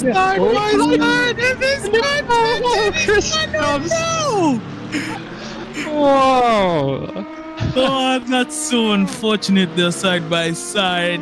Yeah, the stewards are definitely gonna have a look at that one. The room, but very unfortunate end result for the white car there. I'm not too sure who that was. Yeah, that was Christoph. It was Hollander. Yeah, that was Christoph Hollander. He's been having quite a race. Oh yeah, the LMP are... Like, he's had several incidents, I mean. The pink livery, Yeah. Christoph Hollander? Oh Yes. no, Yeah, just, I can't believe... on this stream, it's white. Commiserations, viewers, that you were not able to see that. Is wonderful the right word? That eye-catching livery Yes, that they have on today. It's we've had a very nice view of it, us viewers, for different reasons, but still quite the look nonetheless. Quite unfortunate of this one there. Yeah, definitely. As for back to you, Shin, you did mention that you had other teams, I believe. How are they going on in the race? Actually, Angelo Galis is one of the other teams. He's going second right now. My friend Bastian Cifuentes is now on the 7th position on both on the LMP category. Oh, and he is currently in the pit box, assumedly for fuel. Yeah. Or maybe a driver swap. I do hope that the strategy board was much better than Ferrari's. Planning those pit stops there. Oh man, I can't wait to the next year to see how bad is gonna be the pit stop with Lewis Hamilton. Yeah, it will be tough. Well, according to some rumors, he's bringing Bono with him. Yeah, not sure how much to believe those, but that would be something. Yeah, no, and the fun thing, Toto Wolff just renewed the contract with Mercedes just for Lewis. And now Lewis is gone, and Toto has to be is still here in Mercedes. You know. Yeah, for sure. As another cutting penalty, Halsey this time. How have you guys been doing? Your other car, the Angela, how are they doing on track limits or other penalties? Well, for all the things that happens, they're doing pretty well. Those guys are really fast, as you can see on all the race. Yeah. But only 13 seconds behind the leader right now. Yeah, but when they can take advantage of any situation they can, just go for it, and they can really have a good fight with the leaders. For sure. Who do you have in your head? Who are your biggest rivals in the Angelo car? The rivals. Yeah, who are you racing against? I don't know. Right now, I don't know. It's hard to tell. Well, whoever they are, good luck, and it's very unfortunate that your GC3 car had to retire. But, you know, it's racing, so that's true. This thing happen. Well, thank you for having me. Thank you for joining us. Streaming. Bye bye. Goodbye. Pleasure having you here, mate. Oh, that sound! This LMP2 is such a joy to drive. I do not know if anyone here has had the chance to tell you, but this LMP2 on track, it is the Years Road LMP2 mod, and it has been linked on our server sometime in the past. But man, it feels built for this track, so agile, so fast, and wow, I love it with all my heart. You could call it meat riding, I guess, but I would for this car.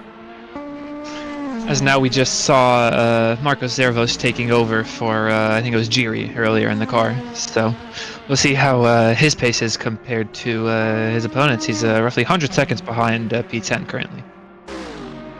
And regarding other gaps, it seems like Base Cannon is widening the gap to Angelo Gallici in second. So he's certainly cementing the lead they have. But it is surprising that over halfway into the race that there's only a 14-second gap to the lead. Maybe I'm not quite sure under a long stop. Oh, sorry. I was on my end. I was spectating. Almost collision happened.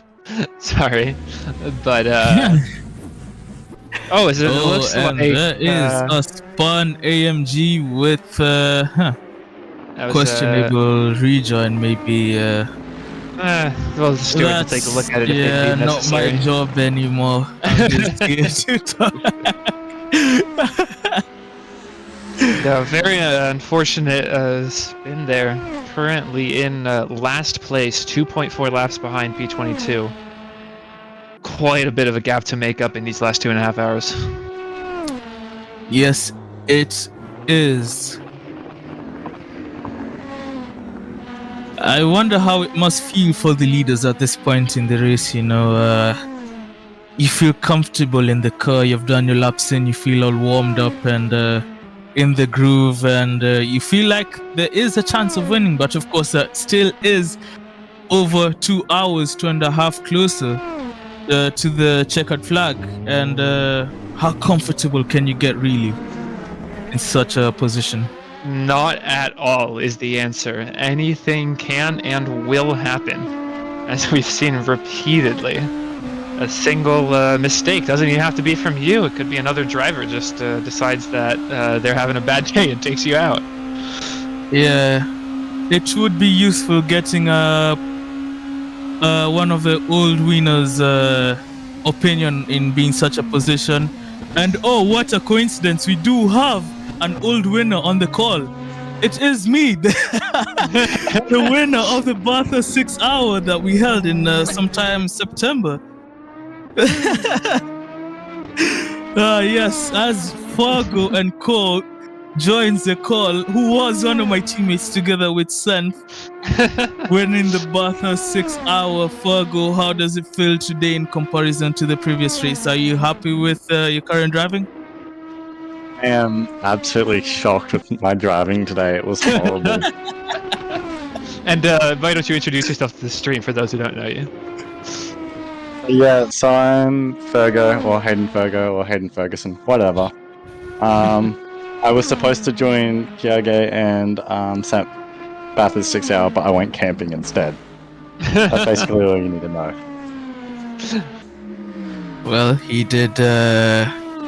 He won in spirit with us. Of course, we did do all the practice sessions together up to the race, but unfortunately, people actually have real lives outside of the game. So, as Wase gets a 3-second penalty from race direction, I'm assuming from some sort of unsafe rejoin or some contact. Didn't quite catch what the incident was, though. Oh, that must be unlucky because that is your teammate Hayden, if I remember correctly. Please remember correctly, yeah. Another commentator's curse. That's 3 or 4 now. I forget crap not anymore. Okay. In a row, let's make it 5, baby. Look, 3 seconds is not bad in comparison to the lap times I was true. I was giving him 3-second penalties per lap. What lap times are you setting, brother? Like 3 minute 32. Oh my god, that is not how I trained you. My little just the car, not me at all. Just the car, he says to the LMP2, I have taken offense. I am actually the best driver on Earth, if you didn't know. You know, the average P6 finish, best driver. Oh, mate. How has the strategy gone for you guys on track? Everything going to plan or hiccups? Strategy has gone to plan. I mean, I overfueled about like 12 laps, but who's counting anyways? But yeah, I think I did it an hour and a half, and I think that's it, really. I don't think I'm getting back on track, so. Plus, I was going to do a double stint, and then I think that'll be it for us. It must be really late for you right now. Or really early? I don't know. It is 7:21 in the morning. Oh, and you've been up for... Did you wake up for this? Or? No, I stayed up all night, and I have school in an hour and a half. Oh, that is very rough. Oh, yeah. Whoa. For that sacrifice, I was hoping for faster than a 3 minute 32 lap time, but you get what you get. It might be the sleep deprivation at that point.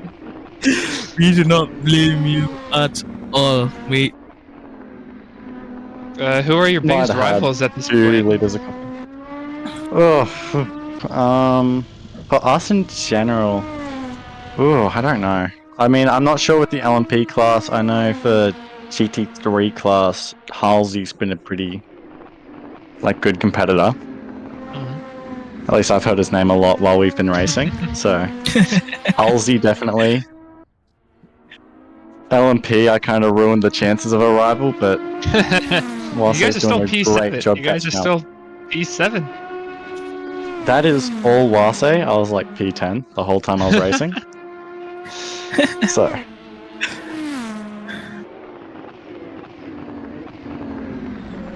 Well, as long as you've enjoyed your time out there, then I can say it can be a success. And I think you deserve a little bit of a nap before your school, so we'll get you out of here. Don't blame your bad grades on us. You made this choice. Yeah, have a good one, guys. Yep. Right. Great having you, mate. Thanks for the interview. See ya. Yeah, no problem. 2 hours and 20 minutes on the clock as we're counting down. A gentle reminder, we are doing a fundraising for the ocean cleanup. Link down below. We appreciate any help that can be raised to as they develop these advanced technologies to rid the ocean of plastic, and we know how much you must care for the earth that we live on. So as kind as your heart allows you to be, yes, donation is down below. We've already raised $135. Would love to have more as we watch Halsey spin around. Oh no! That is very unfortunate for him and P3 currently. Luckily, he has a bit of a gap behind him, but it's going to be a little bit of confidence drainer there. Bastian Cifuentes, 15 seconds for cutting. Guys, you can see the white lines. Yeah, there's so many penalties for that, and I assume after the race there will be quite a bit looked at from the stewards in the replay, but... Oh, God. Quite a bit of work for probably us. I think I'll... no, I cannot share my plans. I'll get in trouble, but I do not promise I will be there. Thankfully, the math will be done first by real penalty. I hope. I'm not 100% sure on that. As we're watching, doing his second long stop, and Bastian Cifuentes half a second behind Christoph. Yes, a very close battle now. I'm assuming one of them did a stop to catch up to the other, but it's very much of a run here down the Molzon Straight. Wonder what he can do through the chicanes. Oh, as he lifts there, very smart by him. Still plenty of straight left to go, and a bit of a lock up there, but oh no, some wheel spin, and he's lost. Definitely lost some ground. Half a second, it seems, and counting. These cars do have a huge slipstream effect when you're within half a second, I must say, you know, being down for cars.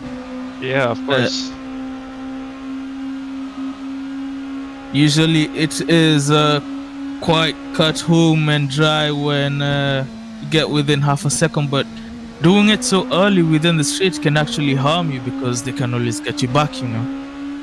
Looking at the timing screens, look like Josh Fulton is really fast closing in on Evan Quadra, and looks like he just got passed.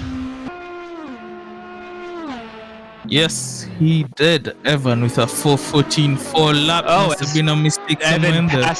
Evan gets passed again. I wonder what happened. It looks like some off-track action in the chicane, possibly. I wish. Swap.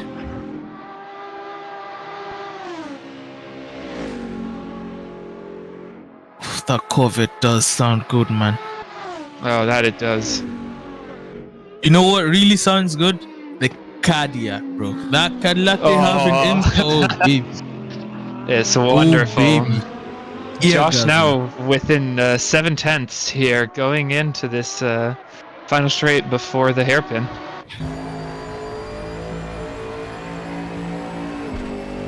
Is he gaining time? Will he pick his moment? He is. He's within half a second now. He's going to get slipstream. I feel like there's a move into Indianapolis, or maybe even the hairpin coming up here. Being mindful, but Evan goes wide. The mere presence of Josh just intimidates him. Makes a huge mistake breaking deep into the gravel there. Josh does have that aura, I must say. I've been a voice call with him, and you do feel like Josh is here. And seems like Evan couldn't handle that heat and made a mistake and forgot that he's racing himself out there. That's something that can happen to anyone, and it's definitely happened to me before in the past. Oh, it's never happened to me, mate. I'm the perpetrator, never the victim. Like Pause. No Young Yijian does fourth long stop? Very strange. Only 3 required, and the 2 minutes is quite a time loss. Wonder what happened with him there to think that necessary. There are still over 2 hours on the clock there.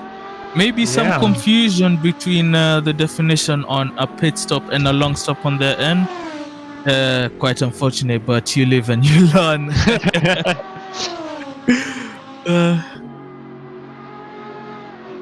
Let's go, Josh, by Farquaad Quads in chat. Yes, let's go, Josh. We are all big fans here. And earlier today, there was a lot of support from Senf. I'll give a big shout out to Bob Joe so you can see that he was mentioned on Steam. He has been an avid fan. I must say, maybe Senf should explore legal legal what's it called, restraining orders given the amount of support Bobja has shown today might be a bit concerning, but the more fans the merrier for him. Still solo in the command. Why would he do that? I still don't believe that he went for that car for And such a drive on this track. Starting P2? from the back. Sent fun of our racers in the 1 hour championship. Definitely shown his class and his charm, and today it's all coming out again. Yeah, don't forget, guys, as Joshua gets 5 seconds for speeding. I think that's the first speeding penalty I've seen today. Yeah, how do you speed into the Le Mans pit lane, brother? It's like the 2 chicanes, bro. Everyone goes off. Real penalty literally shows you. He must have been going like 81 or something, or whatever the speed limit is. Just barely over, braking a little bit late.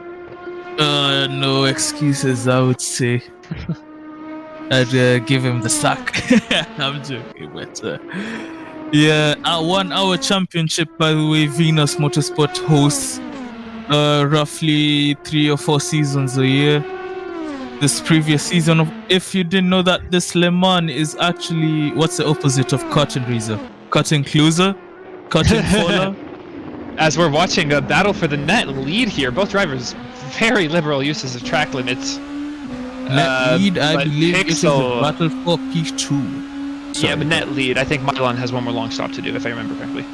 Oh, really? Oh. I think this is net lead. Am I not sure though?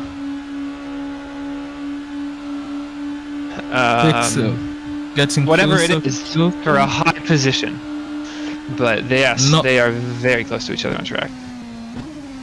Not close enough for him there as they head into Arnage. I have remembered that the corner name is Arnage this time and not Algarve after Toltec let me embarrass myself for 3/4 of Friday's race. I'll never forget.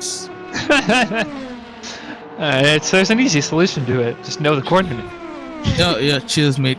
Definitely didn't know to do that before. Into the Porsche cars with traffic and dirty air, and he does touch the ground. They're very close. Zenf is blocking them completely. He's allowed to do it. It's the Porsche curbs. As what a move by Pixel, taking advantage of the traffic. Gets around both cars as Dante Abal is still behind the Zenf. Now we have an overtake of the day. There's a couple of ones fighting for like one that comes to mind is I don't think it was an overtake for position, but I forgot who it was. But there was a great move down the Mozan through the middle of the traffic. Oh yes, splitting the cars. I do remember. But the battle is still going on. Dante Abal still within 0.6 of a second. That was still very. Yeah, that was a really good. It really shows what you can do if you hit traffic at the right spot. And Pixel saw his advantage and sent it cleanly around the outside of both of them. He has shown his talent today. If I remember, he was a pole sitter. Traffic slowed Pixel down. Dante Abal, it's a great run here. He's probably going to get past. And he does take that hard. Pixel is going to be in the slipstream here before the chicane. I wonder what he can accomplish here. Will he fight back? Will he hold over and take him within the further streets? And it seems that he will, staying behind in that slipstream. He's definitely going to be setting up a move for this next chicane here. Let's see their exits. Applying that Singapore science technology from 2023 here. Pixel is he still gonna wait within that slipstream? Does he make his move into the second chicane? Personally, I wouldn't go for that. I wouldn't recommend. Yeah, it looks like Dante got a little bit of a better exit too. A little bit of a bigger gap now. Ooh, as Pixel goes a little bit deep into the corner. Losing a little bit of time there. Now about a second gap. He'll want to catch this up before Indianapolis. Great overtaking opportunity. as they head over to hit their braking marks. They will both hope that they don't lose time. A wider line there by Dante and a bit more narrow from Pixel, but a little moment on him on the exit. The gap is the same, but going down slightly. Will it be enough as they head into Indianapolis? I don't think so, but quite the race that we're having here right now. It seems to me, you know this better than myself, but that he's in that area where he's getting dirty air for the car ahead, but not quite enough slipstream to catch back up on the straights. Yeah, he is, and these LMP2s being more aerodynamic, demanding than GT cars. Let's see if both of these can navigate around Samuel Lacoste here quickly. Not so lucky this time with traffic is Pixel to be able to make that move on Dante Abal as they head over to the Porsche car. A very fast corner here. A little moment, but still following the line he intends to there. And making time on Dante. It seems like Dante didn't get it as clean as he wanted to, but the gap at the start of the Porsche curves, the gap at the start of the Porsche curves was 1.2. He gained half a second more, and 6 tenths now. Yeah, in that set of corners, he got much more speed carried through those apexes. Let's see how they handle the Porsche gains. Seems like what I was saying about Dutty didn't match at all for Pixel. And now an 8/10 gap. Putting in the heat. Doesn't seem like they'll run into traffic next time round, and I think the move should be done this lap if everything goes to Dante's fighting hard though. Dante, a very capable driver. He was there with us, of course, in the Bathurst 6 hours as well. Qualified quite highly, moved a little backwards to the race, but personally as a driver, I do know that he has that speed in him as we head over to the Mulsanne Street. This is going to be big slipstream coming through here. Pixel is very close to him. And I think Pixel will get it done here, no? It's going to be close. Maybe not by the first chicane, but possibly by the hairpin. Depends on how they get through them. Huh. Quite interesting here. I think Pixel is on the long gearing set and not the Le Mans gearing set, topping out at 330 kilometers an hour. Not able to maximize that. What's it called? Bloody hell. He's getting closer now, 3/10. Slipstream, that's the word. Yes. Not able to maximize it as he hits the limiter again. Looks like it's not a driver's problem here, it's more setup preventing them. He should be good on the exit. And he goes wide too. He already got a stop and go for his track limits, but he's got to watch out for those 15-second penalties. Every cut counts. Both going very wide into the entrance of the hairpin. Cutting the corner there. What a cut, Pixel. That will not be taken kindly by the stewards if a move comes out of that cut. Let's hope for Pixel's sake that he stays P3. Milan Ailing with a commanding lead as the 2 cars behind him head into Indianapolis, as is gap 0.9 seconds. I feel like this is one of those battles that's going to last a long time. Just slowly getting closer, and then a little bit further away, then a little bit closer.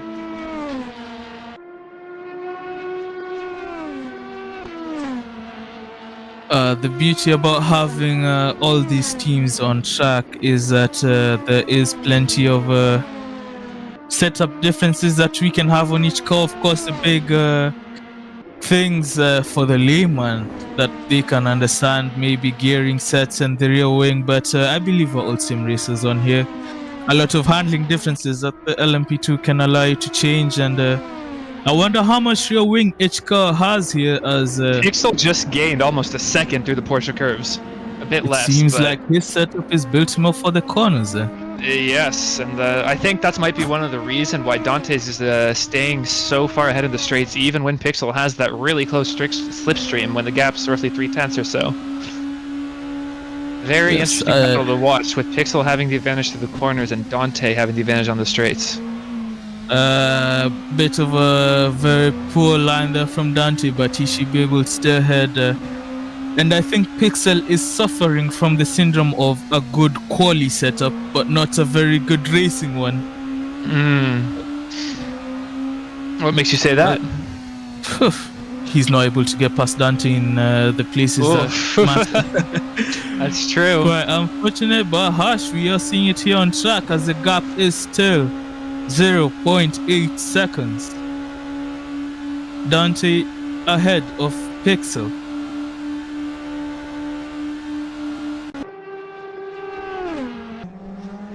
Yeah, currently these are the only guys battling for position on track. 4 hours of racing, 3.5, have been long, and people have been able to find their own little niche. Yes, a very eventful race here, as there are quite the gaps here, and I'm not sure how many times people have been lapped, of course, with the driver swaps. Hopefully towards the end of the race we'll have a clearer picture, but top 3 as it stands for the LMP2 class, it's still Milan Ailing, Dante Abal and Pixel in 3rd place, and for the GT3 class we do have Marco Amadza with Senfry behind him and Halsey taking the 3rd spot. 2 top 3 positions for Project A here. They're doing very well, as we're still watching this battle between Dante Abal and Pixel. They both just passed a lap GT3 car, but looks like it didn't affect either of them too bad. Gap just under a second here.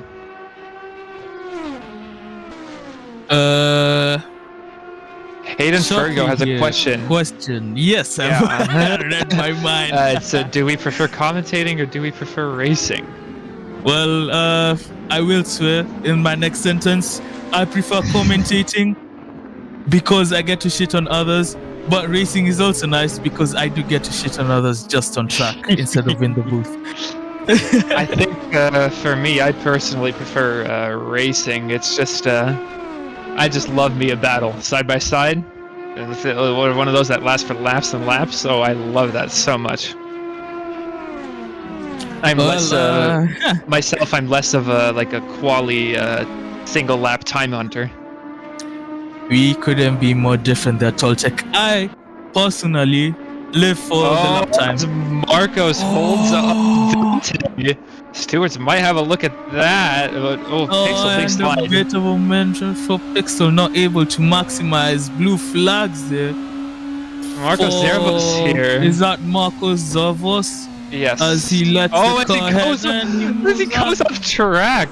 God. Well, a bad moment for Marcos Zervos, but I know who isn't complaining there. Pixel. No, I think, because he held up Dante quite a bit, but I think that moment that Pixel had out of the Porsche carbs in the exit there must have really scuppered any chance of him going past Dante, unfortunately. Another bit of traffic here with Evan Quadra. Dante got past cleanly, but can Pixel? Yes, he can. Evan goes a bit wide. GT3 is being very kind to the LMP2s, giving way there. Usually suggest it being the other way around, but we're not on track. Traffic up ahead. Let's hope that they're able to navigate through that cleanly, and I Bobby believe gets a they'll be able to 15-second get them in penalty. straight. Bobby gets a 15-second penalty for cutting. Oh no, Bobby! Bobby is an amazing guy that I've managed to talk to the past few days.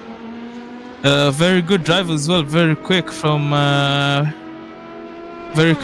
as well. His previous lap time at 3:56.5 in that Z4, which is not easy to drive in Le Mans because of how sensitive it is on the curb. So kudos to them for keeping that car on track. I'm wondering, this Pixel moment, he's dropping even further back. His must have gotten his confidence a little bit. Taking a bit of the breather, not able to beat that Argentine excellence, and quite close to a track up there. Yeah, that looked like a overtaking off track to me, but yeah, that's up to the stewards. Yeah, well, it was to get past the GT3, so no harm, That's no true. foul. I don't know. I'm That's not true. judging this time. Nor am I. Dante building that gap to 2.5 seconds, getting that breathing room, being able to relax his fingers up around the steering wheel a little bit more, but no time to rest. Let's see how Not this at goes. all. Pixel We could be a just bit hit unlucky. 2 hour mark. Indianapolis. Oh, did we? Nice. Yes, 2 hours left in this race. Very exciting. Currently, Mylon Elling in P1 and LMPs, Dante Ball in P2, Pixel P3. In the GT3s, we have Marco Akmadza in P1, Zenf in P2, and Halsey in P3. Quite large gaps for everyone, except for obviously this battle that we're still watching here. But this time the gap has grown to almost 3 seconds. Pixel really has dropped off a little bit in these last couple laps. Dante has found the NOS button on his steering wheel, it seems. Getting some of that boost he needed. Found an extra gear from the Fast and Furious movies. Yeah. Ridiculous upshift, as they like to show us in the movies there. But now back into the Porsche curves where Pixel's been consistently faster, but only half a second gain this time. I must ask you, Toltec, have you played any of the previous NFS games?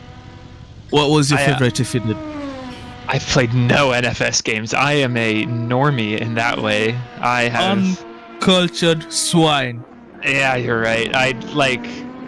For instance, as a kid, my parents, the only console we had was a Wii, and we basically only had like the Wii Sports and the Wii Plays and the Wii Fit Pluses and only a couple of other games. I remember FIFA and I remember Mario Galaxy, but other than that, it was didn't have very many options as a kid for gaming, but I got through it.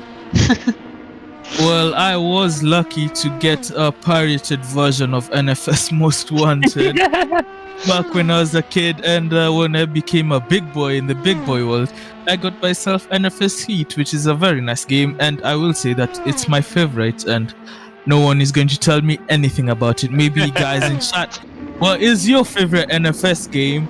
And I'll tell you why it's wrong and why NFS Heat is the correct one.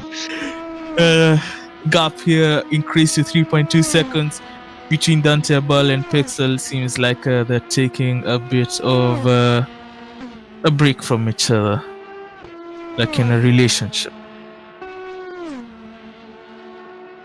Yeah.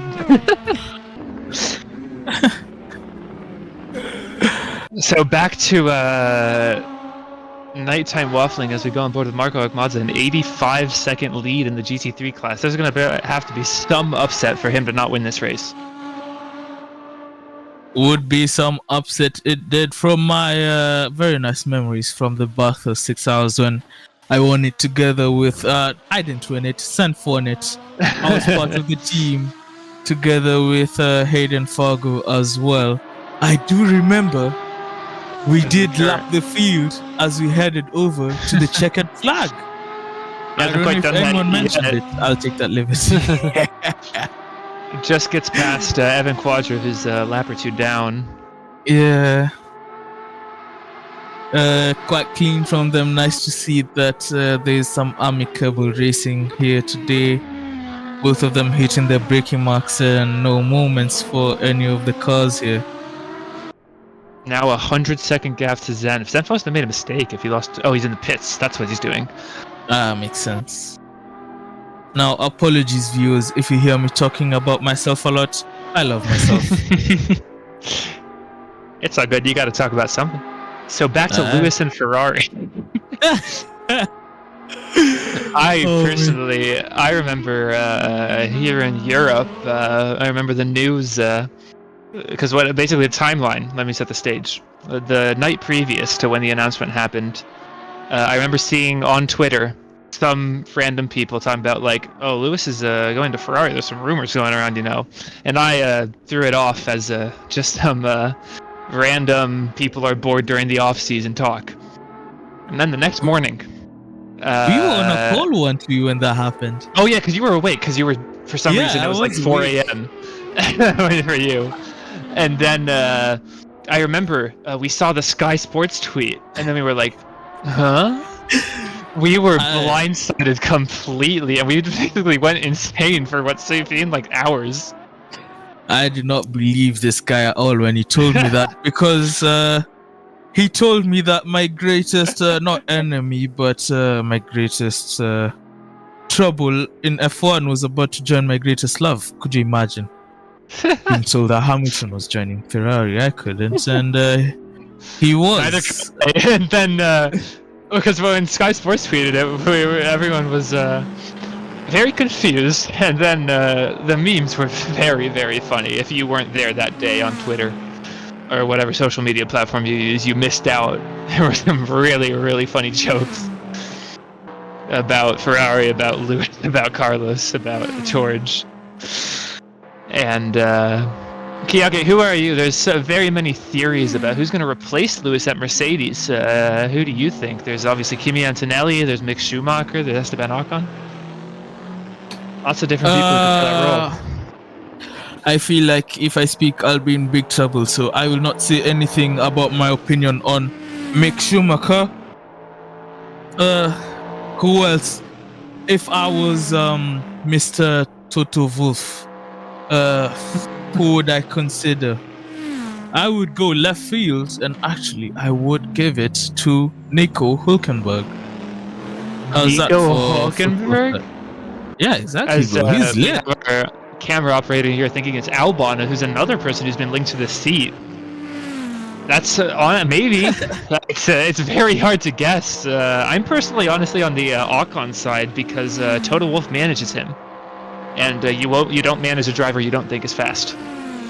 Well, there's no loyalty in F1, mate. Why do you think Hamilton left for Mercedes? Well, I would choose Nico. Randy goes for Albon, and Toltec here goes for Ocon. I know who's made the right choice. Then there's the people who are wrong, who say Mick Schumacher. I don't think he's fast enough to deserve that seat. I would give much more special words here as top two cars come across traffic, and that was quite close there. Pixel with the Mercedes. But it was. The gap is down to 1 second.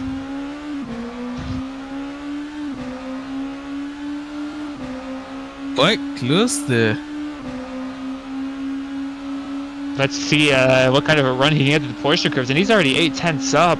We know he's faster through these Porsche curves. How much of a gap can he get to the Ford chicanes?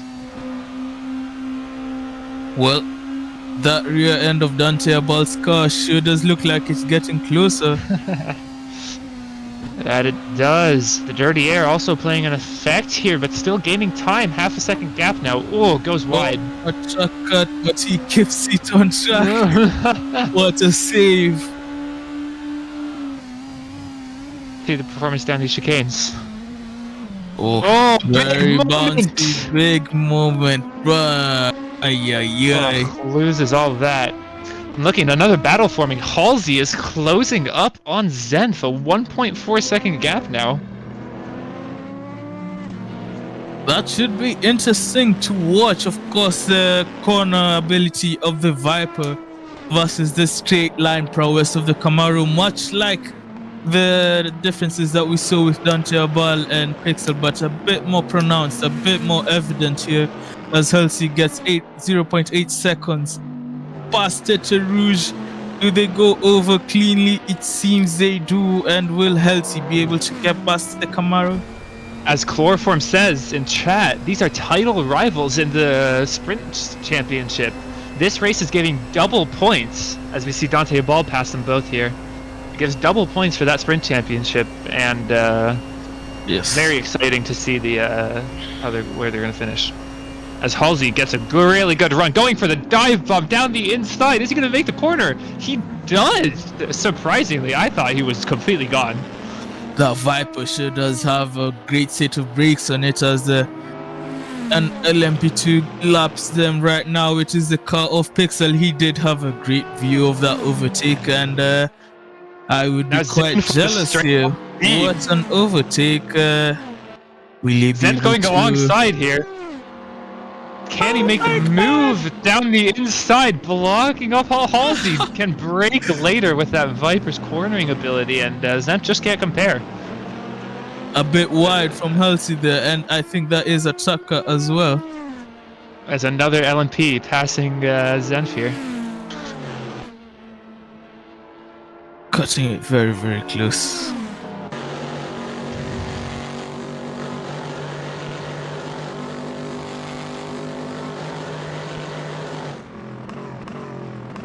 And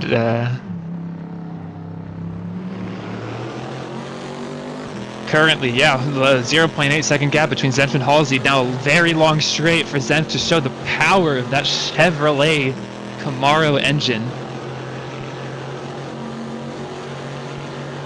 Let's see, he's gaining already. 6 tenths now, 5 tenths. Closer, closer, ever closer for Sanf. Is just a moment. I don't think so, and so did Sanf as he slots back into the rear end behind of Halsey's Viper, and I think Halsey will be able to run away with it from here, coming into Sector 3 and the more cornery section of the Le Mans track. I think that makes sense. That should be English. Yeah, the third sector is going to be probably faster for Halsey here, but then Zenf really needs to get as much time, avoid as much time loss as possible through these Porsche curves.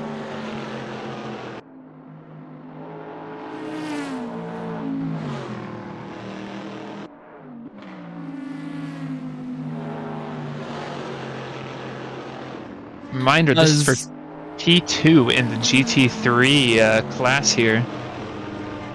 Lots of points on the line. Toltec will head over to check the commentator VC chat. I'll give us a short rundown of the top 5 in each class. We still have Dante Abal with a 4.1 second lead over Pixel.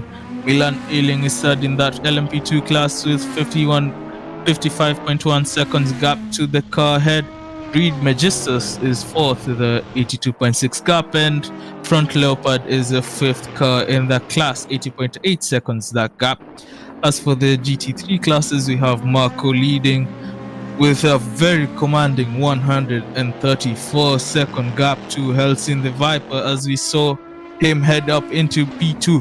Sanfis third, 3.1 seconds now. Bobby slots in fourth, 107.8 seconds, and Samuel Lacoste runs up the top 5 with a 69.5 second gap to them in front. Speaking of Zenf in P3, we now have an exclusive interview while he's at the wheel. Welcome, Zenf, to the stream. How are you driving, mate? What a battle with Halsey. Doing good, doing good. Lots of issues, but you know. Yeah. How's the race been going for you guys so far? Or for not you guys, you. How's the race been going for you so far? Yeah. Fun. In P1 momentarily, you know. Yeah. Sadly could not keep up with Marco. He's very fast. Yeah, he is. And now I'm fighting for P2, which is better than I expected. Yeah, considering the quali was a little bit strange for you. Can you explain to us what happened there? Yeah, you did such a lap in. What the hell happened? Yeah, I didn't manage to get a clean lap in. Yeah. Every lap except for the last one. There was a slower car in front. Oh, that's tough. And I didn't want to ruin their lap, because if anything I'd had to go for like a stupid dive bomb or something, there's no point. Makes sense. Second to last lap was Limpid Arch, whatever his name is, who decided to do an emergency brake on the racing line to then enter pits. which cost me the lap. And last lap I managed to invalidate coming out of the Porsche SS. Yeah, you know, tough luck, but it's fine. As I told, I think I told one of you, I'd just overtake them on track and it would all be fine, and here we are. That's what you did. This battle with Halsey here, you definitely noticed, just as we did, that you have a little bit of straight line speed advantage while he's been faster through the corners. Was that an intentional choice on setup, or is that just the cars? I don't know if I have that much of a straight line speed advantage. This thing is like a little bit. Good. Yeah, but due to the gearing, this thing it maxes out at 287. There's nothing you can do about it. That's true. Thanks to the Viper's grip, it gets a better exit out of basically every corner, so it's got me on acceleration, surprisingly. And then top speed is and maybe I can gain 2/10 on the straights, 2/10, 3/10, but I lose it all, if not more, in the chicane, so it's tough. Add to that this thing does not like curbs. I've had multiple track cuts where I've hit a curb the wrong way and the car just bounces and throws me off track. But hey. Besides Halsey, have you had any other main rivals during this race? No. I was hoping to get Marco and his teammate, but no chance. No competition. I'm not gonna lie. Oh yes! It is all done. There we go. I thought they would have to do one more pit stop than me. We both still need one long pit, we both have a 15-second penalty. Yeah, for us here, so many people have gotten the penalties, it's impossible to keep track. Yeah, there's no way to keep track. So at the end of the race, we'll just see where all the people jump around to. Yeah. I mean, I know Project A GT3, that's Marco's team, they don't have any sort of penalty. Maybe for cutting a 3-second penalty that you gave them, I think. We haven't been stewarding in a long time. Fair enough. You've just been commentating, huh? Yep. Yeah. I can't wait to watch the VOD. I'm so hyped. I might have to delay sleeping for another 7 hours. The start was very hectic, as you probably know, as a driver. Yeah. It was very stressful in the steward box. Lots of things happening at once. I can imagine. At the very start, I don't know if it was first lap or not. Going onto Mulsanne chicane, I think 2 cars touched. An AMG and a Lambo, I'm not sure. And if I recall correctly, that's how I got up into P3 in class at the time. Caught up to Kai, I think that's what his name is. Might have caught up to Halsey, I'm not sure. I was in P1 fighting with Marco, which ended decently quickly, as you would expect. But hey. As we just go on the stream, we just watched Antea Ball lap Wase here. It's a clean pass down the pain. The hairpin. Now, Senf, mein guter friend, we have you have finished P3 together. We did finish P3 together in Sachsenring. We did win in Bathurst. What are your feelings today? What result do you feel coming your way? P2. I'm fairly confident. The only way I would mess up P2 is 1, get a penalty, 2, Halsey and his teammates do a 1 hour 40-minute stint on one tire. That's not happening. Are you worried about exhaustion at all, considering you've already been going for like 3 hours now, and now an hour 40 left? Let me put it this way. I have been fueled by 3.5 liters of iced tea with caffeine and sugar. I've also stayed up until 1 a.m. Well, I wanted to. I stayed up until 2 a.m. yesterday because I couldn't sleep. I think I'll be fine. Just talking and racing at once is tricky. Yes, we'll let you focus on racing now. Thank you so much for the interview. What a hero, driving for all 6 hours on his own and doing a live interview while driving. before you leave, I will give a shout out to Bobja. He has been your biggest fan out there together with Hayden Fargo. I bet he'll be happy to for me to let you know that no homo, no. Chat Probably has add seen that. your name a lot. Thank you so much for the interview, man, and we'll let you no get worries. back to focus. Thank you. What a guy, man. 6 hours of driving and has the balls to come and do an interview while driving? That's crazy. Son goat. Truly. That's why I think we were so surprised, at least I was in the steward's box when I saw he didn't set a single qualifying time. Well, guys, that is the sort of service that you receive on Venus Motorsport. Commentary team, live interviews with drivers. Let's see F1 do that, eh? Do they do live interviews with drivers? No, they don't. I could have made a mess of myself then. As the battle for the lead, I was right, it is for the net lead, as Mylon took a long pit stop, now 60 seconds behind Pixel and Dante a ball. Pixel now only 1.7 seconds behind. Purple lap from Mylon, a 3:23.9. That looks more like a quali lap than a race lap. He's picking up the pace there. Truly. As we see Pixel getting past Halsey as traffic here.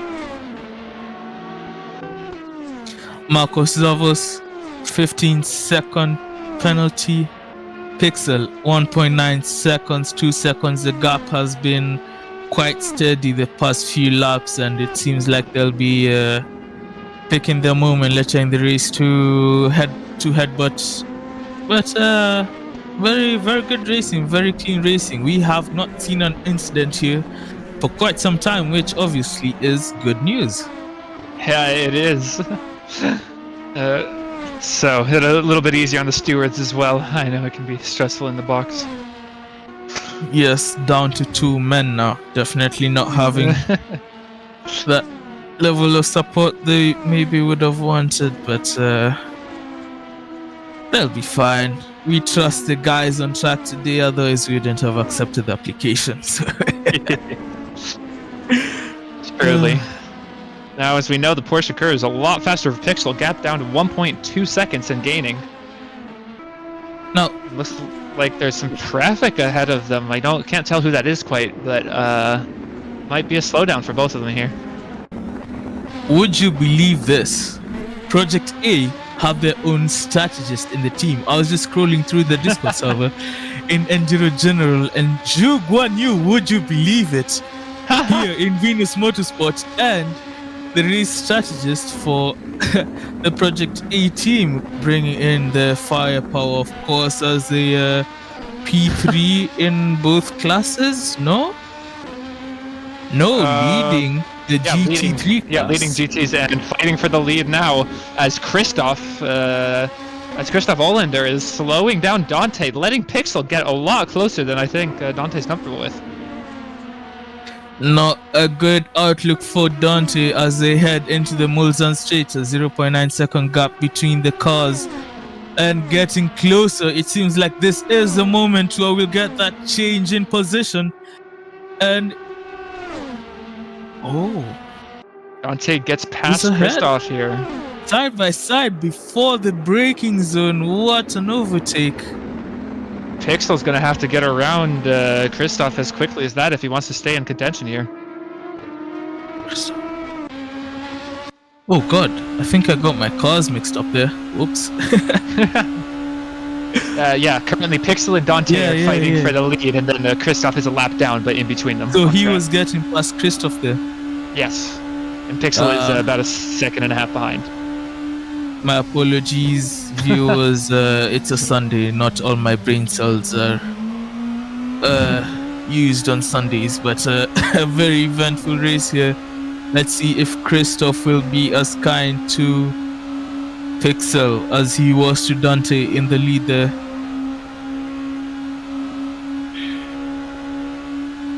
This traffic management is truly being such a big part of this race, and very interesting to see how different drivers cope with it. Yes, a very interesting thing that endurance racing has to go through. Do you believe the current real-time drivers have to do that sort of practice in online lobbies. Forget the wet drivers who have so much experience in this type of race settings. I'm talking about the not lesser, but let's say the less popular. Let's say an Asian Le Pixel's Mans getting bronze held driver. up by the GT3 driver of I didn't quite catch their name, but looks like it's Bobby. That's who it was. And so Magistus. slowed him down quite a little bit, and now the gap is up to 1.8. Reed Magistus with a 15-second penalty. And Christoph is getting in the way of Pixel here. He's not going to be appreciative of that. Not having fun right now in the Porsche cars behind the car in front of him, as Toltec told us. And no, that dirty air must be crazy. He's looking around the outside. Makes the move. Whoa! Not squeaky bum time there. Yeah. No, they increased the gap. Normally he gains quite a bit through the Porsche curves, but now losing a lot of time here. Having a couple moments almost coming together. Christoph with a little bit of a better exit.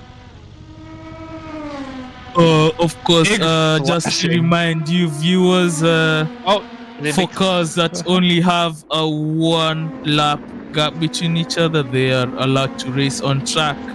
It is only for 2 laps and over is when they have to move over, and certainly Christoph is taking his liberty with that rule set that we have here today. Pixel ultimately getting past him. I think it looks like Christoph, when he had a bit of a moment going into the first left-hander of the lap, and compromised his line exit out of there, so lost quite a bit of time now. Dante gets that extra breathing room that he had a couple of minutes before, as the gap goes up to 3 seconds in the Mulsanne straight.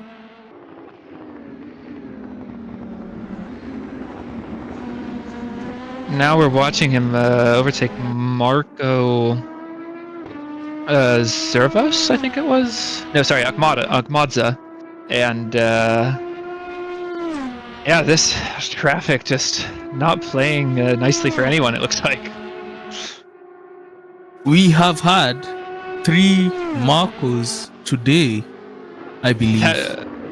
2 Marcos and 1 Marcos.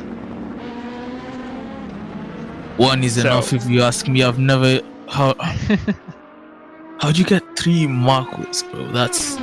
no, 2 of their names are Marco, and 1's Marcos. Well, difference. The 2 of them coming close over there on track, but luckily everything went very clean. Dante Abal with the gap lowering again down to 2.1 and going down further and further. As Yuval Soponen gets a speeding penalty. Oof. Commentators curse.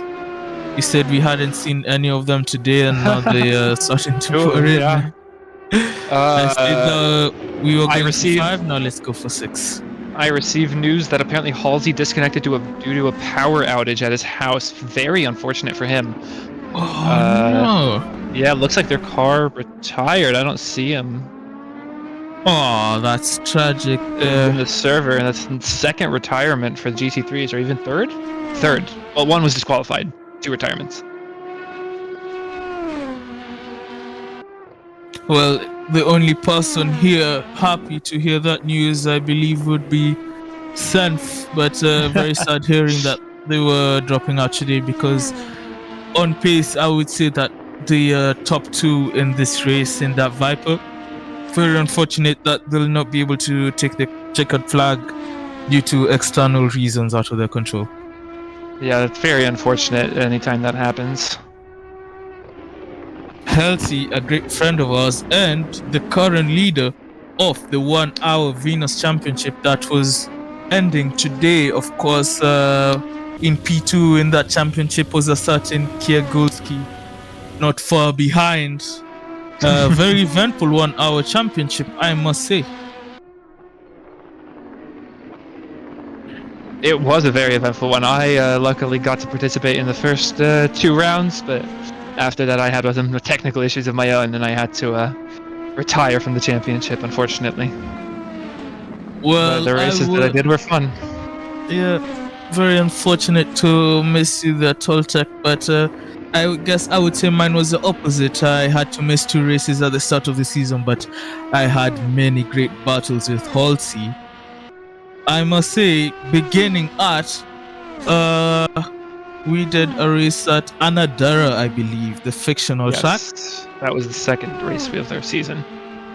Yeah, second race of the season, and the first race I did. The first race, of course, we had was at Nürburgring GP, which, if memory serves me right, Halsey did win in the Viper.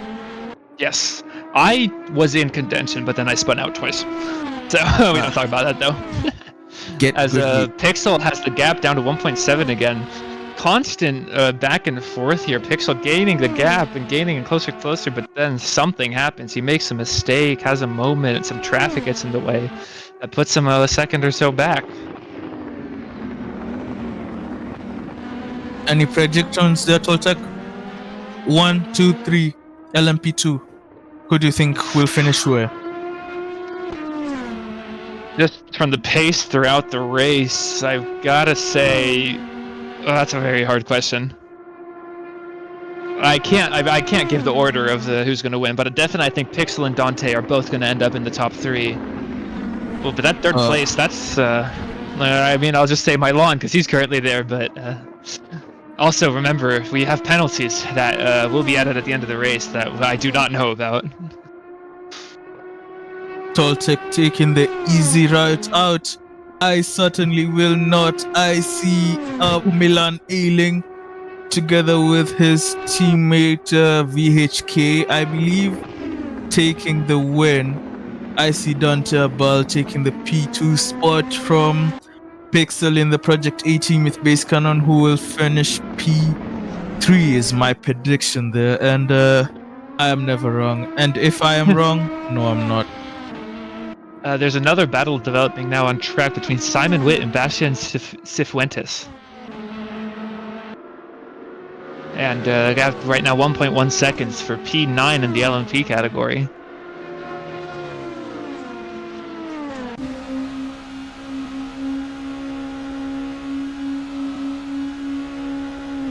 Looks like there's some more lap traffic, but they have to get around. Oh, forced wide by the GT3 car. Not appreciate that.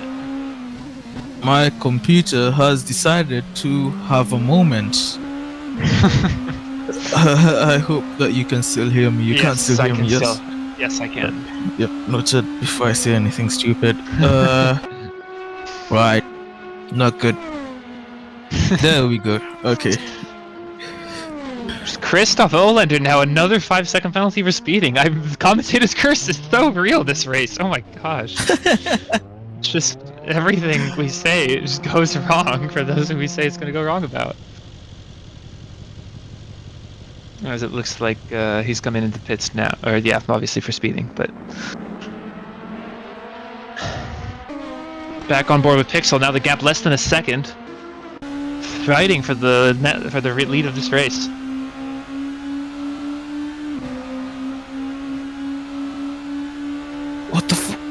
What the hell is going on? If you need to do a PC restart, I think I need to restart my computer here. Okay, you do that. Is going to shit. I'll be right back. Right, good luck.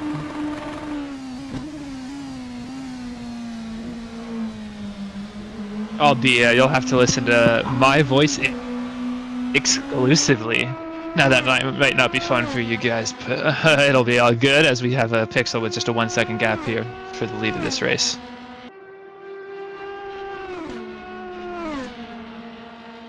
Still losing out a little bit on these straights compared to Dante Abal, but let's see on the chicane if he can gain any time.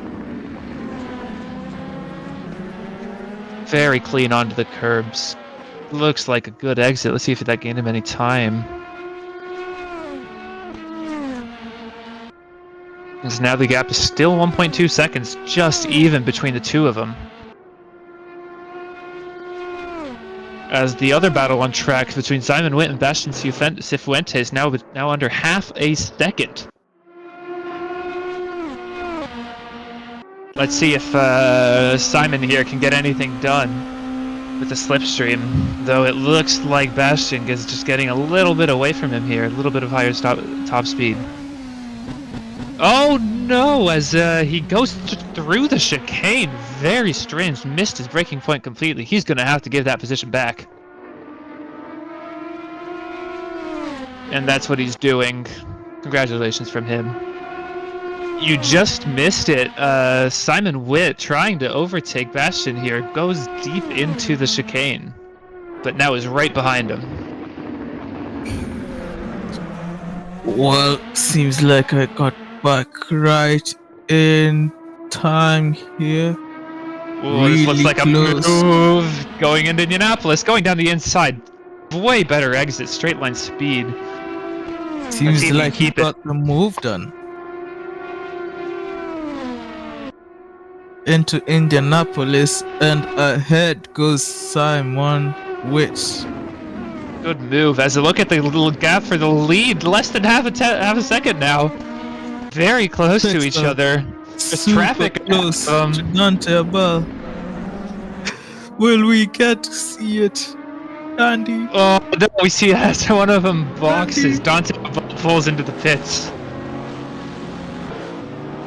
Pixel here is gonna wanna, without that roadblock ahead of him with dirty air, he's gonna wanna set some fast laps to try and get the lead away from him. And if there is anyone you want to get fast laps from, it is Pixel. That it is. And he's one to give him too. We will certainly be watching the board there. Unfortunately, no such thing as undercuts in endurance racing unless, you know, I am just talking out of my ass. It's the whole race.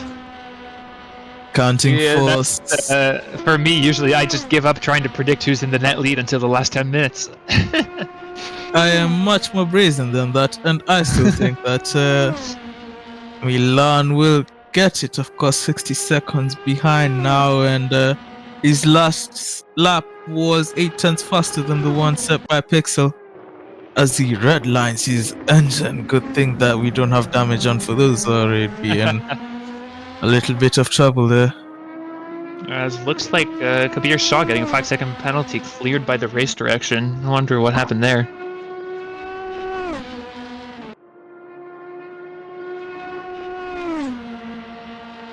That's currently now we see Pixel with the lead. Yeah, Pixel finally getting that number 1 spot for himself. Milan still P2, and Martin Laretapia getting into the car that Dante Abel left. Was a very good stint and good entertainment that they provided, and let's hope that the next race is fun. Let's hope. Waiting for the counter to go down. Yep. As he's exiting the pits now. That's all long pits done for their team. So Martin Laretapia will have the honor of taking that car over the checkered line, unless anything goes wrong. But I don't think he's the type of driver to let anything go wrong for him. Yeah, discount commentator's curse just because you said that now. We'll have to keep track. Yeah, excuse me. No, now, because you've mentioned commentator's curse before it happened. Oh, that's true. That's true. The paradox of commentator's curse means that nothing will happen. But now that I've said that, that means that paradox, so something will happen. You see, a constant loop there. I mean, there's 81 minutes and 30 seconds left of this race. It's been a great one. I feel we're going to have a very, very fun finish here. Most certainly, mate. And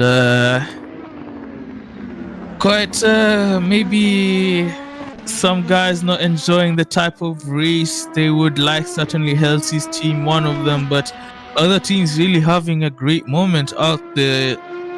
Sebastian Duran and Marco Amadza enjoying a lead throughout the entire race. Sanf 8.5 seconds behind. Really close, I must say. And once again, back to the Project A talk. Pixel and Base Cannon's car in the lead of the race once again. But I believe they have one more long stop, if I remember correctly. Well, I'm not quite sure, though. If they do, that will be quite the race towards the end. You know what? I will ask Mr. Base Cannon just to get some juicy clarification for you guys.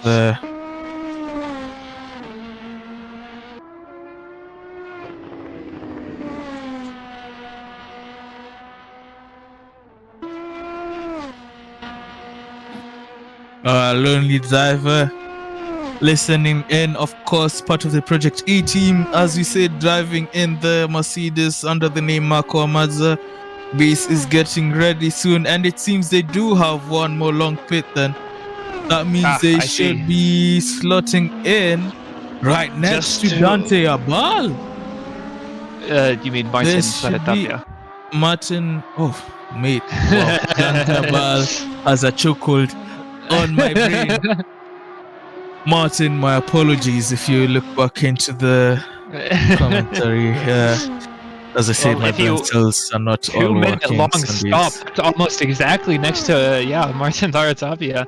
He's gonna want to be able to keep that gap there. And would you believe this? Milan Ailing also have one stop. Am I allowed to renege on my predictions? No, you can 60 seconds. You gotta stick with them. 60 seconds to get to Martin and Base Cannon when they do the swaps.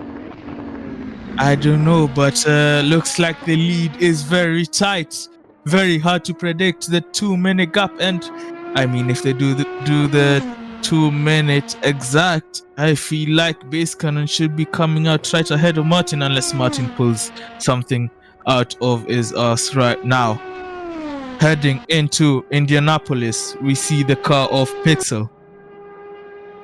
These type of battles are those I love, where it's not a battle like directly on track for position, but it's like with like pit stops and undercuts. You're fighting for the same part of track, but while you're on different parts of the track. It's very exciting for me.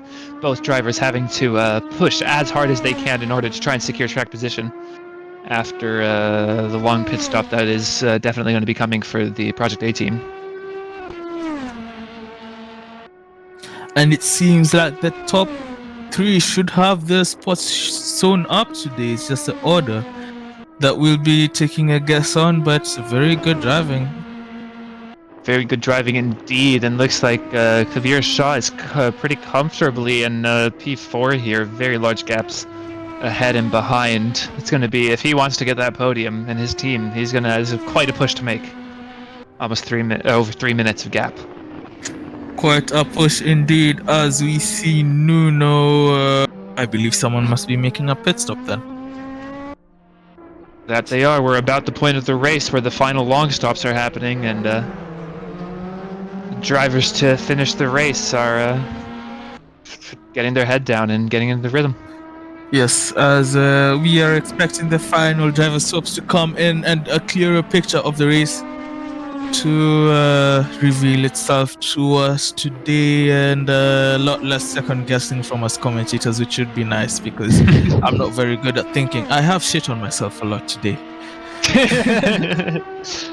I mean, it's not easy to keep track. I mean, still, even if they're next to each other on track, we don't have the penalties in mind of what they will be getting at the end of this race. Oh my god, the penalties as well. You're right. Jesus, man. If anyone is foolish enough to make predictions, you can make them now, and you can get a pat on the back and a mention on the stream when all this is over. Bring it home, Jawa, fuck God's codes, says in the Twitch chat, and I am sure he will be very appreciative of your support, as you can see here, throwing his support to Bobby. And guys, make sure you guys check out the link in the description to donate to a charity for development of technology to help clean up oceans.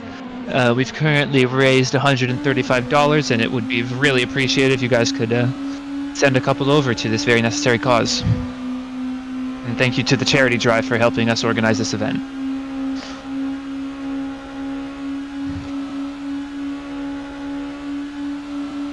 Closer, Simon Witt is to Wasi into the braking zone in the far chicane. It's too tight, and Wasi stays ahead.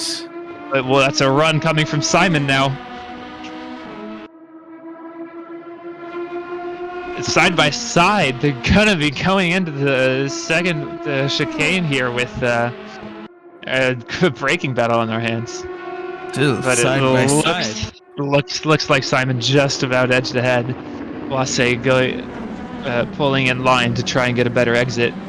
Now Crossed Island watching back as he also enters the picture. A 1.9 second he has to cause ahead, and if they lose any more time battling side by side, of course, it could make this two-way battle a three-way battle, and that makes this both more interesting and more difficult for us here in the commentary room, but hey, that's not a problem. He goes wide. Can Wase get a better exit here? It looks like it. Wase side by side on the straight. Can he get by? Their top speeds are very similar. Still, side by side, I wouldn't recommend that for Simon getting back a little bit. Oh my god! Crested Island is really going to be loving if they're wasting time battling here. Wasi wins out there into Indianapolis and a bit of a lockup, but he should still stay ahead in Crested Island now. 1.8 seconds behind Simon Witt? Well, however it said, he is driving super well on track. Yes, he is. Currently fighting for P6 in the LMP category. Gap 0.8 seconds with 2 seconds behind him to Crested Island. A single mistake here could cost him a position, and for Wase, 2 positions. They're going to have to be careful here. Yes, very careful indeed as they head through the he's gaining through the Porsche curves. Both teams both within the white limits. Will he do it here? Into the Ford chicane. Oh my god! Oh no! What a move! Having the calmer head in the situation and definitely might have lost a position, but could have saved his race, allowing him to get past it. But does allow him with slipstream, as long as he manages to stay behind Simon here, to get back at him in the straight. And you have to keep in mind, Crested Island 1.6 seconds behind as well. He's going to want to get that buffer of Simon behind him. Crested Island could be able to kill 2 birds with 1 stone here if he's able to catch up to the 2 cars in head who are zooming around track despite racing each other. Simon goes wide. Oh my god! Oh, he wins! Terrible mistake. That is not something he wants to see. Very, very unfortunate. They're losing 2 positions to both Wase and Crested Island. Right there in the Dunlop S's before Tetra Rouge, very unlucky with that slight mistake, and he loses a position. That's and Crested maybe Island, another 1.2 Sebastian Fuentes as well, who's oh yes, only 2.7 behind. behind, but the closer battle is between Crested Island and Wase with only a 1.2 second gap going into the final part of the Mozon Strait. Crested Island definitely licking his lips here, flashing his lights as well, trying to send out any distractions to Wase. Will he be successful? Who will be the car ahead at the end of this lap, at the end of this straight? It seems it'll still be Wase Anjum as they head into the second Mulzane chicane. Very correct. They're looking very similar on speeds here. Exits also very similar. The gap staying consistent. Someone in Twitch chat appropriately. Womp womp. Well, many fans for many drivers on here. Maybe Simon does not have that sort of luck. Oh, who said that? I want to give them a special mention here today. Obese Peach. I don't know who that is, but Obese Peach, you legend. Thank you. Of course, very unfortunate there for Simon, as he now has to contend with Basenki Fuentes as a P8 and P9. But here in the battle for 6, we have Crested Island, 1.7 seconds behind Wasi as they head down towards Indianapolis. And it seems both clean by the both of them, and the gaps stay maintained as they head into Anosh. Yes, there's a close battle here. Let's see how they perform comparatively to the Porsche curves. That seems to be a lot of the places where time is gained on this track. Yes, Porsche curves so technical. You have to hit your braking markers, your turning points, and the better you are at driving, the better you are at taking them in this LMP2, especially with the great amount of speed you carry in, as it looks very clean there from Crested Island, but actually I must say much cleaner than Wasi, as he managed to get a 2/10 closer to him. Wasi looked a lot worse than it actually was. But what an exit out of this final 1.9 second gap now.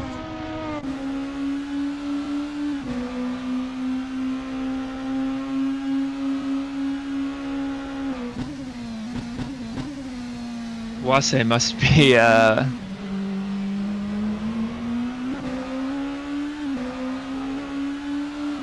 Wase must not be having a very fun time seeing this great livery in his mirrors.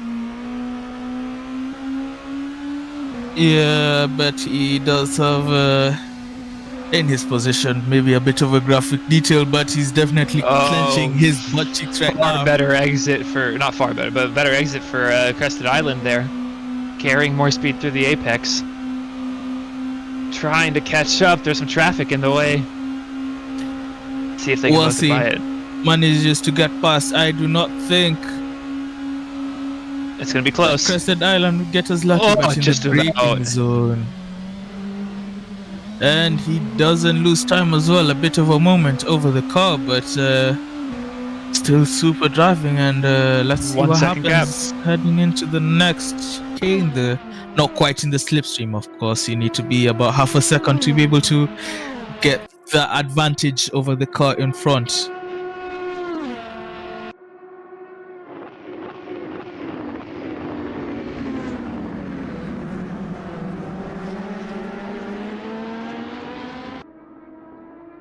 It's currently very, very close racing here. Crested Island getting a little bit of a better exit, but the gap still staying very even at 1.0 seconds.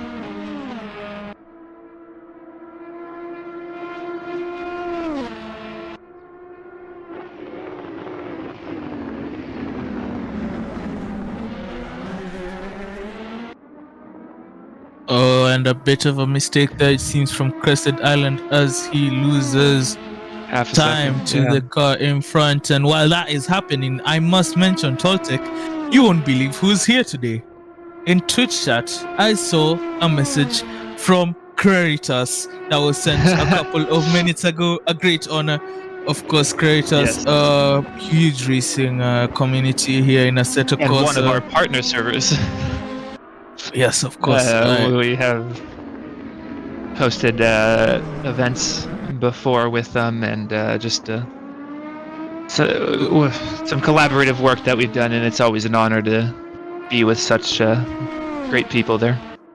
Yes, amazing people to work with and amazing people to race with as well. And I know that they are hosting a 2-hour 45-minute race at Daytona next weekend. If you drivers are interested in signing up, I can do a shameless plug there. But very, very pleasant people to have around, and we're happy that they're able to tune in today. As we can see the guard of Evan going deep into the first chicane and getting that cut behind the car of Gwen. Will he be able to still be able to continue racing? Yes, he will. 1.2 seconds a gap. 2.2, sorry, and gaining. And looking at the gap, 2.3. Crested Island now within half a second. Oh, it's heating up now. A lot of cars certainly racing on track for positions heading into turn 1. Crested Island half a second behind Wase Anjum. If he's able to hold this gap, it should be home and dry for him in the streets, but traffic ahead. Yeah, Wase is not appreciating Bobby here, blocking the way. Bobby goes wide, lets them both through, but Crested Island now right on the tail of Wase. Bobby off track, Crested Island not having the best entry, but even worse, Wase not having the best exit as Crested Island gets in the slipstream. And as the car gets to 320 kilometers an hour, side by side there, heading into the first game. So close! Robin and Wase Anjum wins out. Wase Anjum very close. Crested Island is not going to be happy about that. While bumping is racing for LMP2s. better exit again. 0.4 second gap now. They're very, very similar on straight line speed, so...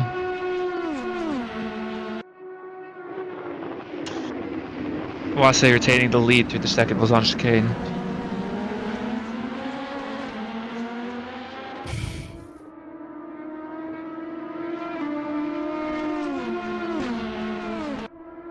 This is definitely heating up on track as they battle for P6 into the Mulzane hairpin. I don't think there is enough of a gap between them, but if they get the exits right, it could be a good movement, but does it walk over for them? A bit of traffic behind. Is that the leader behind them? VHK? Or is that no, it's Milan. It's Milan. Milan, yes, and P2, yes. Now getting past them. Milan throwing his hat into the ring here and giving us a nice overtake into the Indianapolis hairpin. And out of Arnage, will he be able to take this opportunity to get past Wase? Of course, Wase not wanting to lose any time under blue flags here. We don't quite know how many laps the gap is, but let's hope that it's all clean for their sake.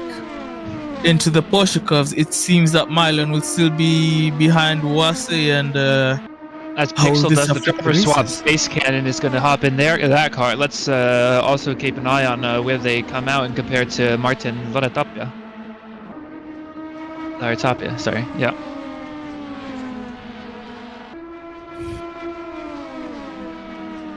Now it looks like Crested Island dropping back a little bit from both Wase and Milan. Base Cannon taking over for the Project ALMP car. Now, Base Cannon. We were comparing to Martin Laretapia. That we were. Laretapia is currently at Indianapolis only, but that 2-minute timer is pretty long.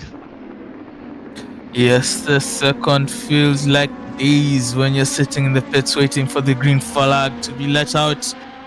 Martin closing in there, but the gap, the race between Crested Island and Wase is still heating up, still on 1 second gap as they head towards Tete Rouge and into the Mulzane Straight. Who will win this round? Who will win in this lap? Let's watch and see.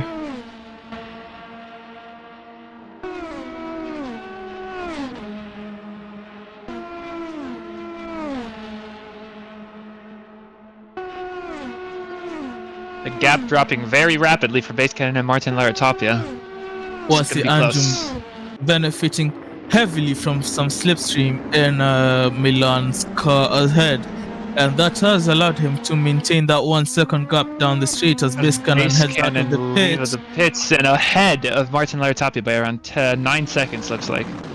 It seems like Pixel definitely did his job and allowed Base Cannon the platform to bring home a P2 and maybe take the race towards Milan, but I believe they do have a long stop. pit. Yeah, so Base Cannon holding the net lead for us here in the Venus Motorsport 6 Hours of Le Mans, and Martin Laretapia 7.3 seconds behind, and Milan should slot into P3 once all the driver stops are done. just as I predicted. Did you? As we're just around hitting the 1 hour mark in this race.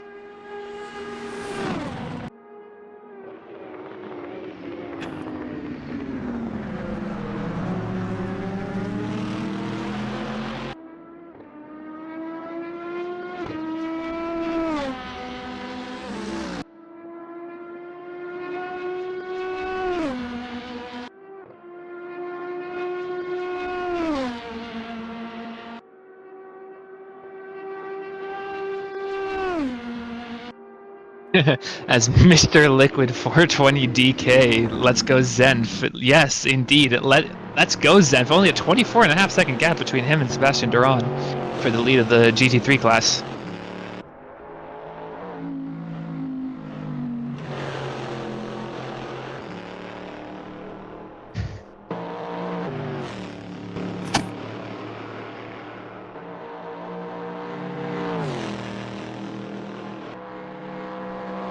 Currently going down the Mozon Straight.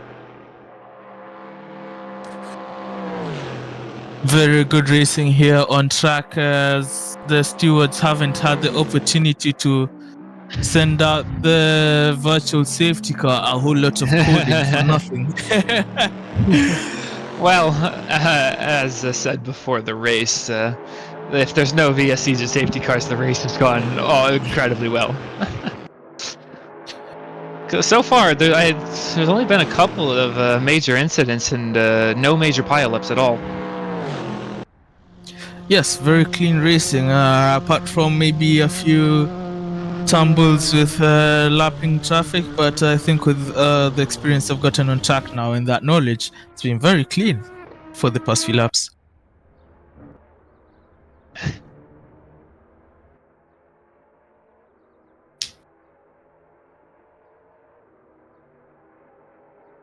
If the Bobby fan club is begging for a Bobby interview, then Bobby, if he's gonna have to be able to join the VC, and I don't see him in the Discord at all. So yeah, of course they have to make that request on our Discord and just say they want to be interviewed for us to. Well, he's driving, so his teammates are gonna have to.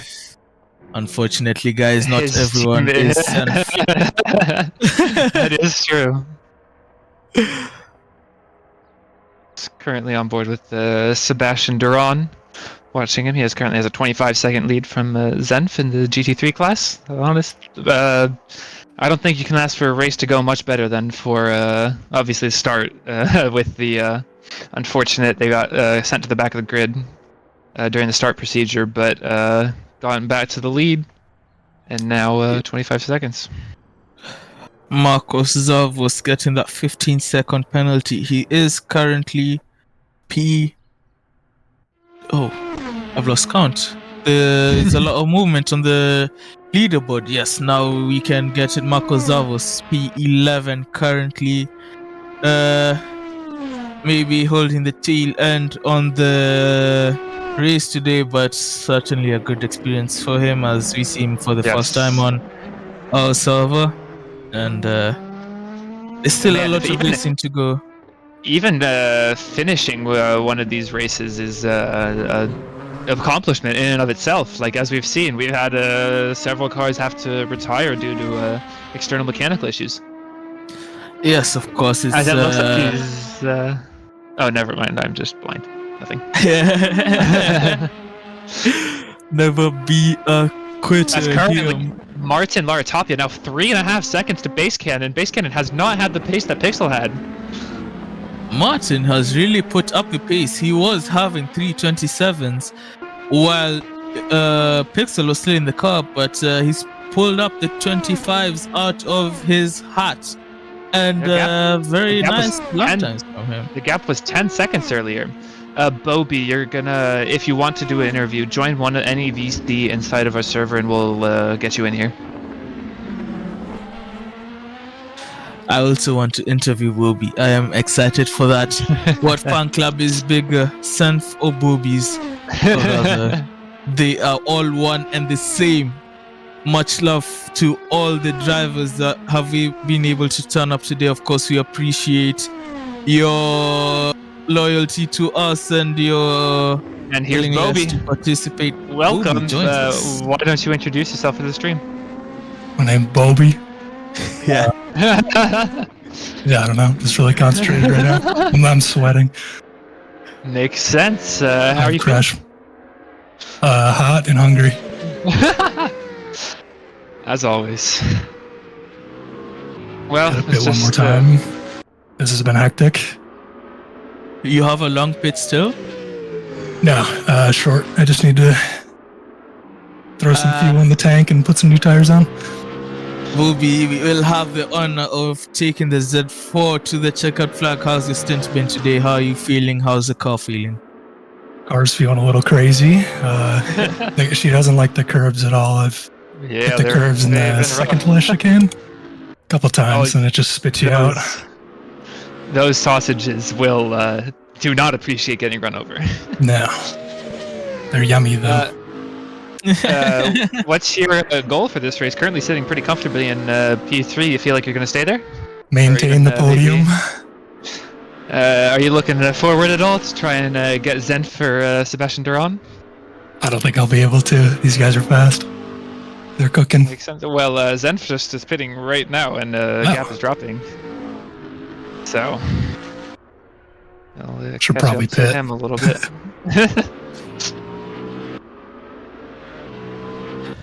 Shout out to the Bobby fan club, the Stinky Boys.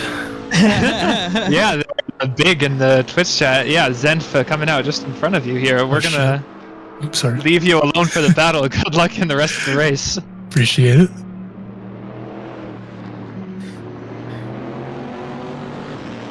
That was Bobby, ladies and gentlemen, an honor as he comes up against Senf, who just did his final long stop. Who will win out here?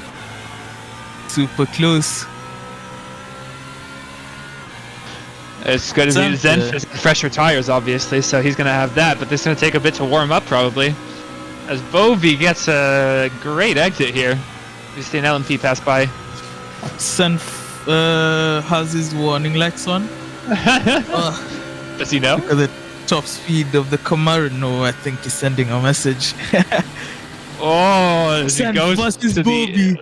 We could fracture the Venus Motorsports good chat if there's any rough moment, but Bobby wins out and climbs up into P2.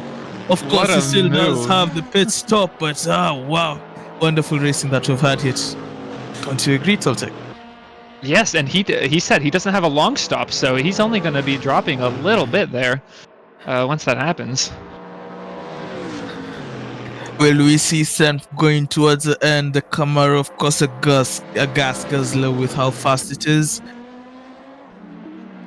Could be heating up for the second position here on the podium, as fast maybe looks a little too far for the both of them, but still with the hazards on.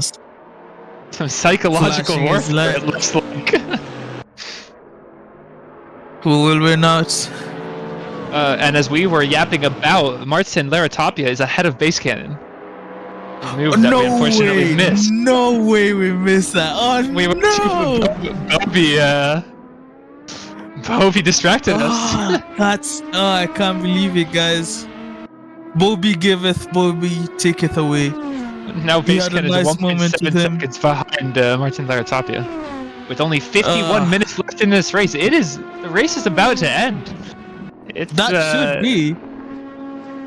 I think there's still a couple teams who have the long stop, but otherwise, basically straight sprint to the end. Camaro looking deep into the Z4. How wide can Bobby make his car right now? Looks like it's wide enough heading into Indianapolis. Through Arnage they go, and the Z4 is clean through, as well as the Camaro.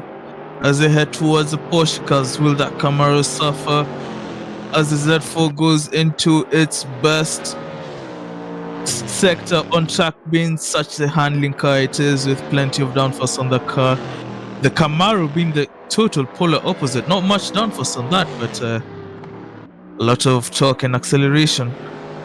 As they go through the fast Porsche curves, it seems like they're both clean. Second one clean as well. Hazard lights flashing on the Camaro. I don't think he knows. Well, I think he will.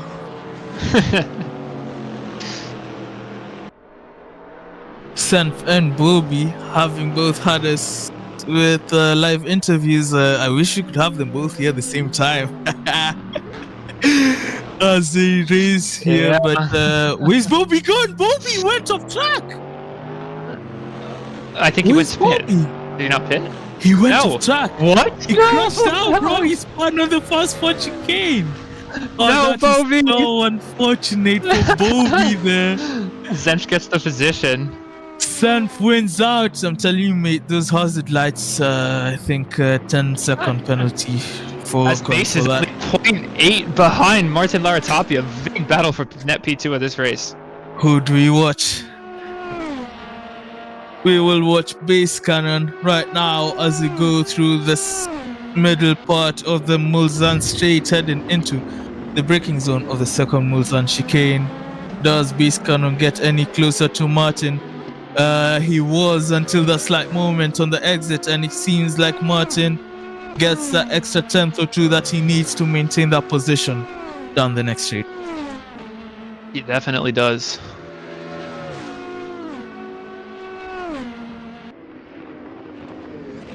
Oh, traffic getting in the way. That is That's incredible for game Bix. changer. Gets a second advantage there and a better exit. This is changer. going to be putting him into the fight for P2 more than he already was. Base Cannon couldn't have asked for any more as their gap has, but it seems like it still just wasn't enough. Martin still ahead as they head out into Indianapolis right now.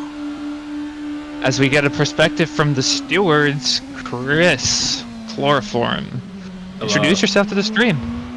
Hello, I'm Chloroform, one of the Venus Motorsport admins and current steward. Right now, Livid is away. I am solo stewarding at the moment, but the race is getting exciting, and so I decided, why not? I'm gonna pull double duty.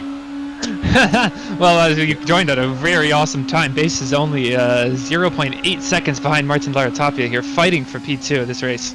Yep, I'm just, Oh, Base Cannon with a little mistake heading into the first corner in the Porsche curves, but he manages to save the car and maintain the gap to Martin, who's a little wide before the exit of that, and Base Cannon closing that gap as it's now 0.6 seconds and going down. How clean will they be through the four chicanes?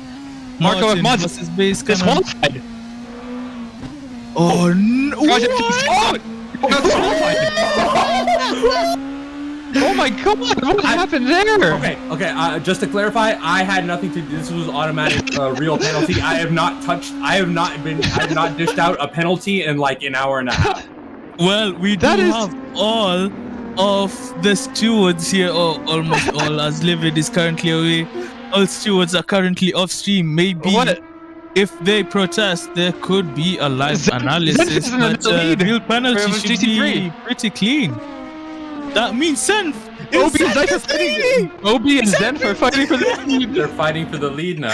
Oh my god! As Martin, as Base spins. Martin, What's happening? What just happened? Wait, no, Martin's in the lead, mate. Yeah, but Base he got spun. a 15-second penalty. Base spun. Base spun. As Milan does their last long pit stop. Okay, so in the GT3s, Project Ace has been leading for the longest time, got disqualified. Then, it's the fight for the lead in LMPs. Milan taking a long pit stop, Base Cannon spinning, giving Martin Laratapia the lead by around 15 seconds. Oh my god. But don't forget, Martin did also get another 15-second penalty for cut. That's true. So I don't know if based off a cut penalty, how many do they have? Oh my god! Hold on, I have to be impartial. I can't say anything. I'm currently dealing with the situation at the moment. Okay, if you gotta leave, you gotta leave. It's all good. Yeah, no, don't worry. I'm not leaving. I'm just. This race has been getting spicy. We are as shocked as you, viewers. Senf in the Camaro. He did set alive during qualifying. 45 minutes left in the race, and he is in the lead. Bobby 1.8 seconds behind. But he does have to know what opportunity they have today. Samuel Lacoste, would you believe it? He is third. Marco Amaza seems to still be on track. Is that leaderboard not updated? Well, they got disqualified. Let's see what happens, but very interesting race. Mega Tyman, followed by Jawa, Gwen, Evan Costa, and it is, I can't read the name, Listily, who is the tail end of the GT3 group today. Couldn't have gone better for Senf, as this solo drive, if it ends in a win, will definitely be the most legendary drive that we have had to date. But don't count Bobby out. He is smelling blood. It's his first race with us, and he is fighting for the win. Obviously, has the pit stop, which he'll have to contend with, but for now, he's fighting for the lead. Oh my god. Did I request that we have both of them on the call? I think I would like to have both of them on the call. I think that would be quite a bit fun. Spicy. I think we should let him race. We can only dream. And gets a 15-second cutting penalty. Oh my god. Anyone good at arithmetic? Not me. I'm not quite the math student. This race has been really flipped on its head, especially for the GT3s, but also for the LMPs with basis spin there. Marco Amazda having that clear lead with Sebastian Duran as his teammate and getting that disqualification from, frankly, a rookie error. Well, we'll have to get an interview with him to ask him what happened. Could we get one with them now? I'm currently talking with Sebastian at the moment. Okay. Yeah, let the stewards deal with that. He's the real authority right now. Bobby, 1.6 second gap for the lead of the GT3 class. It's only less than 45 minutes left in this race. This has really heated up. We have seen plenty of the front runners drop out, as the Viper of Halsey and Mason, as you can remember. Not Mason, Orange Shoot. My apologies, having to drop out of the Viper due to electricity issues. And now there was also, as it seems, a little bit of hardware error for the Lonely Driver Project A team. As Senf here gets 15 seconds for cutting. He's in the lead. This completely changes the dynamic of the race. Oh my gosh! Bobby's in that lead. What an incredible performance from him in this first race here, and he might get us on track too. Well, I was talking to Bobby before the race yesterday, and this sort of result was definitely not considered. But look at the reality. There's a chance. I don't even know if Bobby keep it on track. Has Bobby gotten the cup penalty yet? If not, he's gonna have to be real careful with his track limits. Well, whatever happens today, there is a real opportunity for the both of them, and it seems like Marco Amaza's team is still on track, but unfortunately lost a lap due to problems out of their control. Looks like another battle is forming for P6 in the LMP class. Simon Witt and Crested Island. Less than a second apart. Marco Amaza also very close to Joshua Meffra. I guess we'll have to choose. Marco retired and Josh was pitting. So they're just next to each other in the pit lane. Oh.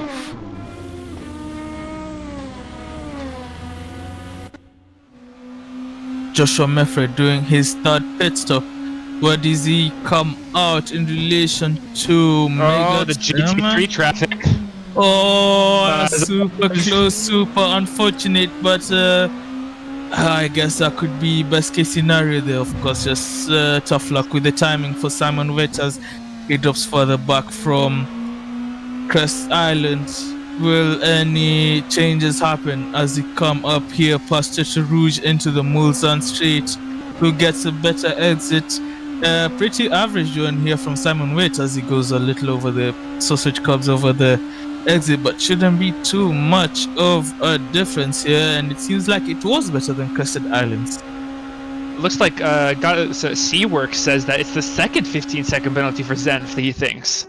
If that's truly if that's like 30 seconds, so like he's done 12 cuts.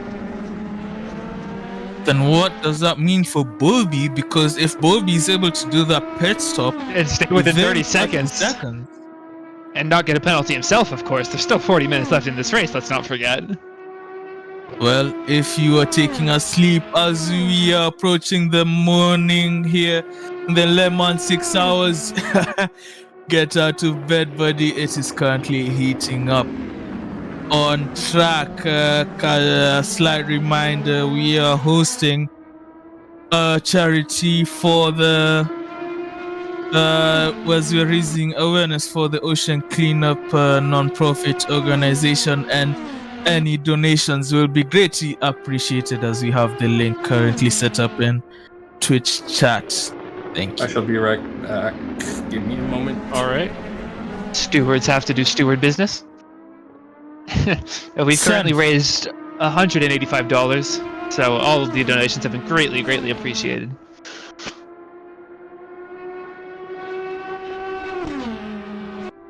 Sanf versus Bobby. Who wins the race? Who could have expected this? Not me, I'm gonna be honest here.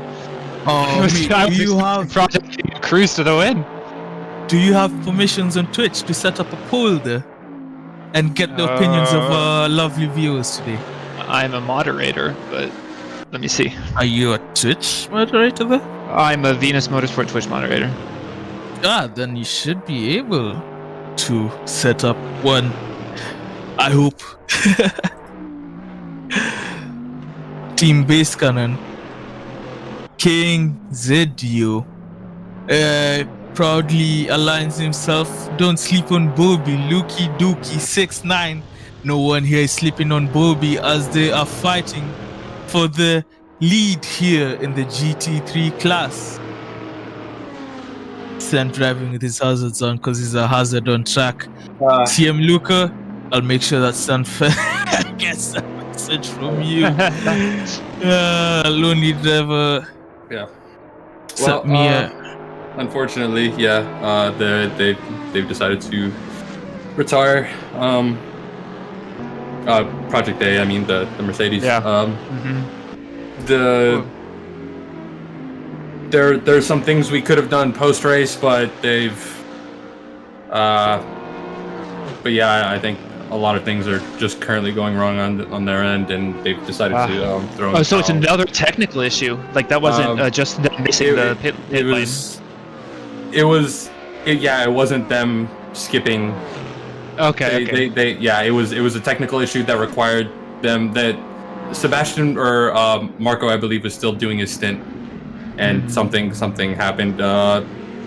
We can discuss it with them post race, but as far as I know, they decided and to. And that's the third retirement from technical issues in the GT3 class, and as we said so many times, it is not over until it is over. We still have 37 minutes left of this great race. Well, we'll be 1.5 seconds behind Zenf. My good friends Chris and Toltec, I would like to get us another member on the call. Lonely Driver is currently interested in giving us his point of view, and welcome. We moved him at the same time. Welcome. Yes, Lonely, a little bit unlucky there. Please tell us how's your race gone so far. Yeah, I have no worries currently because everything was going fine in the GT3 class. We are 3 minutes ahead of everyone and just chilling at this point. And suddenly Seb's game crashed. I tried to join. I got out of the pits because we don't need any more long stops, and we got a black flag and can't move out of the pits, so that's it. And I'm very, very angry right now because we are just better than everyone else, and the game or the laptop just decided to not do its work. It is very unfortunate. Yes. Yes, you guys aren't the first ones this race to suffer technical issues, so. Yeah. Yeah, I mean, it's just yeah. We are the best in the GT3, and we can't really show that, sadly. But like I said, I was expecting you guys to cruise to the win too. Yeah, we were. Yeah, but now all eyes as a team boss. You have to calm down now already and just focus on the LMP2 battle. Because we think that the P1 guy has to stop again, or his tires will just lose grip in the last few minutes completely. So either way, it's gonna be a tight fight now for P1 in the LMP2 class, or for the overall win. As well as for the GT3 class, currently gap 1.2 seconds between Bogey and Zenf. Yeah, I saw this fight for P2 and now P1. And Zenf has, we think, a 30-second penalty, if we remember correctly. Yeah, so it's going to be very close at the end. It is. But thank you for your input. I am sorry that, as we say, Bogey goes in the pits, but I am sorry about it. But... Oh, Bogey's in the pits. But I think the LMP2 battle is now going to be interesting between Base Cannon. I think I know him, and if he has the capacity, what I think of him, then we should be able to get this one if nothing goes wrong. Yes, good luck to you guys, and talk to you later. Yeah, thank you very much. Thank you for the interview. Well, very unfortunate there for the Project A Racing GT3 Division 4 lonely driver there, and Sebastian Duran. Of course, motorsport can be very harsh with external circumstances. Right, I mean, just today like we have heard it was a hardware issue, and even in real life, you know, sometimes shit happens. Cars explode. Luckily, when a laptop crashes Assetto Corsa, you aren't at risk. Yeah. Well, just lots of time today, you know, no costs incurred by any of the team, but there's still that longing disappointment, that deep feeling in the stomach, of course, of not reaping the rewards that you deserve, but such is life, unfortunately. Such is life. Right now, Senf has a 40-second lead over Bobby. Of course, Senf has been in the car longer stint, and his tires should not be enjoying its time out there right now. Of course, could we see another pit stop from him? We don't know, but what we do know is that he does have a 30-second penalty hanging over him that will be applied to his post-race time, and it's heating up on track, isn't it, Toltek? It definitely is, and especially just as we heard, Lonely Driver Base Cannon is going to be gunning for that win, especially after Martin Lartapia, as they predict, needs to pit. But we'll see. It's 30 minutes. It's possible he hangs it out. Bono, my tires are gone. Do you think Martin will be saying that by the end of the race? I don't know, but it's exciting to see. Let's see the lap times as Martin crosses the line. It's at 25.3. Well, if you think his tires are gonna die out now or later, he still has a speed within him to make a statement and show his prowess, as Base Cannon was 2 seconds slower that lap time, and Milan Ailing 23.8 seconds behind. We must not count him out. No, definitely not, and he's definitely going to be also gunning for the win in this race if he thinks it's possible.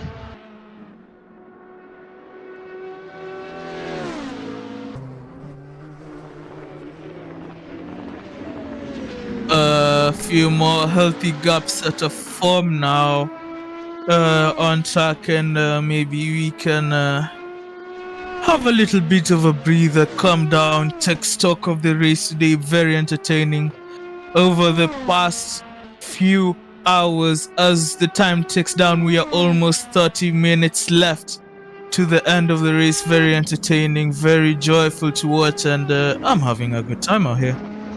How am I? I'm going to be honest, after 5 hours of racing, I'm not tired one bit. Well, if there's any feelings I have right now is that I do wish I was on track. Of course, here in the commentary box, having the bird's eye view of everything looks exciting, but imagine being in the driver's seat, of course. Having that hope of a win, of a podium, of recognition over your efforts, of course, and gone Ori for some go being unfortunate, but that does open the gates for others to, of course, have some good moment today.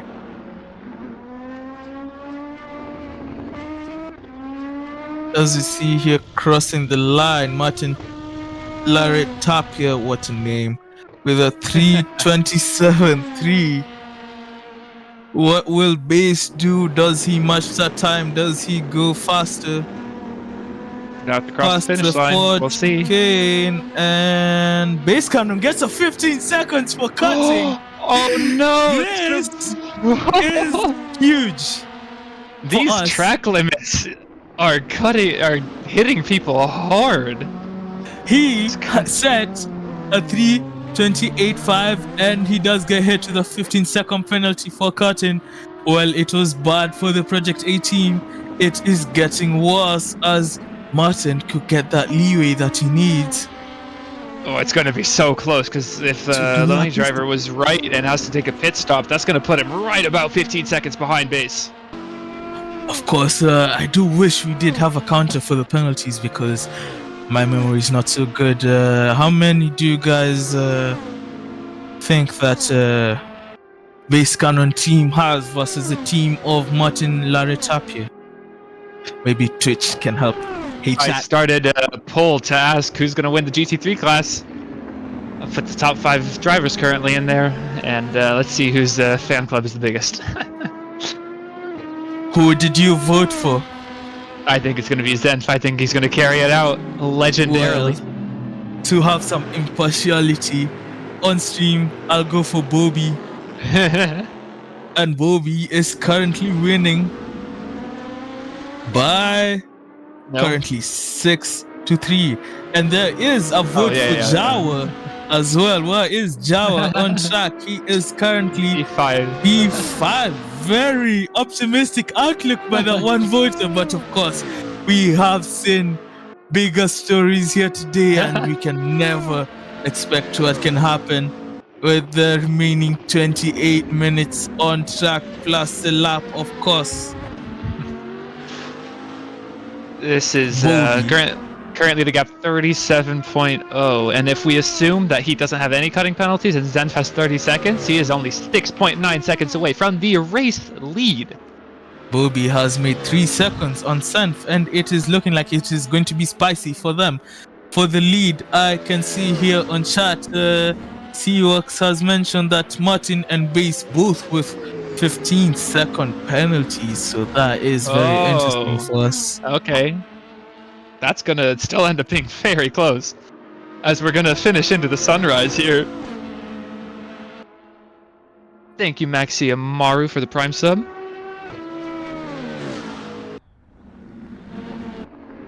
And it looks like Bobby here has the biggest fan club. They think he's gonna be able to close that gap right down to 30 seconds. Bobby wins the vote out in the Twitch chat, as 54% of the viewers that we have here today believe that he is going to win. Zenf, of course, with 23% of the votes, he is also one of the contenders that we have today, although he does have that 15-second cuts looming over him. A couple of votes for Jawa as well. Some viewers clearly think he has a foot in the door for this P1 position, and Joshua Mefre as well having a vote. And Megat Amen also part of that poll. Who will win the race today? We do not know, but currently we can see that Crested Island is 4 tenths behind Simon Waits going into the Mulsanne Street. Who will win out? It's going to be a close one, but it looks like Simon Witt has a little bit of a higher top speed than Crested Island here. Possibly. Oh, they are very close, and they almost touched. As he hits the barrier. Oh no, from Crested Island. Did he miss his braking spots? That's what it looks like to me. 3-point turns now. Let's hope there wasn't any contact. I don't imagine there was. I think he dodged him, but just missed the breaking point completely. Very, very unfortunate for Crested Island and the Second Amendment Racing team. Well, Simon Witt will definitely be a bit happy and a bit thankful that there wasn't any contact there, as the gap widens from half a second to 9 seconds. Just opened up another poll. Who will win the LMP2 race? Cast your votes now. Milan Ailing, 15 seconds for cutting. It does not look good for them, as I do not think that is the first one. I think they have more than that. At the end of the race, it's going to be a very... When the checkered flag waves, don't leave just yet. There's still a little bit of math to do. Who will stand on the top step of the podium? Currently, the timing towers tell the story that Martin Laretapia is leading the race from base count on 14.7 seconds, and Milan Ailing. According to the crowd, Nuno is the most likely one to win with 36% of the votes so far in P5 currently. Let's go, Nuno. Let's go, Nuno.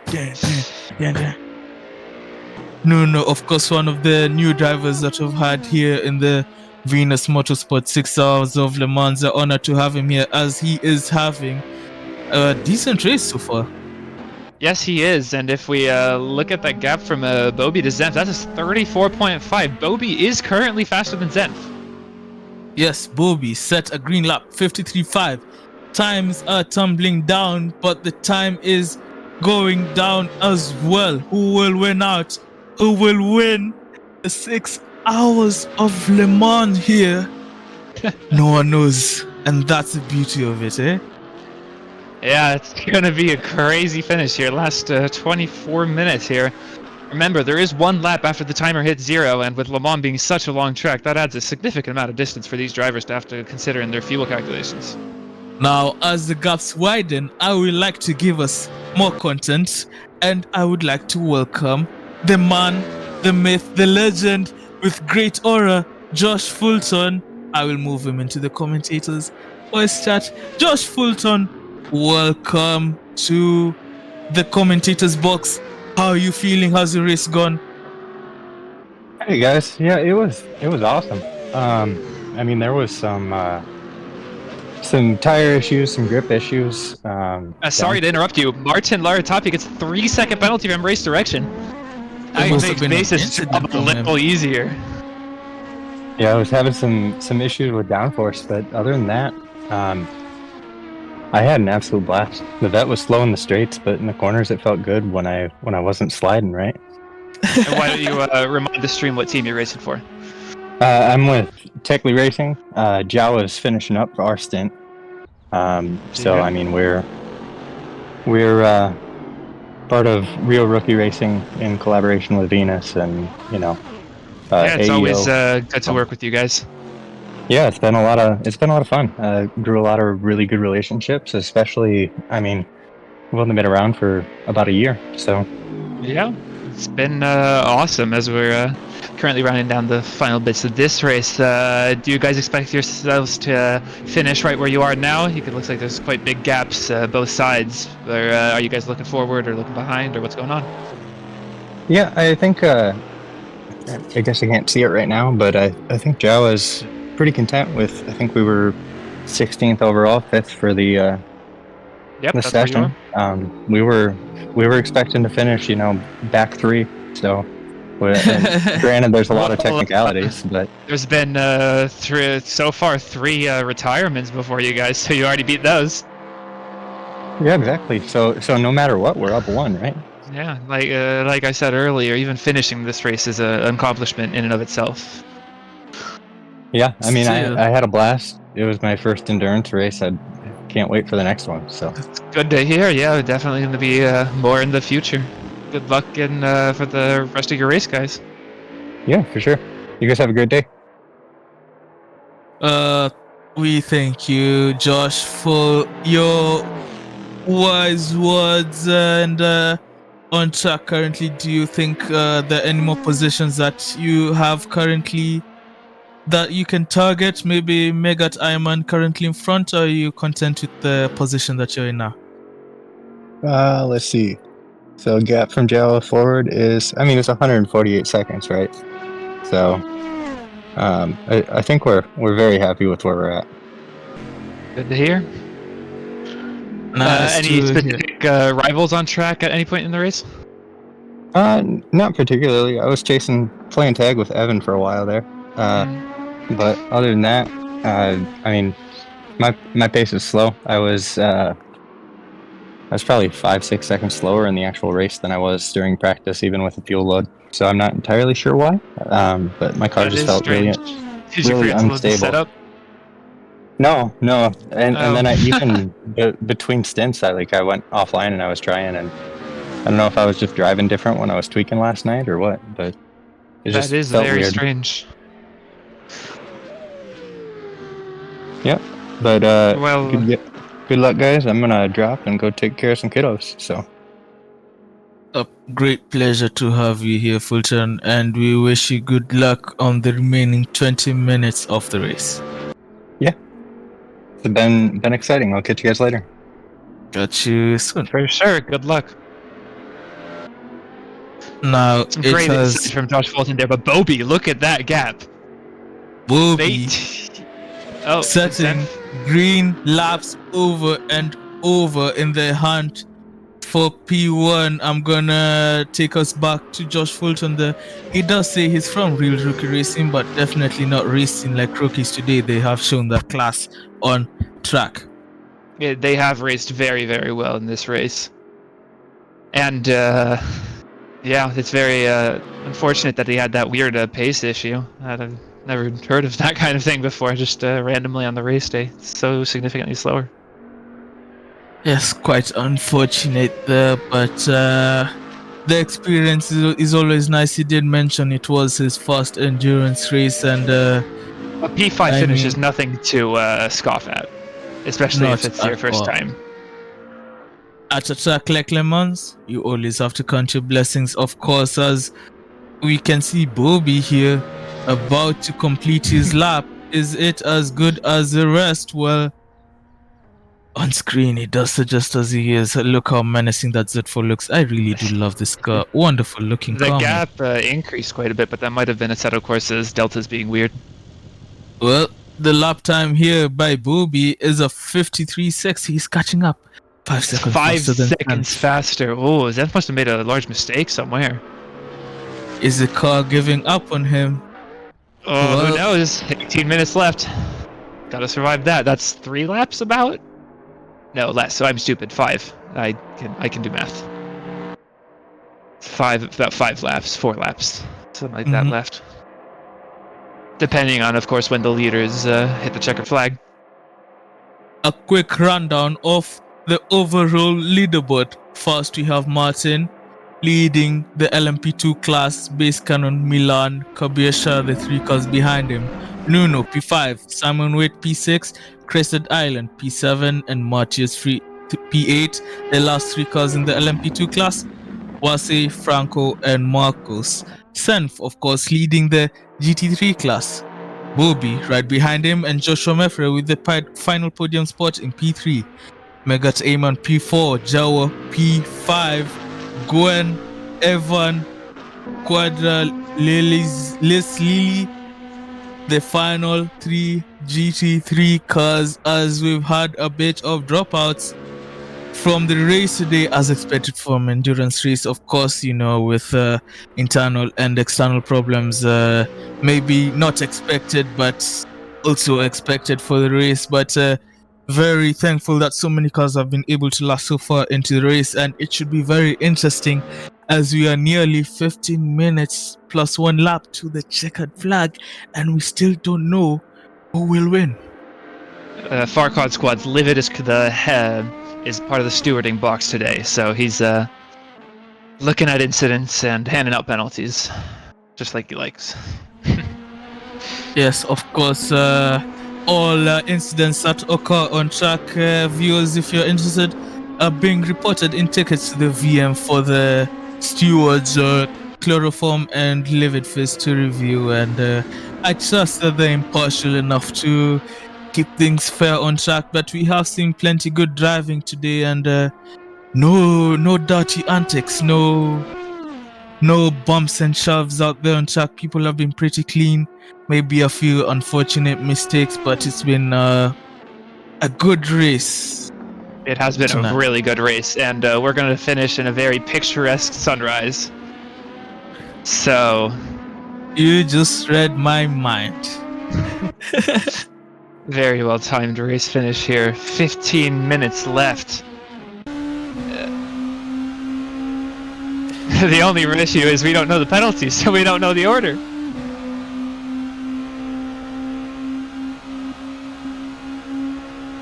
Currently on board with Martin Laratapia, has a 17-second lead. But if I remember correctly, he has 3 more seconds of penalties than Base Cannon does, which means Base Cannon's going to have to only get within 3 seconds, and then he's got the net lead. Flashing lights, Kabir Shah, blue flags versus Martin Laratapia. What a dominant drive that they have had today. Coming up to P4. Sheesh. Round the outside, of course, they are allowed to race here. They are, despite the flashing lights, it is only for the first time lapping, if my math is right. 17 seconds plus 15, 30 plus 180, which is 1 hour. I mean, Kabir Shah has really done. It's 1 lap. 2 minutes. It's 3 1 lap. minutes, 3 It's minutes. 1 lap. Yeah, it is 1 lap. It's 1 lap. I'm sorry for not trusting you. I have a gap on my screen. To the leader, and because he's the leader, it's just right there. He doesn't know that they're allowed to race. He doesn't like this, but it's not illegal. No, it is not. And maybe Kabir Shah is not a slow driver at all. And yes. They have set similar lap times the last time they both went around the track, both within the 26s, Martin with a 26.3 and Kapsa with a 26.6. Oh, that's some traffic almost. Very close. I think that's one of the best saves of the night there. Yeah, that was just a blind. It's just a thing that can happen at Le Mans. There's a blind corner there, and in the LMP you're going so much faster than the GT3s with all your downforce, and barely just dodging it.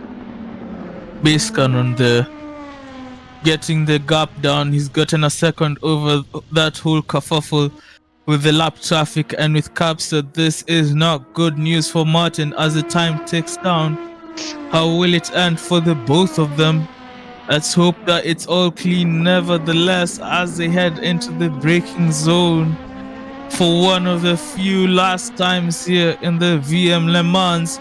And a gentle reminder that we do have a donation link set up here for the ocean cleanup, and it's a non-profit organization developing technology to rid the world ocean of plastic, which is a virtuous effort that I believe that we should be able to make donations to, which is linked into the Twitch stream that we have today, and all donations are greatly appreciated as we currently have $185. That's a greatly appreciated views.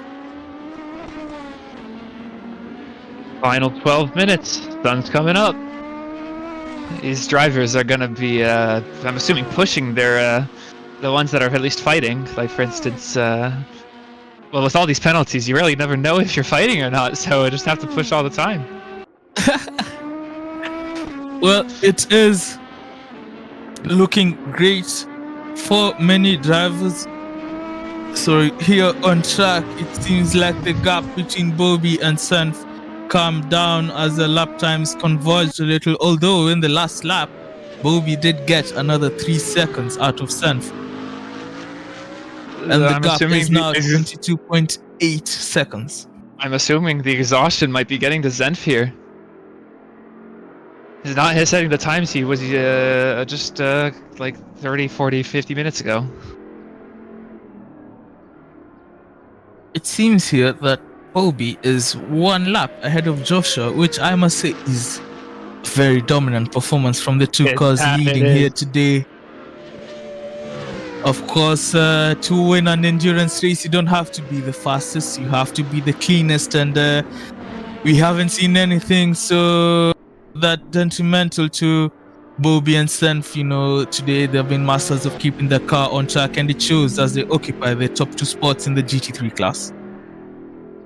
Definitely, as we're nearing into the final 10 minutes of this race.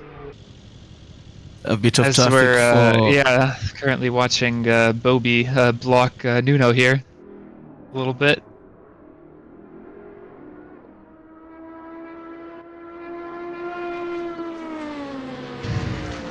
I'm noticing Mila and Ealing is only 12 seconds behind Base Cannon. Ooh. And with Base Cannon having a 50-second penalty... Oh, Milan has penalties too, though, so... Oof. At least 30 seconds, I think. But I'm not... Like I said, I don't know. How does the real penalty apply the... Just time. The things? Will we be able to see it on track, or what do you think? No, it'll show up on the timing screens inside of the live timing software. And as like the results of the championship.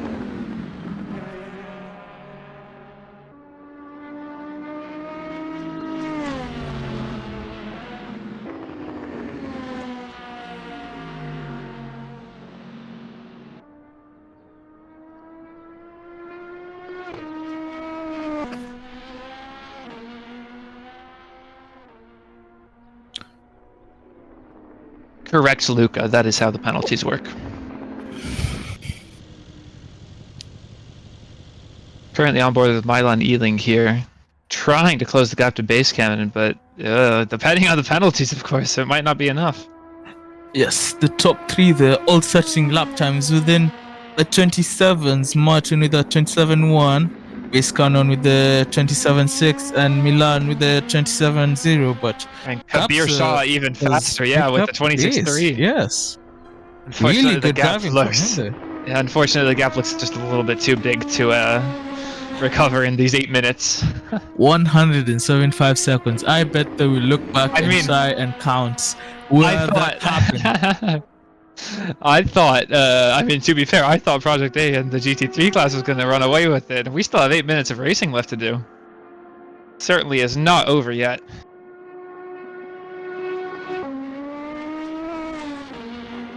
The gaps might look huge today, viewers on stream, but trust me, when we look back at all the track limits, and please do remember, there is also the 85% rule that we have here in VM.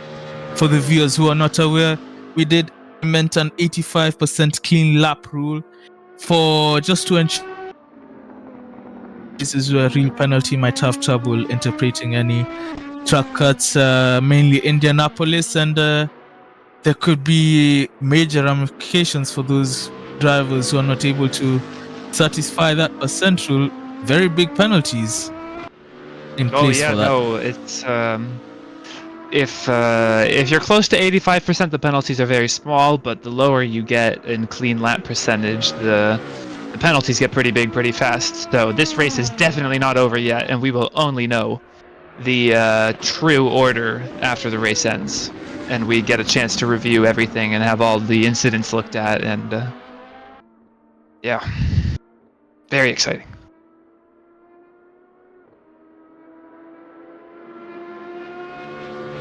The morning sun rises over the hills here in Le Mans. A very, very entertaining drive all round from every driver. A massive, massive congratulations for everyone who was able to turn out today on track and provide this amazing spectacle for us in the commentators booth, and to the viewers currently watching. As I can give us a further update into the race, I believe. No, it's fine, but We see a truck there from Martin. That wouldn't be good. They could be getting closer to a limit here. 6 minutes left plus a lap. That should be, if they cross the line now, three laps left. Yep. This is going to be a very, very exciting finish, with the gaps between Martin Base and Milan getting ever closer. Milan is really turning up the pace here, 0.6 a lap faster than the leaders. Martin has a 13.7 second gap to Base Cannon. I'm sure he would like that to be 15 seconds just to be safe in case he has an extra cutting penalty over Base Cannon. Of course, the only 3 laps though to make the gap, and Base Cannon is no pushover. A very talented driver himself, of course, and it could be going over itself the last few laps in this race. I am very excited, Toltec. So am I, and looking at LMP, looking at GT3, obviously we have Zenf and Bobby. We aren't quite sure on if Bobby has any cutting penalties. I don't think he does, but Zenf has 30 seconds of penalty, so as it is now, Bobby wins this race. Bobby has to keep it on track. 15 seconds, that's one. Others are going to have to really avoid those track limits. But you know, when pushing for every 10th, sometimes you just go over. Keep it within the white lines and you should be good, but it's easier said than done, of course. Not for me. It's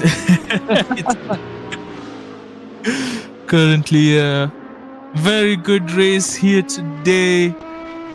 Shame that I wasn't able to be there on track, but there is a car off track now. Who is that? Crested Island. Yeah, unfortunate. Maybe letting the car in front through. 15-second penalty.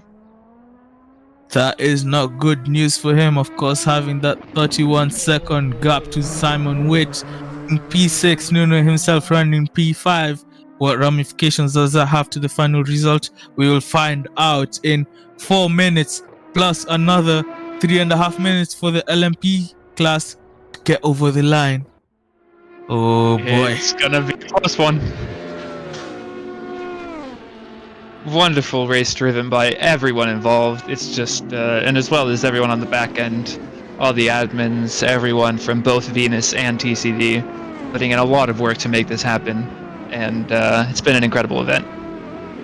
Yes, coming together, of course, with Real Rookie Racing as well, together with TCD and Venus. It's been quite the event. We've been able to get so many drivers, and not only so many drivers, so many talented drivers, so many drivers with personality, with class, and with speed here on track, and they have definitely performed. Of course, motorsports at the end of it all is entertainment, and boy have we been entertained.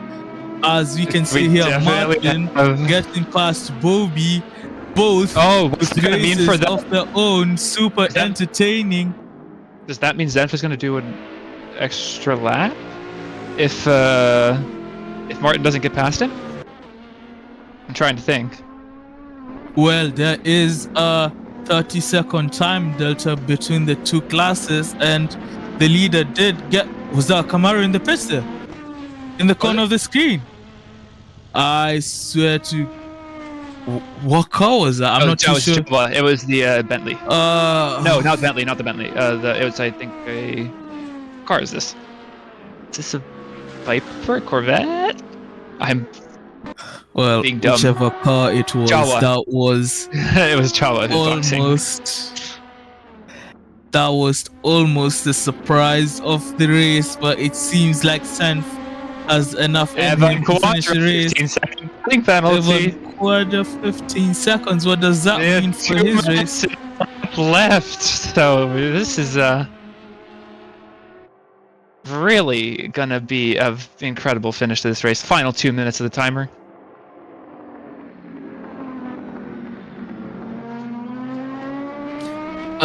A very special thanks to Josh Fulton and the Real Racing team again to match on together with the TCD and the commentators that we had in place. Marcos goes to the 15 seconds for cutting. They're coming. I have a feeling I have a feeling one of these leaders is the name going to pop up there. And they're not gonna like it. Calma. We just have to slow down. Don't get 15 seconds for a 1/10 gain. It's not worth it. Just take it slow. Take it easy. Milan, well, they can't take it easy. These they have to hold their gaps.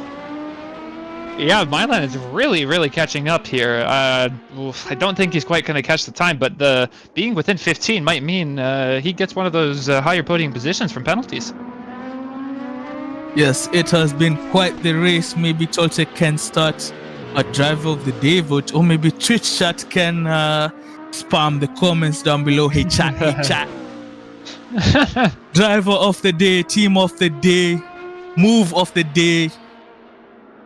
It's been a pleasure having you listeners as we head over, as we're about to finish the race here. 30 seconds showing on the clock and one more added lap as we're here with Milan coming across traffic. Very exciting race here. Very exciting. Final 15 seconds. If Milan is here, where's Martin? Is he gonna cross the line? Martin is currently... Let's look. Where is he on track? He's about entering Sector 3 now. So this is going to be the second to last lap of this race. White flag raised as Milan touches the gravel outside of Indianapolis, keeps it on track. Will he finish the race? I certainly think so. I don't think there'll be any strategy errors here today. Every car fueled up. Have to watch out for any fuel. Yeah, I was just about to say, anyone's going to run out of fuel if that happens right about now. The car's currently super light, feeling very agile, but the tires, of course, have been on the car for a very long time. If they get too trigger happy and put too much stress on the tires, they could spin out and ruin what would have been a great race for any of the drivers out today. As super close here, we have Martin and Cup, so it seems like Martin was able to get past. White flag is waving, and we are on the final lap of this 6 hours of Le Mans. What an incredible race it has been. I don't know who's going to win this, because I don't know the pedal. It's so close. After 6 hours of racing, the top three split between about 20 seconds. Martin going through the Sector 1 for the last time through the Dunlop S's and heading up into Tete Rouge. Tapping the brake, turning right, hitting his apex, managing the exit, and he is in the fastest part of the track as he will go above some issues here. Kilometers for the last time. Kabir Shah. He's going for the to race. He is side by side. Race him. Oh, this might ruin Martin's race if this slows him too much down. Well, fingers crossed it's clean today. Cups are definitely not holding back. He wants to be on the lead lap. Okay, I thought that was Martin. I saw the purple text right there. I thought that was Martin. I'm like, oh my god. Okay, no, it's Karsten Island. Timing a little bit too good there. But Martin flashing his lights, certainly not happy with that move there from Capser as he fights back. Let's fingers crossed there is no contact between them, because that will be quite the drama, but it seems like he was able to get past before the tries to go on the outside. This is the has to go off the side. Does he gain time? No, he doesn't. He slows down. Capser really doesn't want to be lapped. He wants to unlap himself, be on the lead lap still. That should be that. Yeah, unless he makes a mistake. The race is not over yet. Martin not happy. He will definitely have lost time from all that battling. Of course, he will hope for a 15-second gap with his cannon.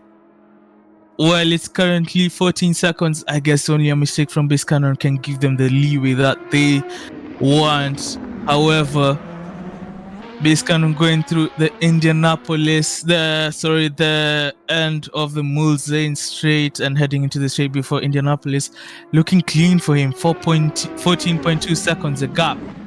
Oh, Martin is really want to get that gap up to above 15 seconds, because that's going to give him so much leeway in the penalties. It will give him the breathing room that him and his team desire and deserve, as they have driven a brilliant race to be here at the end of 6 hours at the front of the grid with the competition that we've had today. No easy feat. A lot of hard work, a lot of practice, a lot of time put into racing as they head through the Porsche Cup one final time. One last time here as they hit all the apexes as perfectly as they have done. As there's every piece of traffic on the side of the road. Lap, instead for being kind to them, is still on track, heading into the 4th chicane. Well deserved. What a drive! What a team! What a drive! Well, we don't know. He might cut the. Hopefully, he doesn't cut the final chicane. I here. don't Last think two he corners. will. 1, 2 makes it through clean, accelerating to the finish line. Crosses the finish line first. Bravo! With a 28-second total penalty. 28 seconds. Now 14 seconds. The gap to base. Going across the line. Now, how much penalty does he have? 50. That's Kabir. That's Kabir. That's Kabir. That's Oh, Kabir. that's Kabir. Oh, wow. Base. Where's base? Where's base? It didn't show us base cannons. The mystery 30. That's Martin ahead. Martin, I think. That's Martin. 25. Well, what's Milan? What's Milan? We have to see. Well, we have to see Milan first. Oh, you're right. 30. Oh, that's it. Martin wins. Congratulations! We have our winner today, guys. We have to watch in the the GT3s. LMP2 class. We have to watch the GT3s. Who has won it? Bobby is. Time has come down. Crested Island. 50-second penalty to the final time. Bobby crossing the line. Bobby crossing the line very casually. Well, we have to see the penalties of Zenf and Bobby. He has won it. 18.9 seconds on track behind. Zenf 30 seconds.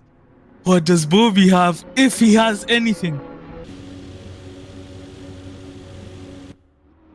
Nothing's come up. Bobby wins. Bobby first time in endurance race has won the GT3. Oh my god! I can't believe it. It's from the penalties. He kept in the white lines. He kept it clean. Oh, 30 seconds. No, he didn't. What? Wait. Who won? What is Zenf? Well, we don't know the 85%. No, I think they should be good on the 85%. What did Zenf have? He had 30 as well. Zenf had 30? Well, yeah, ladies and wins. gentlemen. Zenf wins! I'm sorry, guys, that was a bit of an early reaction. The game was late on announcing the penalties, but still, even if Bobby gets to second place, that wonderful race, the first time. Matthias Fournier with 45-second penalty. It has been a wild ride, and frankly, we don't know how to react. Let's watch the final cars cross the line. 15 seconds. As you're on here with Martin, is still driving at full speed. Does he know? Remember, guys, any of these results are just tentative. There are possibly more penalties to add after the race is over. These are not the final standings. Penalty to final To time. me, it looks like our winners are Martin Laratapia and Zenf, but that is not confirmed yet. Have to wait until the stewards make the decisions. Well, what a finish here! What a I don't know what to say. This has been incredible. I don't know what to say. We'll have to wait for these race results.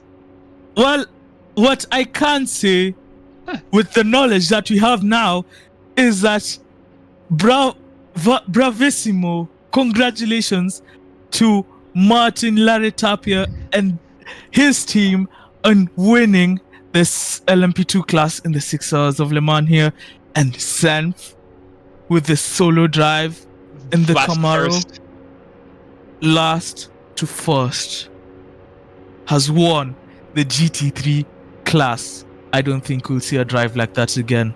I think the winners are confirmed, because to me, they all drove clean enough races where their penalties probably won't be that significant, but if at all. But just now we're just waiting for the stewards to try and get the results in.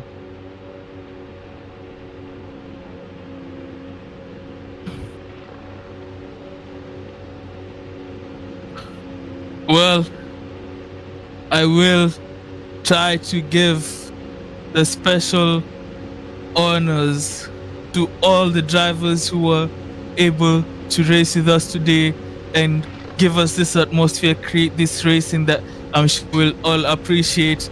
We can say that tentatively with further confirmation, but I guess I'll give you a good sound clip. Sim Racers LATAM, Sim Racers LATAM, Martin Laretapia, Angelo Gallici, and Dante Abal have won the LMPT2 class and overall of the 6 hours of Le Mans here, hosted by Venus Motorsport. And for the GT3 class, stand up and applause for Senf as part of Reza X Racing. A solo drive to win it. One more round of applause for Kia Golski here for commentating, and for Randy, who you haven't heard yet, but he's been our camera operator this whole time, doing some great work for us, having us watch the battles very closely.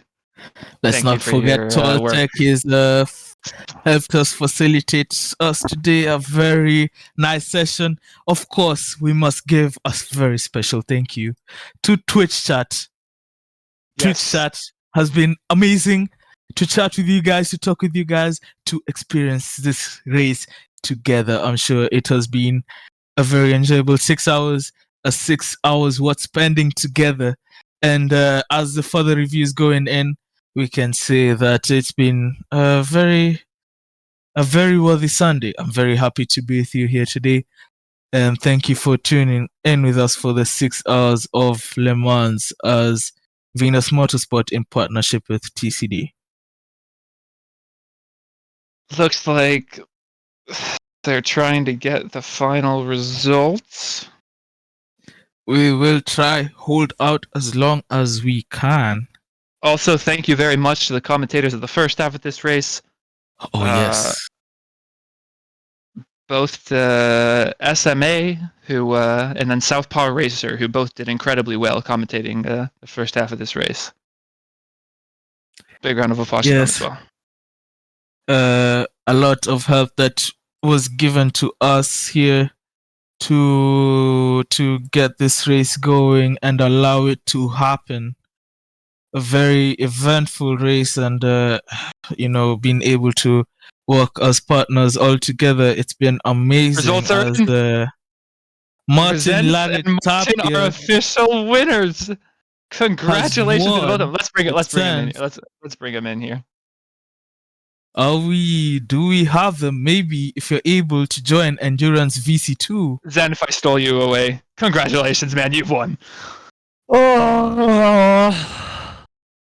Congratulations.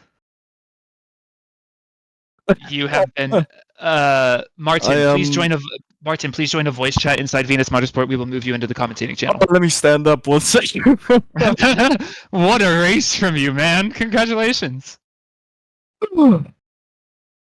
That was what were you feeling when you saw the Project A car tumbling down the order towards you? Or when you saw the disqualification. Disqualified, I was.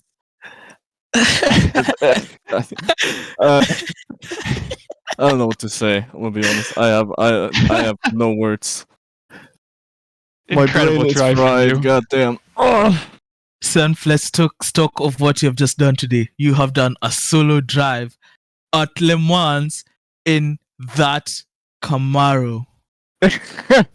I don't think anyone else can redo what you have done for us today. Oh, thank you. Oh. I feel like you're very scared. Not sure. Yeah, I am. You must be knackered. Did you know that what Bobby's penalties were? Like, did you have them memorized? I had no idea. Dude, I was panicking so hard with being behind me. Dude. I was checking the real-time app I had on the entire time. Like, no, he's gaining, and shit like that. Yeah, he had me pushing at the last, I think, 20 minutes. I turned on the performance delta and just looked that I could find time wherever there was time. He pushed me until the very end. What an incredible race from you, man! It's just like from the back, like what a story! Just alone from the back, fighting through the field, and finally to win with a close fight at the end too.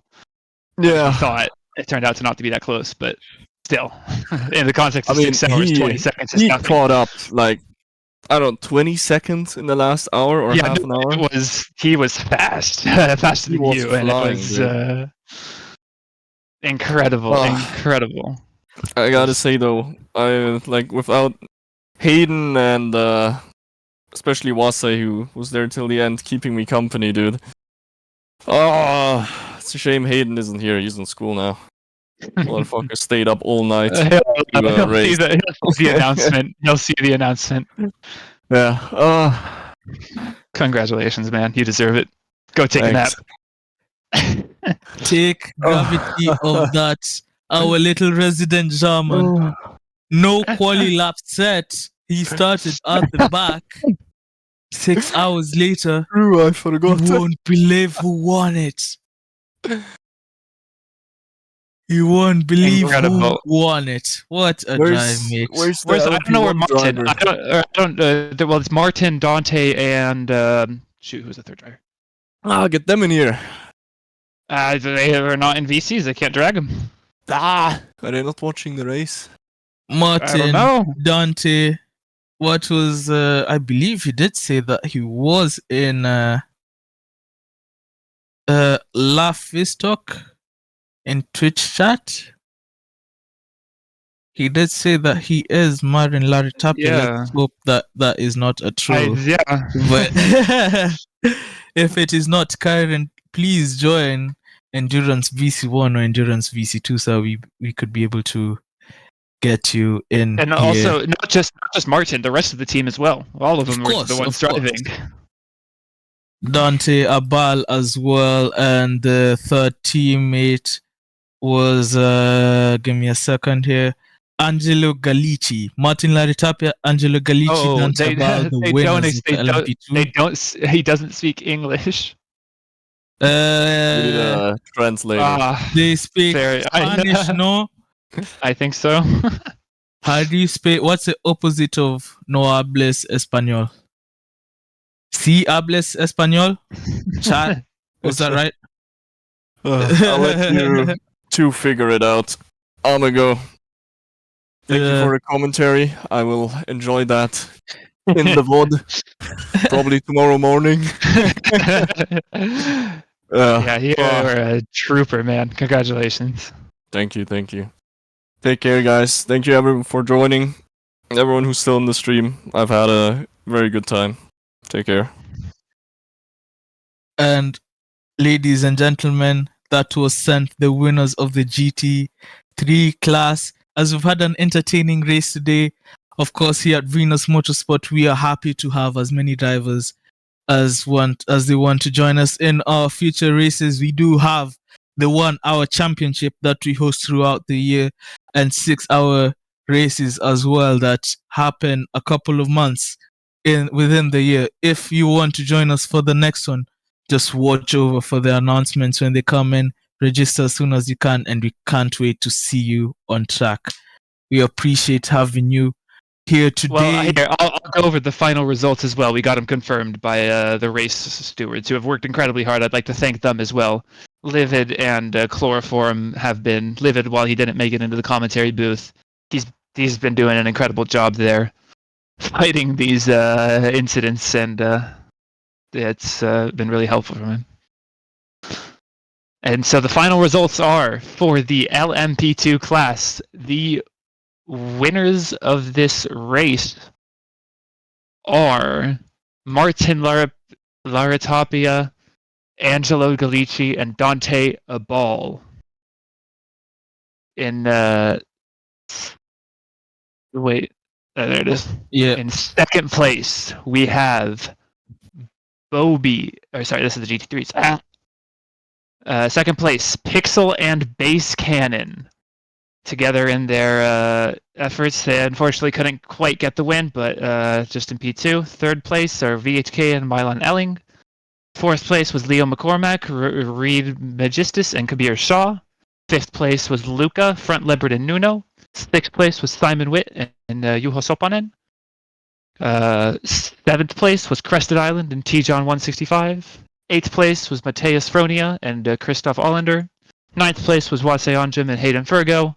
10th place was Franco Antuna and Bastian Cifuentes. 11th place was Santiago Gutierrez, Marco Servos, and Jiri Kratochvil. And then 12th place, rounding up the LMP2s, was Fabian Gartner and Luca Casale, who unfortunately retired quite early in the race. I will say a quick message to the winners of the LMP2 messages. I will say it in Spanish, of course, since I don't speak. Felicitaciones por la victoria de la carrera de hoy. Ha sido un tiempo maravilloso. Helos hoy. Se lo merecen Martin, Dante y Angelo.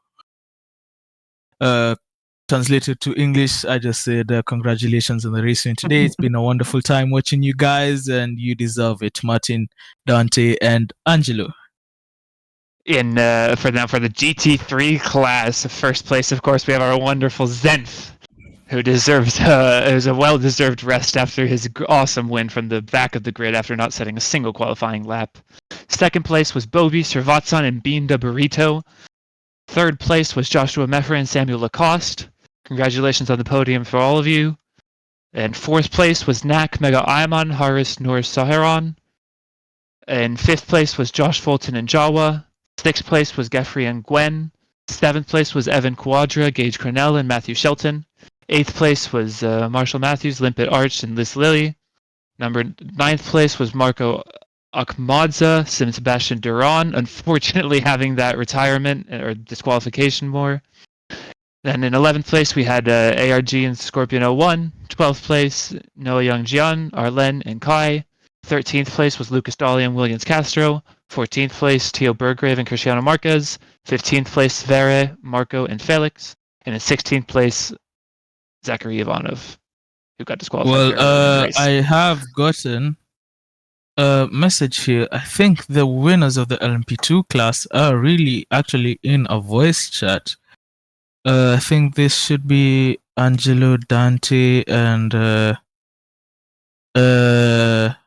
Martin here, and Sheehan will translate. So I will connect both of them, all of them into here. If you give me a small second.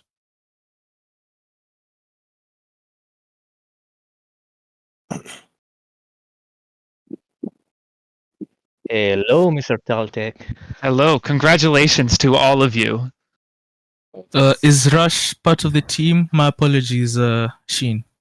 No, don't worry. Don't worry. Is Rush also meant to join us here today? I'm not familiar with No, his it's name. for another team. So don't worry. Okay. Well, pleasure to have the four of you here today. I'll try not to talk too much so it's easy to translate. Congratulations on the win today. How did it feel on track against the other cars? ¿Cómo se sintieron contra los otros competidores en la pista? Bien. Distinto a como habíamos entrenado, pero bien, la estrategia estaba bien planteada. They feel good, a little different how are supposed to be planned, but in short terms they feel pretty good. All on strategy.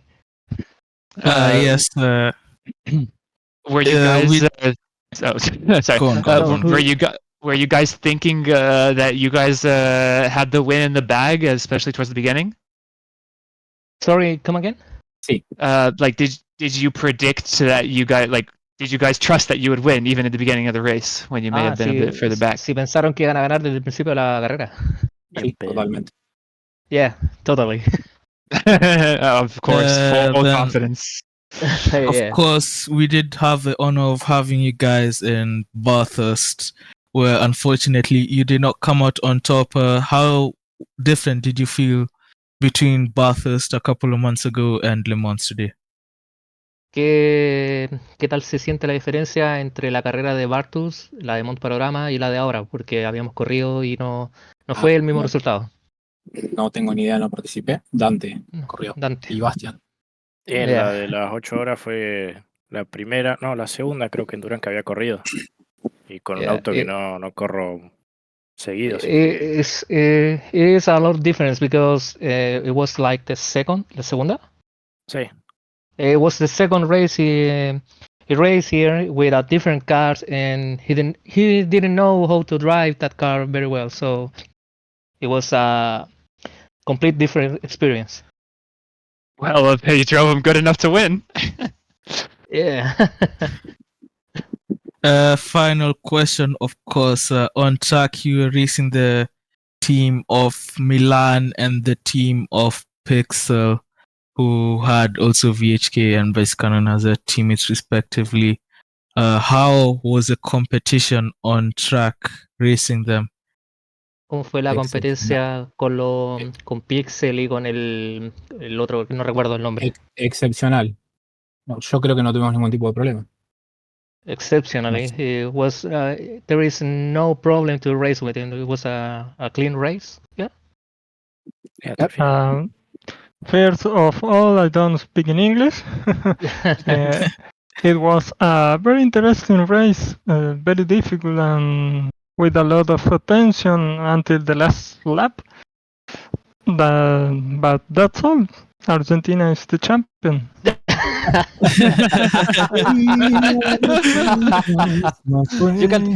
you cannot take the pride of Argentinian people, so you have to hear it. Well, it's a well-deserved pride.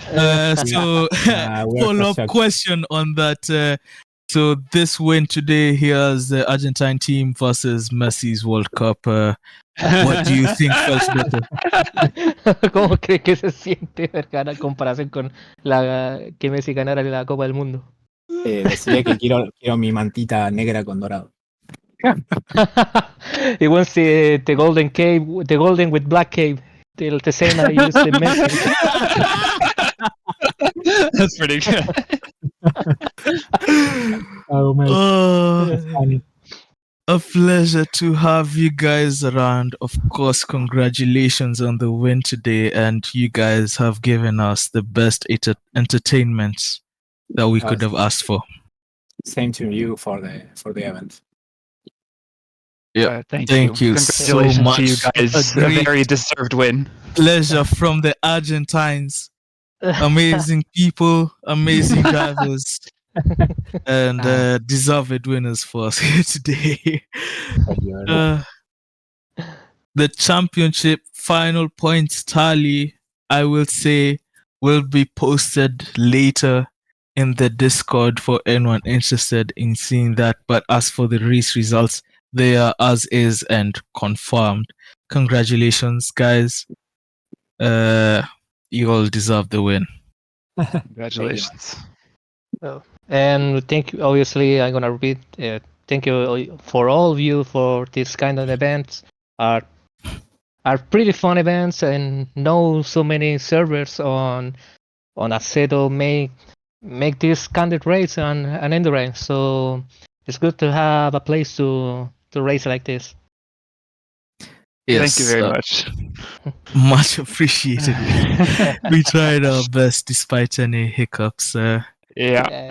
Oh, buena tiza. It was decent, dice. Decirle que ahora hay que armar unos clips ahora. ¿Cómo? Que hay que armar unos clips con la transmisión. Oh, the one made some clips with the battle on the transmission. We're gonna post. There's both gonna be a VOD of the stream on YouTube, as well as we're gonna probably post the replay file publicly. Someone is. Oh yeah, yeah. They get it that. So.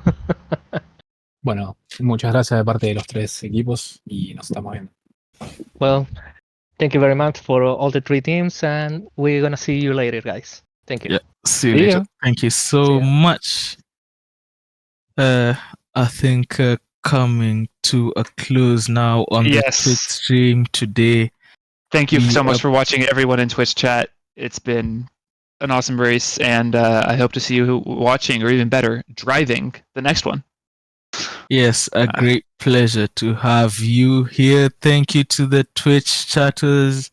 Been giving us great company this Sunday, and Thank you to Randy. To see you guys on Randy the has next been here race the whole on track. time. Randy, can you say anything? Say hi at the end.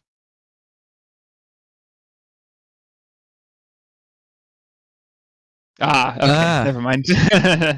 We will translate to. Yes. Randy, do you have anything you want to say to the stream? He says.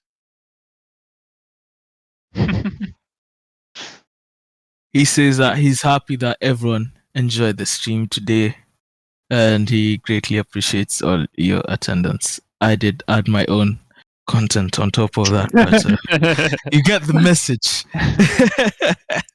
All right, thank you everyone so much for watching. That's it from me, and signing off, Kia Gulski.